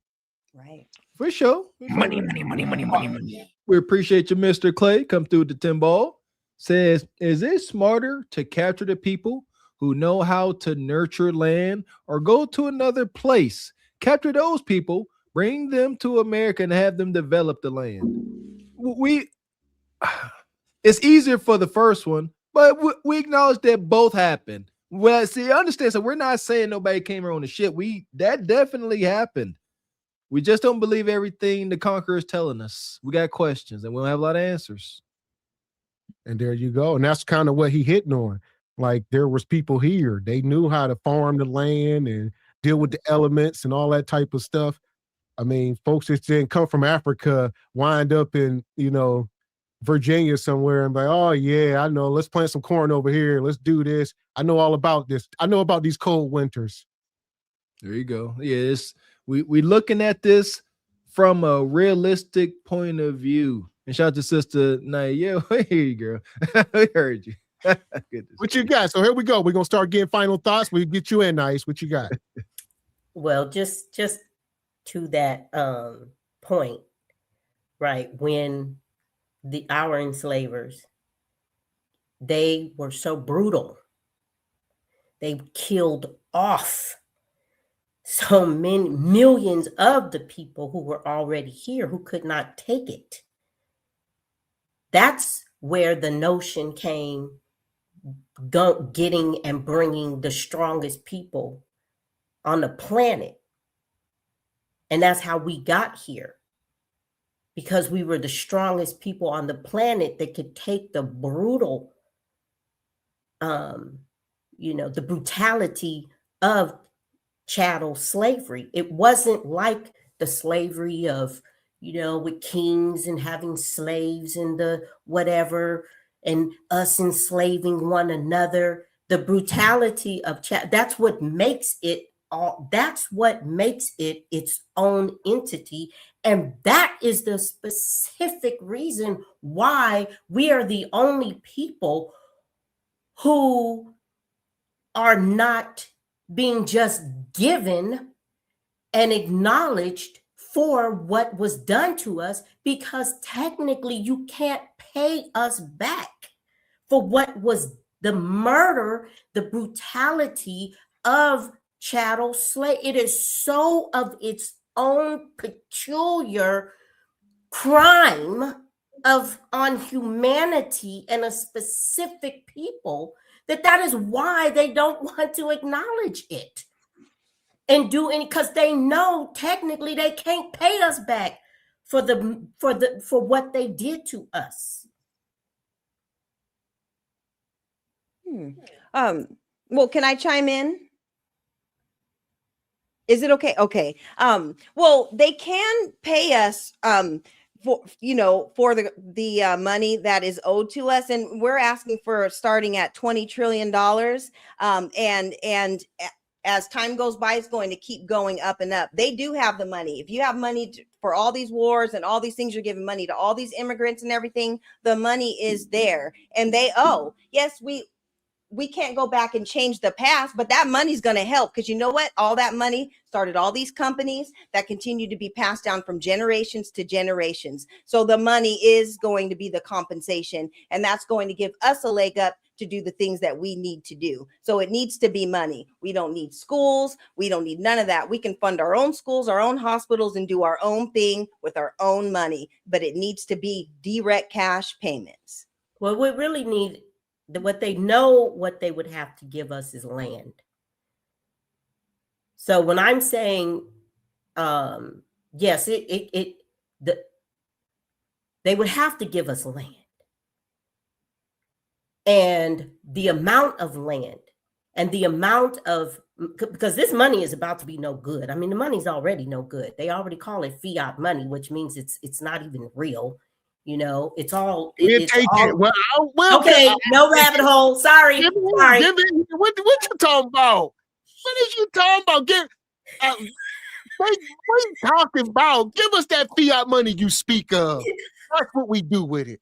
I'm just saying. I'm just making the point that they would have to give us land and the kind of money. I'm not saying that we should not get reparations because they can't do it. What I'm saying is they know the brutality levels that we don't even know. They know the horror levels that we don't know. So they're on the factual end calculating what they owe, and they're saying to themselves they will have to leave. And just be like, okay, y'all got it. What we did to you all, just here, just if we gonna really do and try to make this right on some level, here the land, here. Well, listen, making it right. We talked about it earlier in the show. It will be a transfer of power back into the hands of the righteous people. It's our land, so. You're just going to transfer the power back. It's unfortunate. All right. They don't want to do it without bloodshed and all of that, but it must be done. That's all. How you going to feed yourself if you don't have no land? Come on now. You can buy the land with the money. We're going to get the land. We're going to get the land. We're going to get, don't worry. It's going to be all right. Don't be walking away from me, Brother Richard. Well, Sister Naive, you can ask for your payments in land, and then you can do all that. And then others that want the cash. Ma'am. Oh, yes, ma'am. We'll ask for the cash. Oh, we'll have a landline and a cash line. Yeah. You got everything already. Oh, yes, ma'am. I will. You got everything. I agree with you. And guess what they're going to do with that land? They're going to tax it. And they're going to put regulations on it. You can't build it. And they're going to have every kind of conservation. They're already doing that. Right. So that's what I'm saying. So what's the use of getting land? So what's the use of getting land? What's the use of it? Look, we're not getting anything now. So what are you talking about? That's why it's a fight. That's why we're having this whole conversation, because it's a trick bag. That's why we're having the whole conversation about the trick bag. They did not have the regulations. Brother, I believe it is going to happen. We are because Brother Mr. Walker said it earlier. I believe God is not playing with his people. Yeah. Now it may be, I mean, because, and the way that you know that is because, with the exception of the prison system, right? Because that's real. And hell, have to every day, we don't even know when they finna just be everybody back or whatever. We don't know, because this thing is going so fast. But what Mr. Walker said earlier, God is real, and you cannot get away forever. And Thomas Jefferson was the one who I can't find the quote that fast, but he said, "I've something for my people for what we did." No. Thomas Jefferson quote. He said it, Brother Evie Ray. I don't know what he said. I believe we will get the healing. What did Thomas he say? Jefferson said that? Yeah, for my people. I something. Jefferson said a government big enough to give you everything you want is big enough to take everything you have. So that's what Jefferson. Now that's a direct Jefferson quote. Yeah, I'm not talking about that quote. But my point, but my point is if they give you the land, there's restrictions that weren't there years ago. So now you have these conservationist nuts that want to make sure that you can't knock down trees. It's so much red tape that land makes no sense. I'm like Ebony Dean, cut the check. That's it. You can get whatever you want to get from that. You can buy whatever land. That's that. There you go. Point blank period. Okay, I found it. Right quick. To piggyback off of that with the land, I agree with purchasing the land instead of someone giving it to you, because we are looking to buy land ourselves, and we're learning about land to buy, whether what it was used for, what you can build on it, whether you can run utilities to it, whether the soil septic, where all these things. So they can sit here and give you 400 acres. You're like, I'm good. But meanwhile, you can't do nothing here. But you got no rights to the minerals. It is better to get the funds and acquire the land ourselves and know what we're getting than folks to give us a lump of land, especially know how the United States care to treat us. They're not about to give us prime real estate. They're going to give us swamp land. They're going to give us Baltic Avenue off of Monopoly. Baltic and Mediterranean Avenue. That's what they're going to give us. Alligator Alcatraz. Okay, you got to pay the taxes on it as well. So you Can I read the Thomas Jefferson quote? Yeah, Thomas Jefferson. Go ahead. He said, no, this goes to Brother Evie Ray. I tremble for my country when I reflect that God is just, that his justice cannot sleep forever. So he was right now with regard to the cruelty and all. He was acknowledging that his people, these people will not get away forever. He was the said people. He was a slave owner. I said his people. I said, and that's why he was afraid. Yeah, he said he was afraid. Yeah. Okay, Niecy. All right, Niecy. Hey, thank you. I hear you, Nice. I heard you, sister. Wait, Brother Chai, was that you? All right. Yeah. Was that you? You said that, Brother Chai? Yeah. Oh God, I'm so honored. Oh my God. You might make me be quiet the rest of the night. Okay, I'm not following the quotes. Are we bigging up Thomas Jefferson? Hell no, Gavin X. No. Thomas Jefferson. Kick that ninja. Fuck is you talking about? This is Sparta! You got to know when to hold them.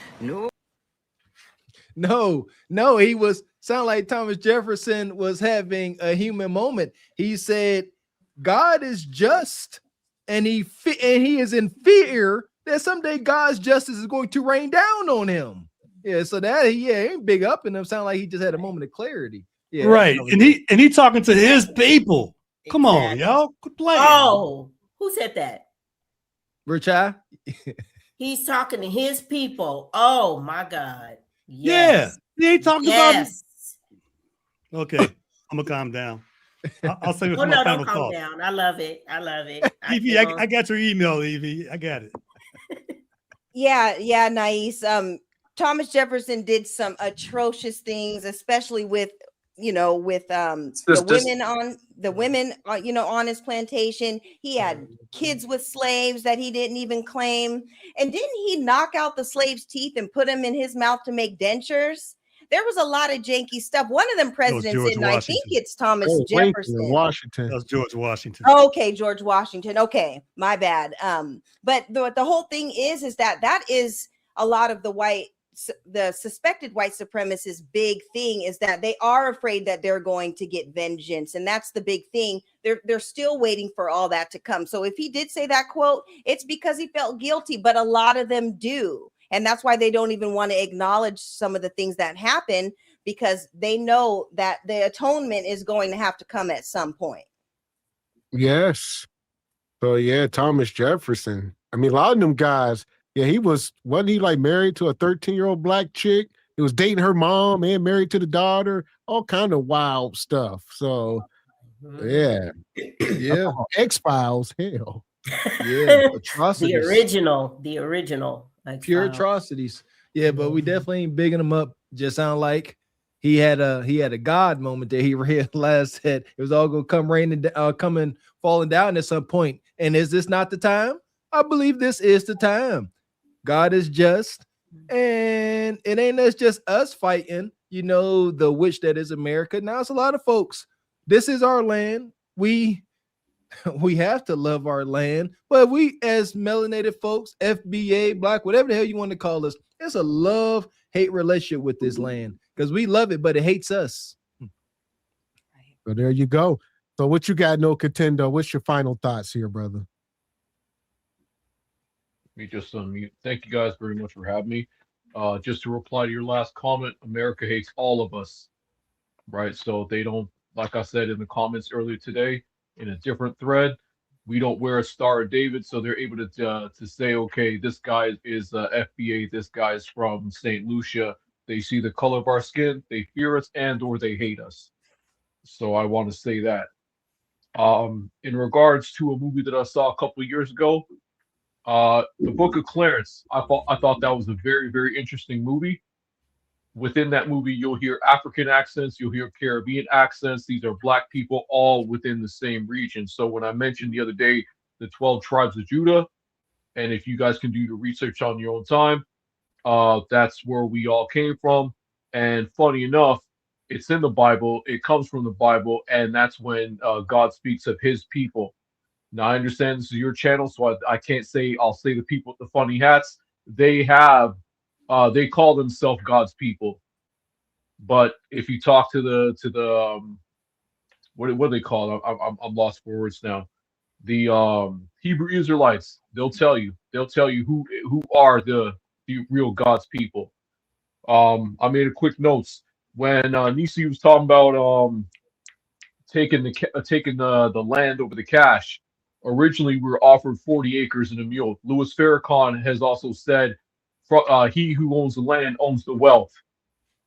Because underneath said land, you could have gold, you could have silver, you could have oil, you could have uranium, you could have all types of shit, right? More so with the cost of living and inflation.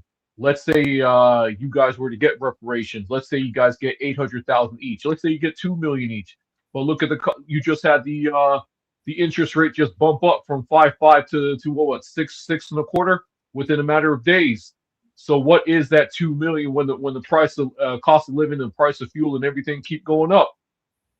So with that said, I also want to hit on Dr. Eric Foner. That's Dr. Eric Foner. Real quick before you go to him. Yes, sir. What was your point with that? Are you saying that we don't need any money because ain't nothing enough? No, I'm not saying that. I'm saying the land holds more value. For me, I'd rather have the land. You can farm it. You can have livestock. You can sell. Oh, I see EV Ray. Go ahead, sir. You rather have land than the money? And that's the thing you're thinking about maybe in Jamaica where y'all could do what y'all want. Oh my God. There's going to be all kinds of regulations on what you can do on said land. And what kind of money do you have before they give you the land? You can't be on EBT and receive land. Well, yes, that makes sense. Someone who's damn near destitute, you can't do much with 50 acres. Yes, the property tax and what have you will kill you. But assuming that someone is mid-tier, you would hope. And, hey, let's say they give you 40 acres. Say rich. Say unless you are rich, you ain't gonna be able to do much with the land. Yeah, there you go. Rich. I see your argument, but let's say let me cook for a minute. Let's say that the government says to each and everybody, here's 50 acres. Okay, I don't have the finances to maintain this land. If you were to then sell it and then let you keep 2 acres, you're still up. Now you got cash and land. Why not? Why bypass the selling part and just take the cash? And then buy your 3 acres. Because here's the thing. I'd rather have the land. Okay, here's the thing. You're going to get the land, and you said 40, 50 acres ain't enough. You don't need that many acres. At some point, it becomes a burden if you don't have a lot of resources. That was a hypothetical. Okay, understood. But again, you saying get the land. All right, it's too much. Now I'm going to put up for sale. And this is that disconnection from our melanated folks that came over at FBA experience. Jesus Christ, come on, man. Ebony, we can see the holes in that plan. Here you go. White man give you let's say 400 acres. And you're like, I don't need all this. I can make a lot of money, selling this. There's so many systems put in place. They're going to make sure you get bottom dollar for those acres. Absolute bottom dollar. You ain't gonna bid it. You ain't about to sell it for no premium. And it's we can't explain it, but it's just how it is. And you making more trouble. Got to get the bread. Got to get the bread, brother. Mr. Walker, this land, I'll let you go, Ebony, get nice. The land that they gonna sell you, we ain't talking prime real estate. You are not about to get Times Square. You ain't about to get the Vegas Strip. You getting swampland in the Geechee land. You getting desert land in California somewhere. All right, get this understood. So go ahead, Ebony. Yeah, and I was just going to say the reason why the land doesn't work because they already promised the lands and they reneged on it. We're not playing no more games with these people. We want cash in our hands. We can do what we want to do with our money. The difference between us and maybe Jamaica or other countries from the diaspora is we know the games that these people play. We want cash only. We're not taking nothing else besides cash. And like Mr. Walker said and everybody said about the land and all that, even with the land, they can come and destroy that like they did in Oklahoma and all the other towns and everything. We know these people like better than we know ourselves. So we know how we need to deal with them. It needs to be cash only, and we're not taking anything other than that. Can I just finish up my last thing here, please?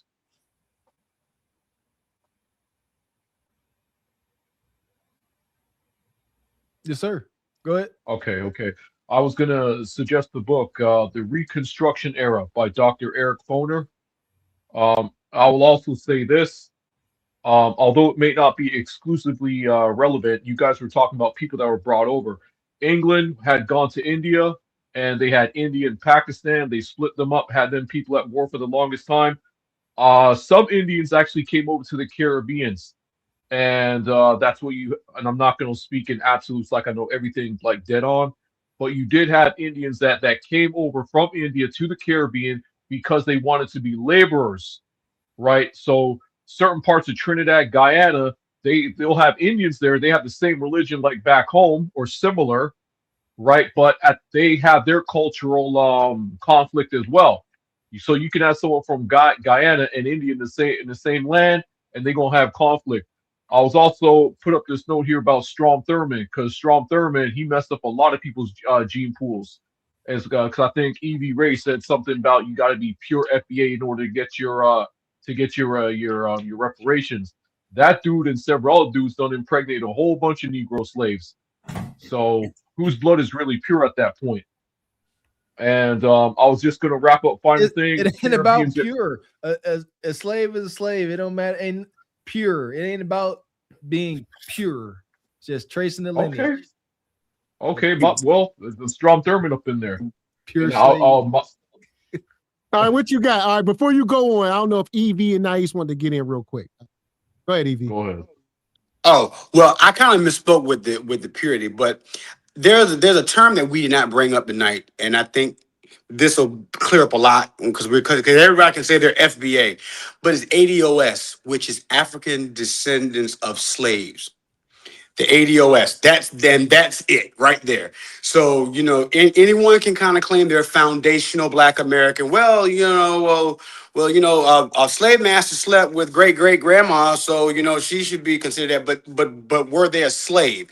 You know, where they came in from another country? Well, you know, this person here did this, and you know, it's all kinds of ways you can kind of spin it and manipulate it. But the real benchmark is ADOS.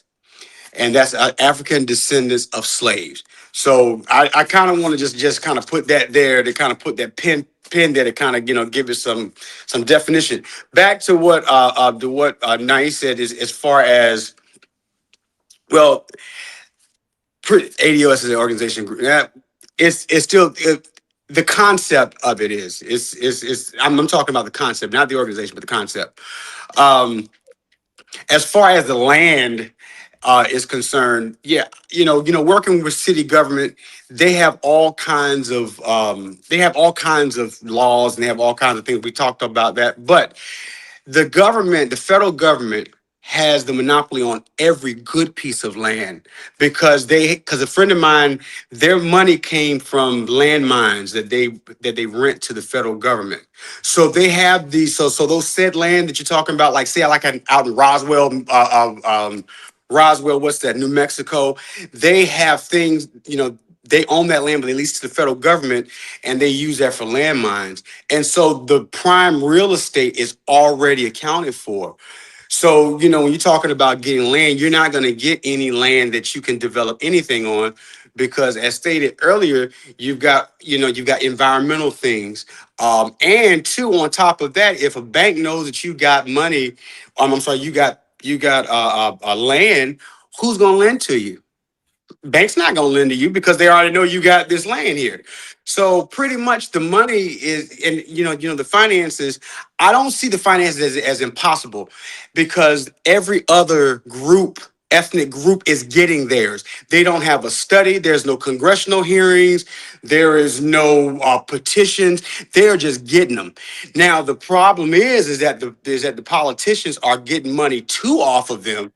But some of our reparations, I think a lot of it is tied up into theirs, and everybody's getting paid off of our back. And at the end of the day, I don't think it's right. It's not fair to people whose ancestors had really no say in just being mistreated and brutalized here. And so, with that being said, if you can't trace brutality to your lineage, then you really can't. Then you really can't come in on this. And I'm gonna say one thing: Somalis have told this lie that they built Minneapolis. I wish somebody would figure that out in the history book. I wish somebody could show me that in the history book. That's how easy it is for people to say that they need reparations. These people said that they built Minneapolis. How do you get? Where's the direct link from Somali, that part of Africa into Minnesota? Where is that? Can anybody show a direct link? Like where the Portuguese, when they came into Rhode Island, it's a straight shot from Portugal straight to Rhode Island. So that makes sense. Please, somebody tell me how you get from that part of Africa into Minneapolis. So a voucher sent them there. It was a voucher, and they couldn't even fix Mogadishu, let alone Minnesota. So I'm with you on that. So why are they getting the money that should be given to FBA ADOS people?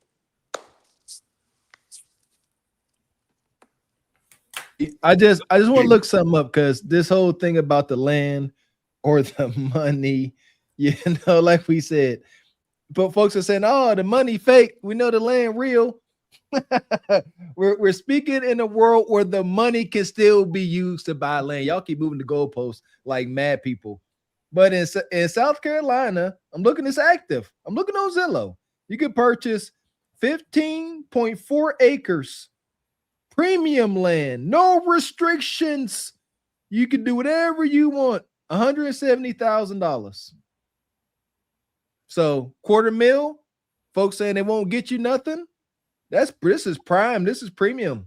You ain't too far off the beaten path. Utilities is available. There you go. 15 acres. And here's the thing: at some point it could be a burden.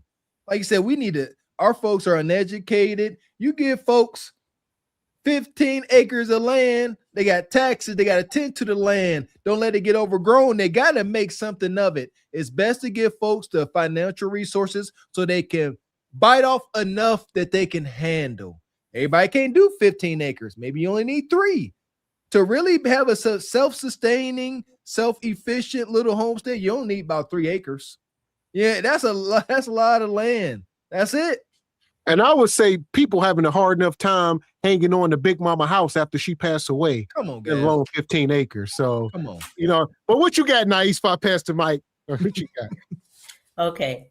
First of all, is it Nais or Nisi? Correct us here. Whichever one is fine. Okay. I answer to Nais. I'll be calling Nais. Is that right? It gets very what's that called?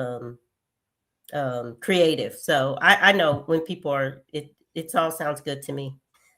Well, what do your parents call you? What does your family call you? We a family. Yeah, we're family. Nisi. Nisi. Oh, so you let me call you that side. But I like the variations.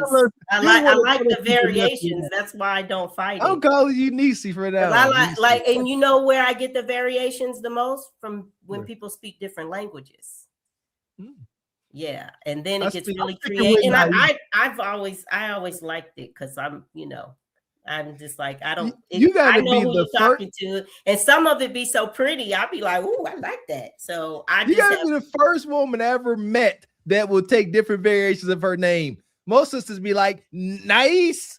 You better not get it right. Like you're the only woman I've met, so that says a lot. That's mighty big of you. Most sisters gonna correct you. No, I like language. I like language. Leon King said, "Do you answer the baby?" What? Leon King said, "Do you answer the baby?" Y'all wildin'. Leon King need a belt. Yeah. She said only from retired media. Yeah, Money, that's a good time. That's right. No rabbit holes. No. Exactly. Money is relative. Okay, this is from my notes, just so I stay on no rabbit hole. Money is relative. Okay. And historically, if you look at our people when we were first allowed to leave the plantations, what were we given? We were given land, and the worst of it, the swamp. We built that up so well. We thrived. What did they do? They came, snatched us, killed us, burned us up. But they didn't give us money. They gave us the worst land. And someone earlier said something about swamp because they didn't know what to do with it. But because we are a world people, we knew what to do with it. And we thrived off of land with no monies. And when I say money is relative, you got to look over time. Right. So money in, the 1800s, the 1500s, the 400s, centuries, money has been all kind of different things. Even the money, we didn't have this money all at, money was coins and gold and pieces. That was money. So so you got to look at the history of even when we say money. Because right now, with what is going on in this world, money is changing right before our eyes. Okay. I mean, in terms of the value of it, the exchange of it, what country. So money is relative. Then, okay. What did the conqueror come and do when they conquered us? They stole the what? The land.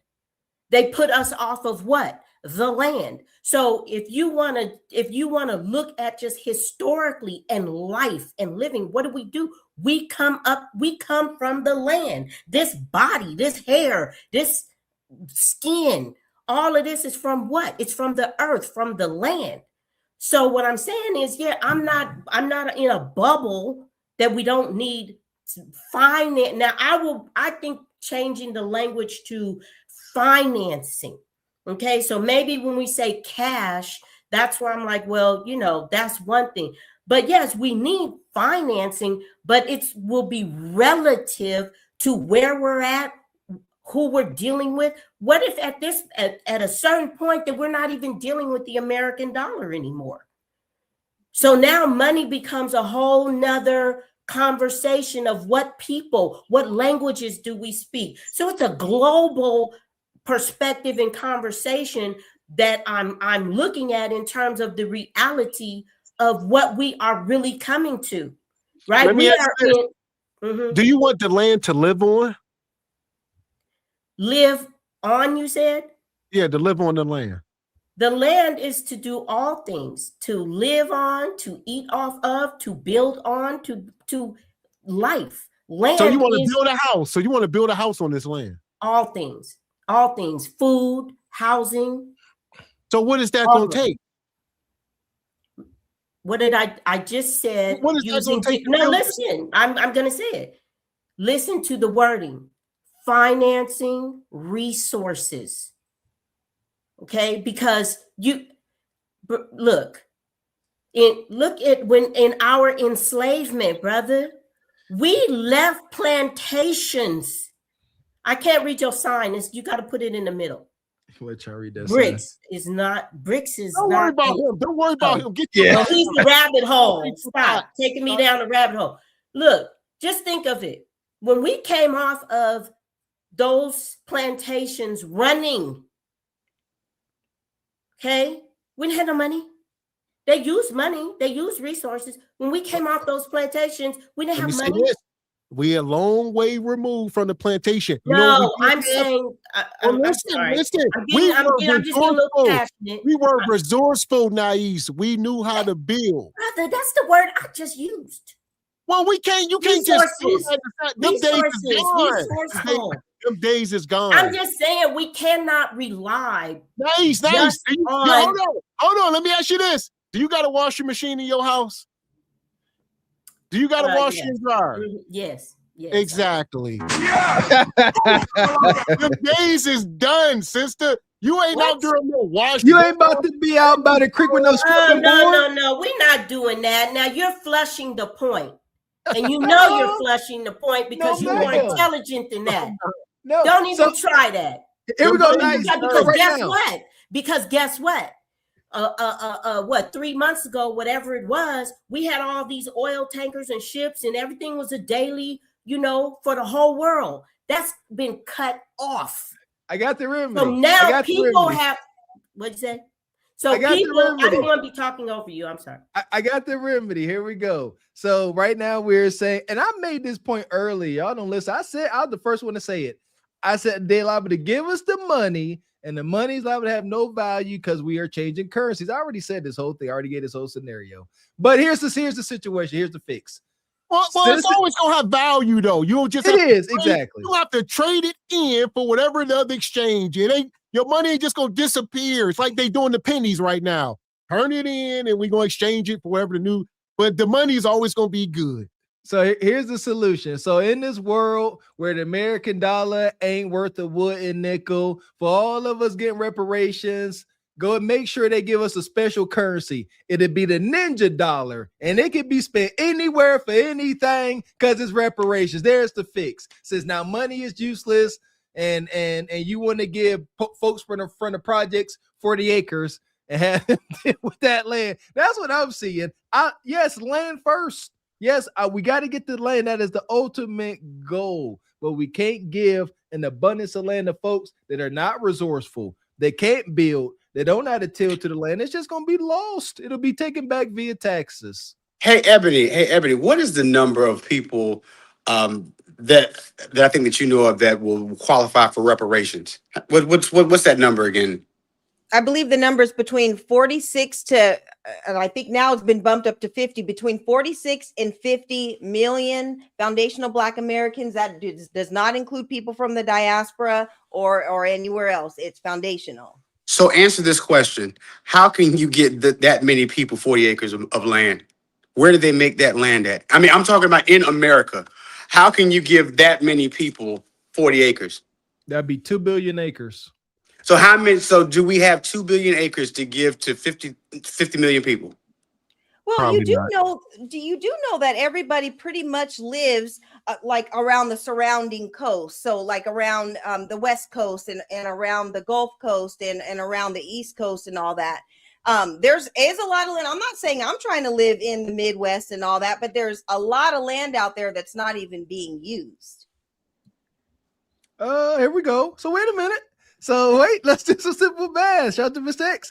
So 50 million people getting reparations, 40 acres. That's 2 billion acres. The total land area in the United States is approximately 2.26 billion acres. So we so well, at this point, I say it got less to do with the land. Give some folks just a house. You know, little thing. Yeah, you get a house, you don't pay taxes on. You know, everybody ain't getting land. Like especially if you don't know what to do with it. Somebody like me and Mr. Walker, granted, we will know what to do with some acres of land. But the average person, absolutely not. Especially if you broke.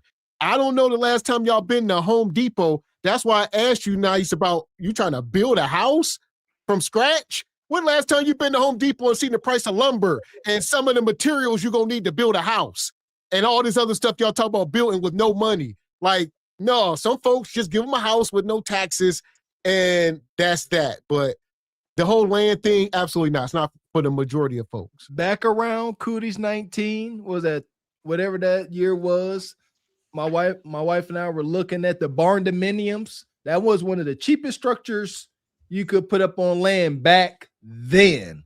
Like you could have a nice fitted out 4-bedroom, 3-bathroom, whatever, big old oversized garage, the whole shebang for about $175,000. That's from the ground up. That's everything. Today, that number is around $375,000. So, and then we're talking about simple structures. They ain't the best insulated, all that. And I'm like, the point is, you can get the land, but we said, well, you want to live on it? Yes. Okay. Where are you going to get the money or resources to go in and get all of this money onto this land? Better just take the bread and do what you can with it, make the most sense. Yes. The ultimate goal is to get the land, but we got to do it smart.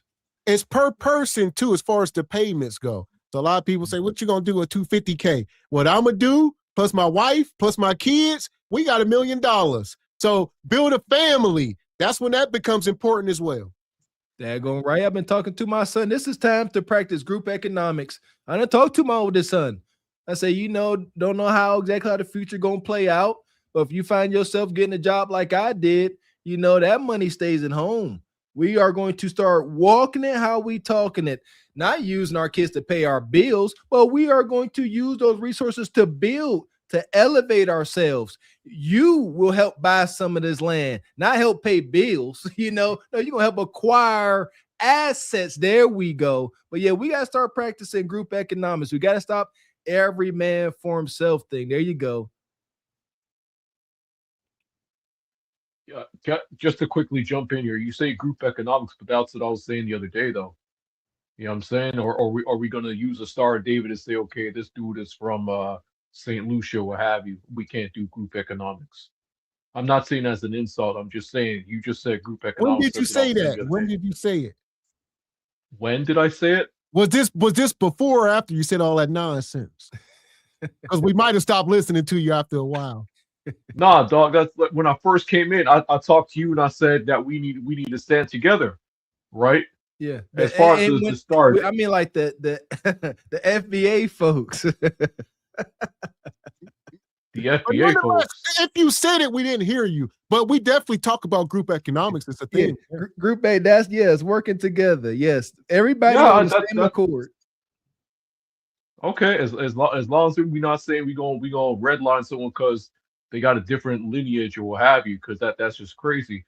Well, not redline. These terms, redline, ain't they got to do with the white government stopping black folks from buying homes? We're saying what we ain't gonna let you do is move into our community and open up a store. You can come and shop with us. I don't have no convenience store, man. Come on, dog. I ain't got no turban on, dog. Come on. I'm just saying, if you ain't with the lineage, you can't come in and set up shop, but you can come and purchase. I ain't got no turban, dog. I ain't a fool. What you talking about? I was going to hit on something. Damn, it escaped me. I'll come back with it, man. Yeah, and no contendo. If you want to bring us some jerk sauce and then we can bring you some greens, we can barter good for good. You bring us some Bambi bread and some ackee and saltfish, and then we can make you some ribs and fry you some chicken. We can do it like that. That will work. I suggest next time you go down there, please come off the resort. It is beautiful once you come off the resort. In Jamaica, That's what I was thinking. I was heard, don't Yes, come off the resort unless you know somebody. No, it is. Jamaica's a beautiful place. It ain't a bad. Listen, we don't have no smoke with people like. It's just we ain't tolerating no disrespect. That's all. But we don't have a problem with black folks of in the diaspora, if you will. It's just we ain't doing the disrespect anymore. And it's going to be reciprocity in the room at all times. Well, with that said, I mean, because Evie was talking about the Somalians versus, let's say, people from Botswana, they're not going to be the same people. People from Sudan are not going to be the same people as someone from Liberia, right? The diaspora is huge, right? So we can't say everybody who's from foreign is going to be disrespectful. We're all different people. We all have different cultures. We come from Africa, if you will. But go ahead. I see Evie Ray talking. Go ahead. I didn't say anything, but I have one question though. How many people outside of the Caribbean have ever partnered with black people with FBA? Who come from other countries? How many have, other than the Caribbeans, how many have stood with black people and black people's issue? Stood with black people? You talking economically? Yes. You talking economically, politically, all of it? For me to answer that, I don't have that information, and I don't want to speak out of turn. I want to say it happens, but I can't speak definitively. That'd be reckless for me to say it does happen. Well, you can say zero, and if you said zero, you'd be very accurate. And that's what Walker means. And that's why Walker means we're not tolerating disrespect anymore, because people come in and they take, and they think they're above us, and we're products of our environment. So how else are we supposed to feel when it always happens? Well, that might be your experience, sir, but I can't speak for all, nor can I control the actions of others. I can only govern myself and try to be respectful and show myself in top flight at all times. What a Somalian may do to you, sir, should not be a reflection of me. Well, it's not what they did to me, it's what they've done to the community and what the government has allowed them to do. And the government has not paid their debt to slave and the descendants of slaves. That's what I'm saying. And that's where the disconnect comes in. And see, that's where when we talk about FBAs and people and where the term tether comes from, that because people will never understand. They'll never understand the differences between. And I know what you're saying, and you're 100% correct. I totally agree with you. You do it pretty much on the, you base it on the merit system. But at the end of the day, there have been some wrongs. This nation has a birth defect that they have not yet fixed. And other communities come in and they benefit off of that. And they never stand with us. Other than the Caribbeans. The Caribbeans have, but no one else has. So it's not it's not what they've done to me personally, or they've done to someone on this panel personally. It's what that's done to the entire black community. And again, sir, I can only try to represent myself and try to be as respectful as possible. What people from Sudan, Botswana, people from RSA, Congo, Zaire, what they may do, sir, I cannot control that. No, and I get you. I got you. Yeah, I got you. But that's where the disconnect comes in. That's why those don't deserve reparations, because you don't get that part. Yeah, and I agree with you. They're not FBA. They're not born in America. You know what I'm saying? If they're naturalized citizen, then they don't qualify. But again, I apologize that they may have given you a bad taste in your mouth or slighted you. Right? Again, that's their culture. That's their individual upbringing. We all have the right to free will. Right? So what they do, and go ahead. No, there's nothing that someone did to me. Is that they're getting benefits that blacks should be getting. And there's the disconnect. No one the disrespect comes from the federal government, the same people that we're telling us to give these reparations. We've been here 4 hours and 37 minutes and 41 seconds. We've been talking about getting those funds from the government, and these people who are not FBA, who don't even want to be a part of FBA, they get billions of dollars without a study, without anything. So that's hurting the entire community. That's not hurting me, but yeah, I guess it is hurting me because it's hurting our community. And that's why when you hear people saying, "Oh well, someone has something, and so I can be considered FBA too. Absolutely not, because if you cannot see the disrespect that's happening to our community from our government, then yeah, I understand you don't get it, and it doesn't make you bad or make you evil. I don't have any hatred for you. I'm just saying you just don't get it, and I understand that. No, And I would say, I see your point, sir, and I agree with what you guys. Let me get real quick. I would say they are doing it intentionally too. That's something people must understand from outside. The government will intentionally bump y'all up to the front of the line, knowing how it's going to make black people feel in this country. And then, other folks, immigrants will come in and then look and say, well, the resources are here. I think y'all just lazy. And it's a whole psyop. The government is doing this whole spin where they are intentionally giving y'all these resources before us and rejecting us every step of the way. Granted, there's no y'all. There's I no see data. Indians and Arabs in the convenience stores, dog. I ain't seen a black-owned car dealership or nothing, but none of that. It's usually the Arab, Indians, or the people with the tiny hats. Yes, right, because so, we don't get the same resources they get. Well, we no, don't get the same incentives. Like you said, agreed. Because of this. Listen, Because just of like this. you Go said ahead. to GB just now, we are not talking to you personally. You keep personalizing everything to you and Jamaicans. We are just saying immigrants in general. Okay, in general. Yes, that's correct. I'll agree with you there, sir. I'm Because the Arabs get it. They get a whole bunch of help. Oh, Yeah, and you're right. Bye, Niecy. Take care. Thank you so much. I Have a good enjoyed night, it man. Have a so good night. much. Thank you. Have a good night. And no contender, let me tell you something. That burns me up too. Because where do they put their stores? They put it in black neighborhoods. And overcharge and disrespect you. Overcharge rude as shit. and follow you in their store and call the police if you look suspicious. Hurry up and buy. Yeah, so that's what I'm saying. So no, it's not a heartburn with non-FBAs.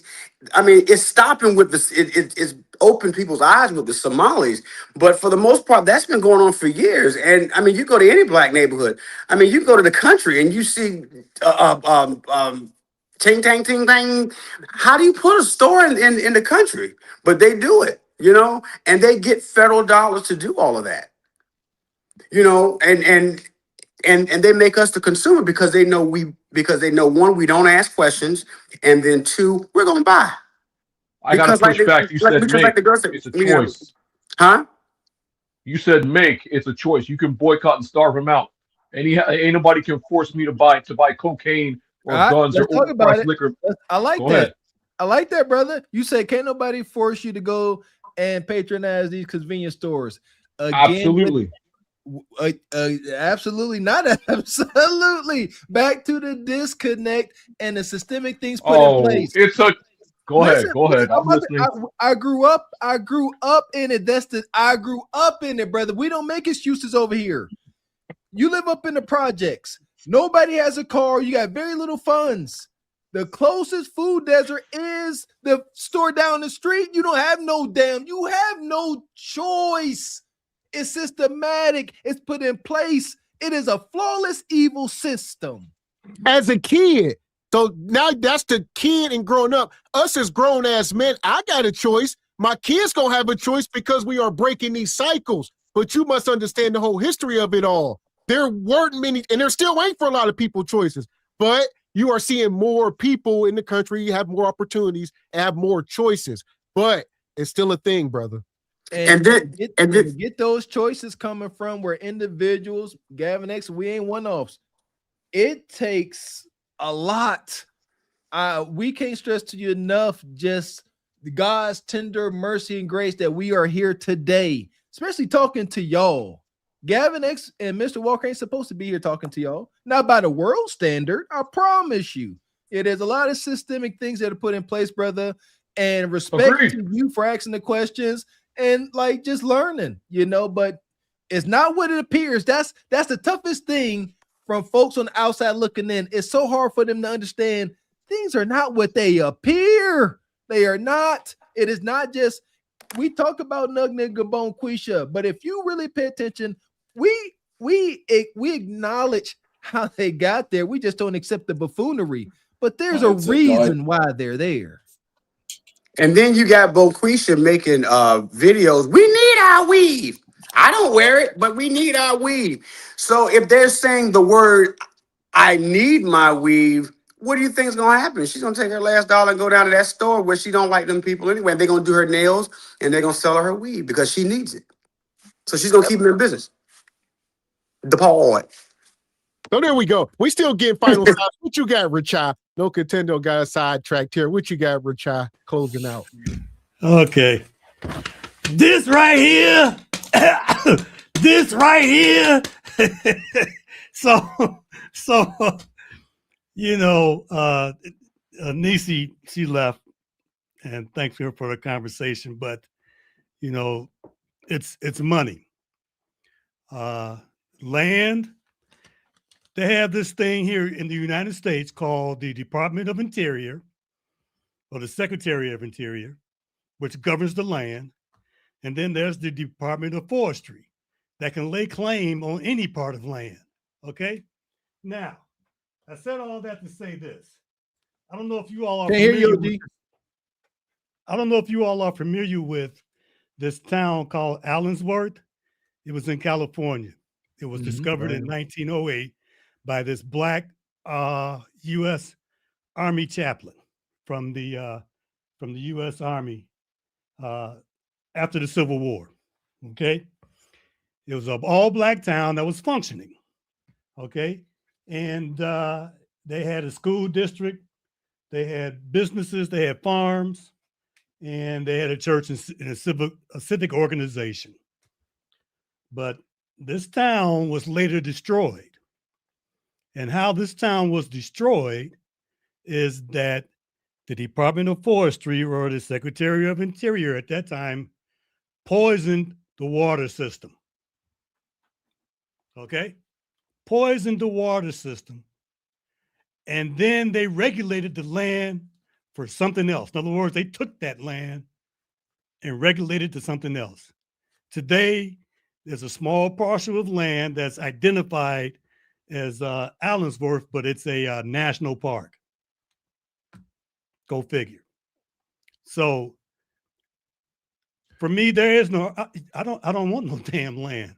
I can buy whatever I want. Just give me the funds. Give me the money. Because the one thing that I think Mr. Walker was alluding to was the fact that, yeah, they can give you the land and they can give you 40 acres and all you got access to is the top of it. What's underneath? What's underneath are the minerals and the resources that are more valuable than what's going to be grown on top. Okay? Then you got to continue to keep investing money just to grow crop on top. I mean, just for instance, mineral rights are sold separately. Thank you. Thank you. And the United States government is doing this every day here in America. So, for instance, I got a piece of property in my house. I got a front and backyard, and I'm too damn old to go out there and cut the grass. Plus, my allergies get excited, and I'm knocked out for a whole week. So I had somebody to cut my grass. Right, that's $180 every time they come and cut. They do the bushes and all that stuff, but they're not coming out. They're not coming out every week. No. But anyway, I'm saying all that to say that the land in the United States, and we've seen it all through history, that they tell us that they come and get that land. All right. It's the same thing happening with these Indian reservations. The Indians will get an Indian that's on a reservation with a casino will get a stipend. They will get something every month, as long as they don't leave the reservation. They leave the reservation, then they're done. Okay, they get nothing. All right. So that's why those Indians, those $5 Indians, are on those reservations. There are very few dark-skinned people that has access to those stipend funds from those casinos on those reservations. Okay. But the government can come and get that anytime. The American government has never honored a treaty that they made with any of the indigenous people here in this land. They've always backslided for whatever reason, because the Department of Forestry and the Department of Interior, or the Secretary of Interior, can come and get that land for whatever reason. I think Evie Ray said it about how the military, eminent domain, right? Eminent domain. Do it all the time. In fact, they just did that to a town, to an area in Baton Rouge, I think a couple of years ago. I think it was Baton Rouge, where they took this land from some property owners to create a golf course. Come on, what are we talking about? Huh? So no, it's the money. But anyway, so yeah, shout out to Leon King. I had to do that. This don't even look real. Okay, anyway, so that's what it is. All right, because they can give me land and they can take it away, or they can poison it anytime that they want to. They can run me off anytime that they want to. Okay, just like I'm paying mortgage and taxes. You know, shit.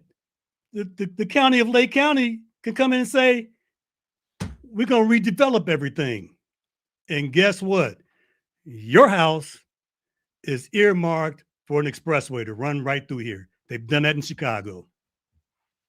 So, you know, no, give me the money. OG, that's all those reasons you gave. That's why first get the money, yes, to acquire the land, and then how folks are doing the smart way, get a group of families, like-minded families, where y'all can go in together. So like you said, the struggle don't end with acquiring the land. As Rashad pointed out, now you got to protect the land. Now you got to make sure you got a fresh spring, you got a pond. You literally have to be law enforcement. You got to make sure don't nobody come in your land or have access to your waterway where they dumping poison. These are real concerns.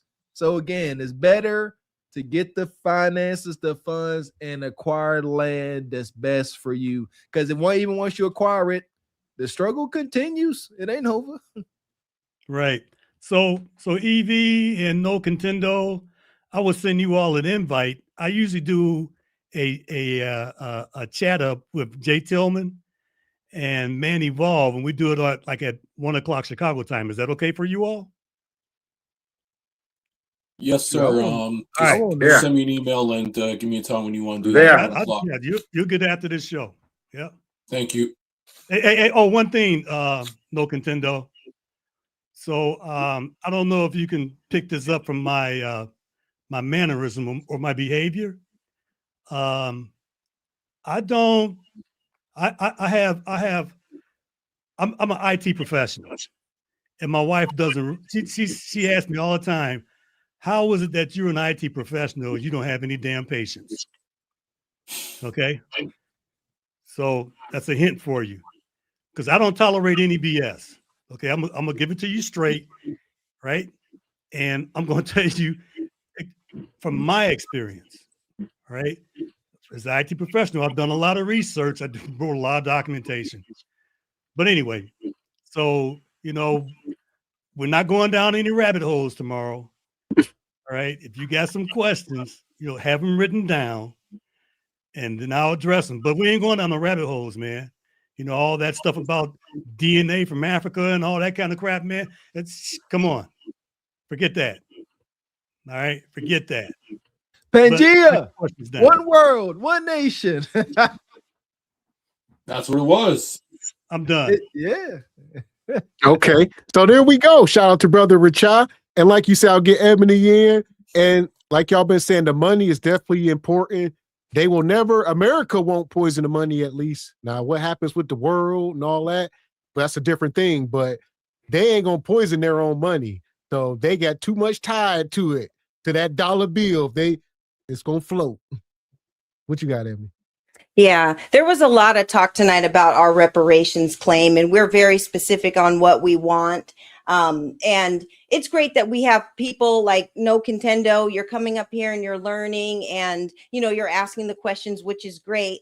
I think what's most important, and something that us as foundational Black Americans, something that we ask for the ones who are our allies that are from the diaspora or from other countries, is just simply asking us, what can we do to help you guys in your fight for reparations? Because this isn't anything, we're not going to be stapling on any other countries to what we're talking about. This is specifically for us. And just having people that are our allies from other countries asking us, what can I do to help? How can we stand with you FBAs? Because we've always stood behind everybody else. That's kind of what we need. We don't need to hear what you think of us or what type of land that you think we should have, because respectfully, if we came to your country, what we would do is we would back you guys in the fight, and we wouldn't tell you what you need or go get your 5 goats and your acres and all that. We would never do that. We would be respectful of the country because we're in another country and we want to be of help. And so that's kind of how we roll. But as far as the whole Ghana situation and them trying to tackle onto our reparations claim, we talked about that a lot. Absolutely not. I'm glad us as a grassroots shut all of that down, because it wasn't genuine. It wasn't coming from a good place, and it was all self-gratifying. They were wanting to get their artifacts back, and they were wanting to get money after they sold us. Like, all that stuff is janky. So shout out to all the FBAs that called that out and seen the finesse right away. And then another janky thing that Ghana has done, and I don't know if you guys talked about it at all in the show, is they're trying to hijack Juneteenth.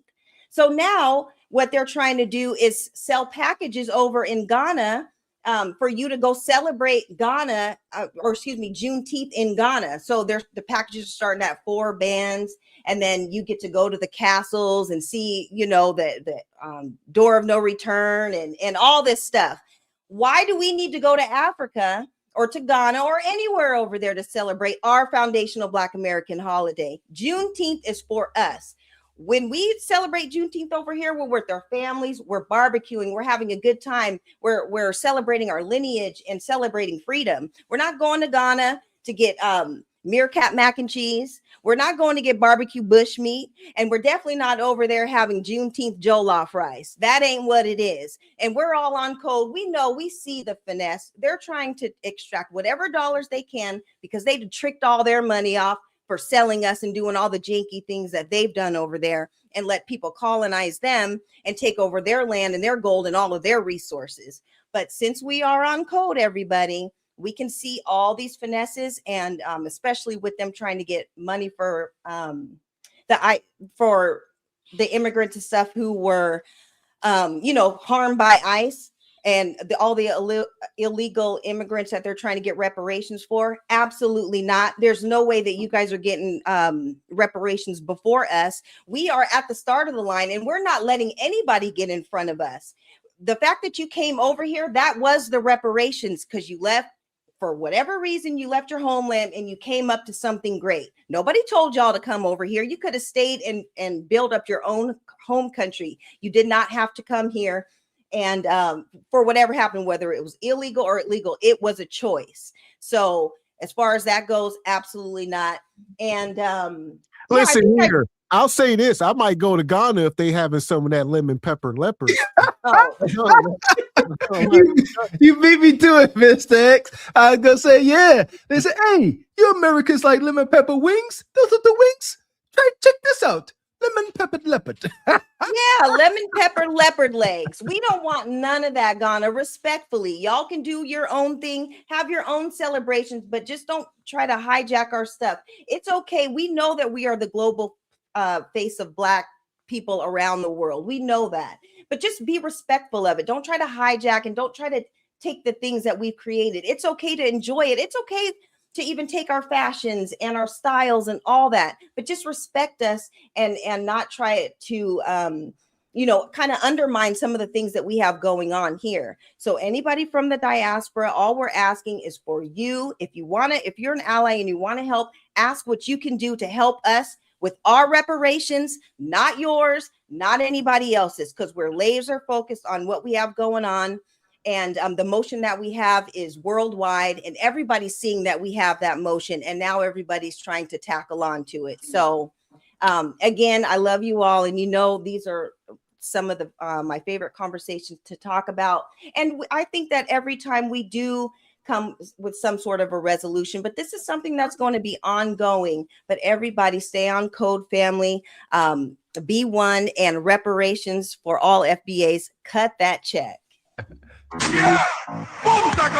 Salute to Sister Ebony. Listen here. I was late to the party, Sister Ebony. I thought Ghana doing anything. I thought it was for the betterment. But today, via this conversation, I had no idea. It was just smoke and mirrors. And then you talking about $4,000 Juneteenth package. Sounds like another page out the book of how to sell to the Negro. Right. I'm over it. It sounds wild. And folks gonna buy it. I can see local D boys got something. Yeah, we going to Ghana, got that $4,000 package. You fools. You absolute fools. Right. And don't forget, they took Essence Music Festival too. Yeah. Yeah, they did. And then they turned it in. It's so janky. People don't even want to go to it no more. Why? Because that Majora spirit that we have, that we've had with Essence and with Ebony and all these festivals is gone. You can never duplicate it. We are the secret sauce. And until you guys realize that, the things that you try to hijack from us is never going to be successful. Amen. Yes. Even look at them pop the balloon, mother suckers. All right. Quit trying to bite our stuff. Nah. Only Americans can do it good. Shout out to the American pop the balloons. Tell you what, Sister Michelle. She's married to an African. Arlette. Yep. Trade-off. So doesn't that make it no good then? Yeah. So the original's no good. She's married to an African dude. She up under his instruction. He ain't up under her instruction. So if she's under his instruction, then the African guy owns it. You got to watch the St. Louis and the other ones, you know, to get the real spirit of it, the lived experience. There we go. We don't need them producing our shows. Right. It's not me. The dude is African, but by that logic, then it's not even no good because it's African dude. No, that's your people. But here's the thing, no Contendo, regardless of where he's from, he knows that he needs to target a foundational Black American audience in order for him to make the money and to do the show. So we are the secret sauce. Without us, there is no pop the balloon. And I want to retort that. I'm gonna hit you back on that. Or is he coming back because he knows you guys might be an easy mark or the largest market? That's fine. Whatever it is, you need us. You can't go over to pop the balloon over in Jamaica, or maybe you can. I don't know if they have it international or whatever, but we are the secret sauce for it. They do, and he's making money off you guys. I'm not saying that you're wrong, but maybe you guys are the largest market. Same way Japan wants to sell their cars here. Same way that you have Italian designer clothes. They want to come to the largest market. It's economics. Possibly. Well, that's fine, whatever it is. But regardless of the fact, because even the Italian designers, if the Moors didn't come up from Africa and come up and show them how to dress, then they wouldn't even have the Italian style that they have. So we are the secret sauce. And without us, they don't. But the Moors came from Africa.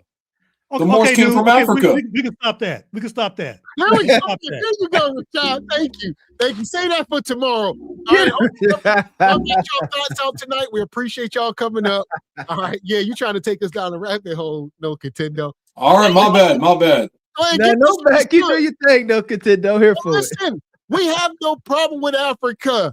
Those are our brothers and sisters. We just don't tolerate disrespect. Don't matter who it's coming from. That's it. And the disrespect coming from my mama, I ain't tolerating it. The disrespect comes from the disconnect.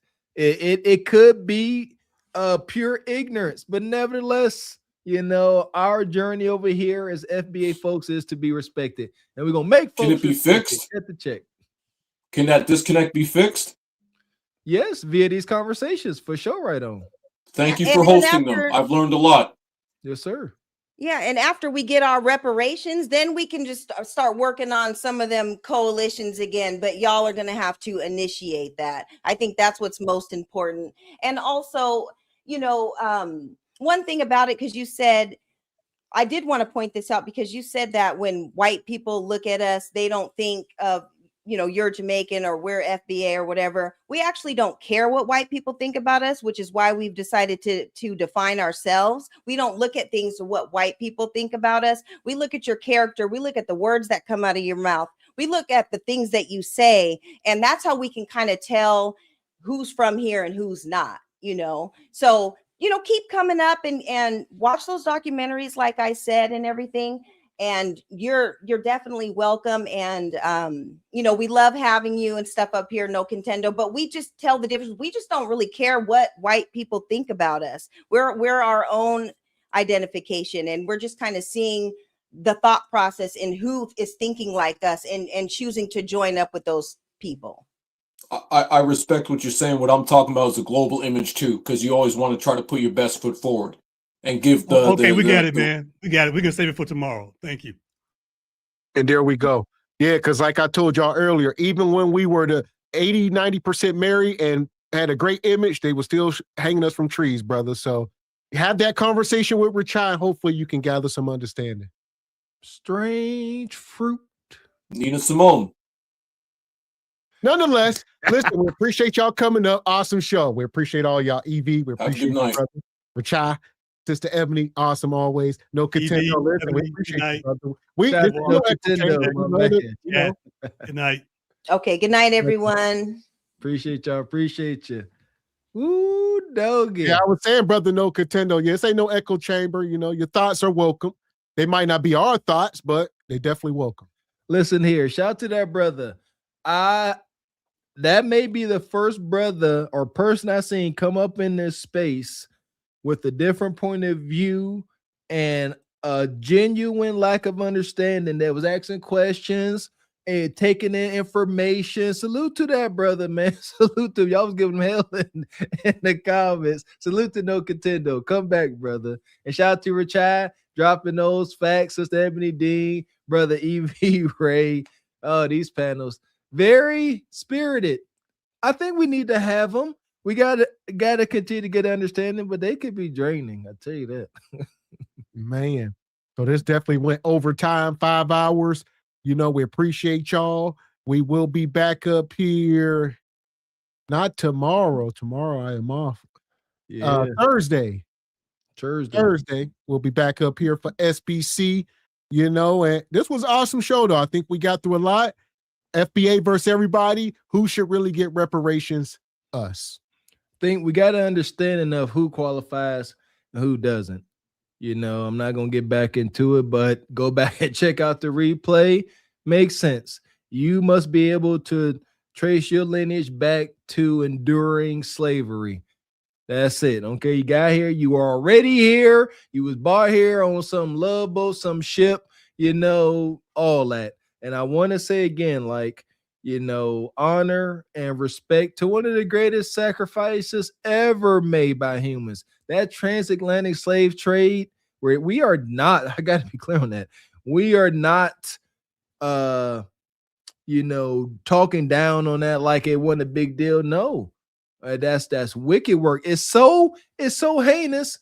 Some of us don't believe a lot of us could even made the voyage. We acknowledge that we are the strongest. That's why, all that good stuff. Shout out to Sister Nais or Nisi. But yeah, it's hard to know what to do.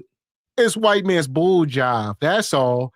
Yeah, don't believe a lot of the stuff, a lot of that, it's gibberish. We finding out too much data of the contrary about everything they was saying about that point in time in history. Most of the stuff that they tell us is lies. And how can we start to believe folks that start everything off a lie? This land, that's why I say love this land, but we got to acknowledge the evil that resides here, man. It's a hell of a love-hate relationship, and now with this war going on, and it's just a lot. It's a lot. Ultimately, I believe that these conversations need to be had, but us folks, we don't need to have too much anxiety, and I'm definitely speaking to myself. I believe all these wrongs that are going on, that have went on, all these injustices throughout history are going to be made right. We are just part of this microwave society where we want it yesterday. Fret not. It's coming. It's coming. That's all. So shout out to all y'all coming through tonight. Wild show. Where we at here? Shout out to all the sponsors tonight. Brother Ryan, he came through early with the membership sponsoring. Hustlers Philosopher. We mad you couldn't come up, brother. Shout out to No Contendo, Sister Nisi, Petty Sama, Rachel. Yeah! Boom, brother Sean Miller. Who else we got here? Richard Media, Project Leroy. Yeah! Boom, Mr. Clay, Uncle Caesar, Sister Rachel, the whole Truth Over Lies family. Appreciate y'all coming through like y'all do, supporting y'all channel, supporting the conversation, supporting your interests, supporting beautiful Black media. Make sure y'all are here on Thursday for Single by Choice Madness. Don't know, might do a little pop-up tomorrow on the Patreon. I feel like I'm getting sick. They said Cootie's 19 going back around. I think I'm catching it. Whether or not I do a pop-up, make sure you are subscribed to all 3 channels and make sure you have joined the Patreon. Shout out to all of our winners from the last giveaway. If you want a chance to win some no-cost merch like what Mr. X has on, you got to join the Patreon. There's no other way to get it. Argue with your mammy. That part. So join the Patreon, subscribe to all the channels, and we'll be back up here Thursday at 8 p.m. Eastern Standard. Until then, I'm Gavin X. I am Mr. Woka. And we are Carpet for the Horse Productions. A good evening. We're trying to get you old now, viral online. Truthful lies, say it loud, say it clear. Left the streets where he need you here. Quarters of vision, fit your focus, kids. Break generational suffering. Truthful lies, say it loud, say it clear. Left the streets where you need you here. Quarters of vision, future focus, kings. Break generational suffering. We don't profit off death. We don't clap for destruction. We here to build men. Not bury, but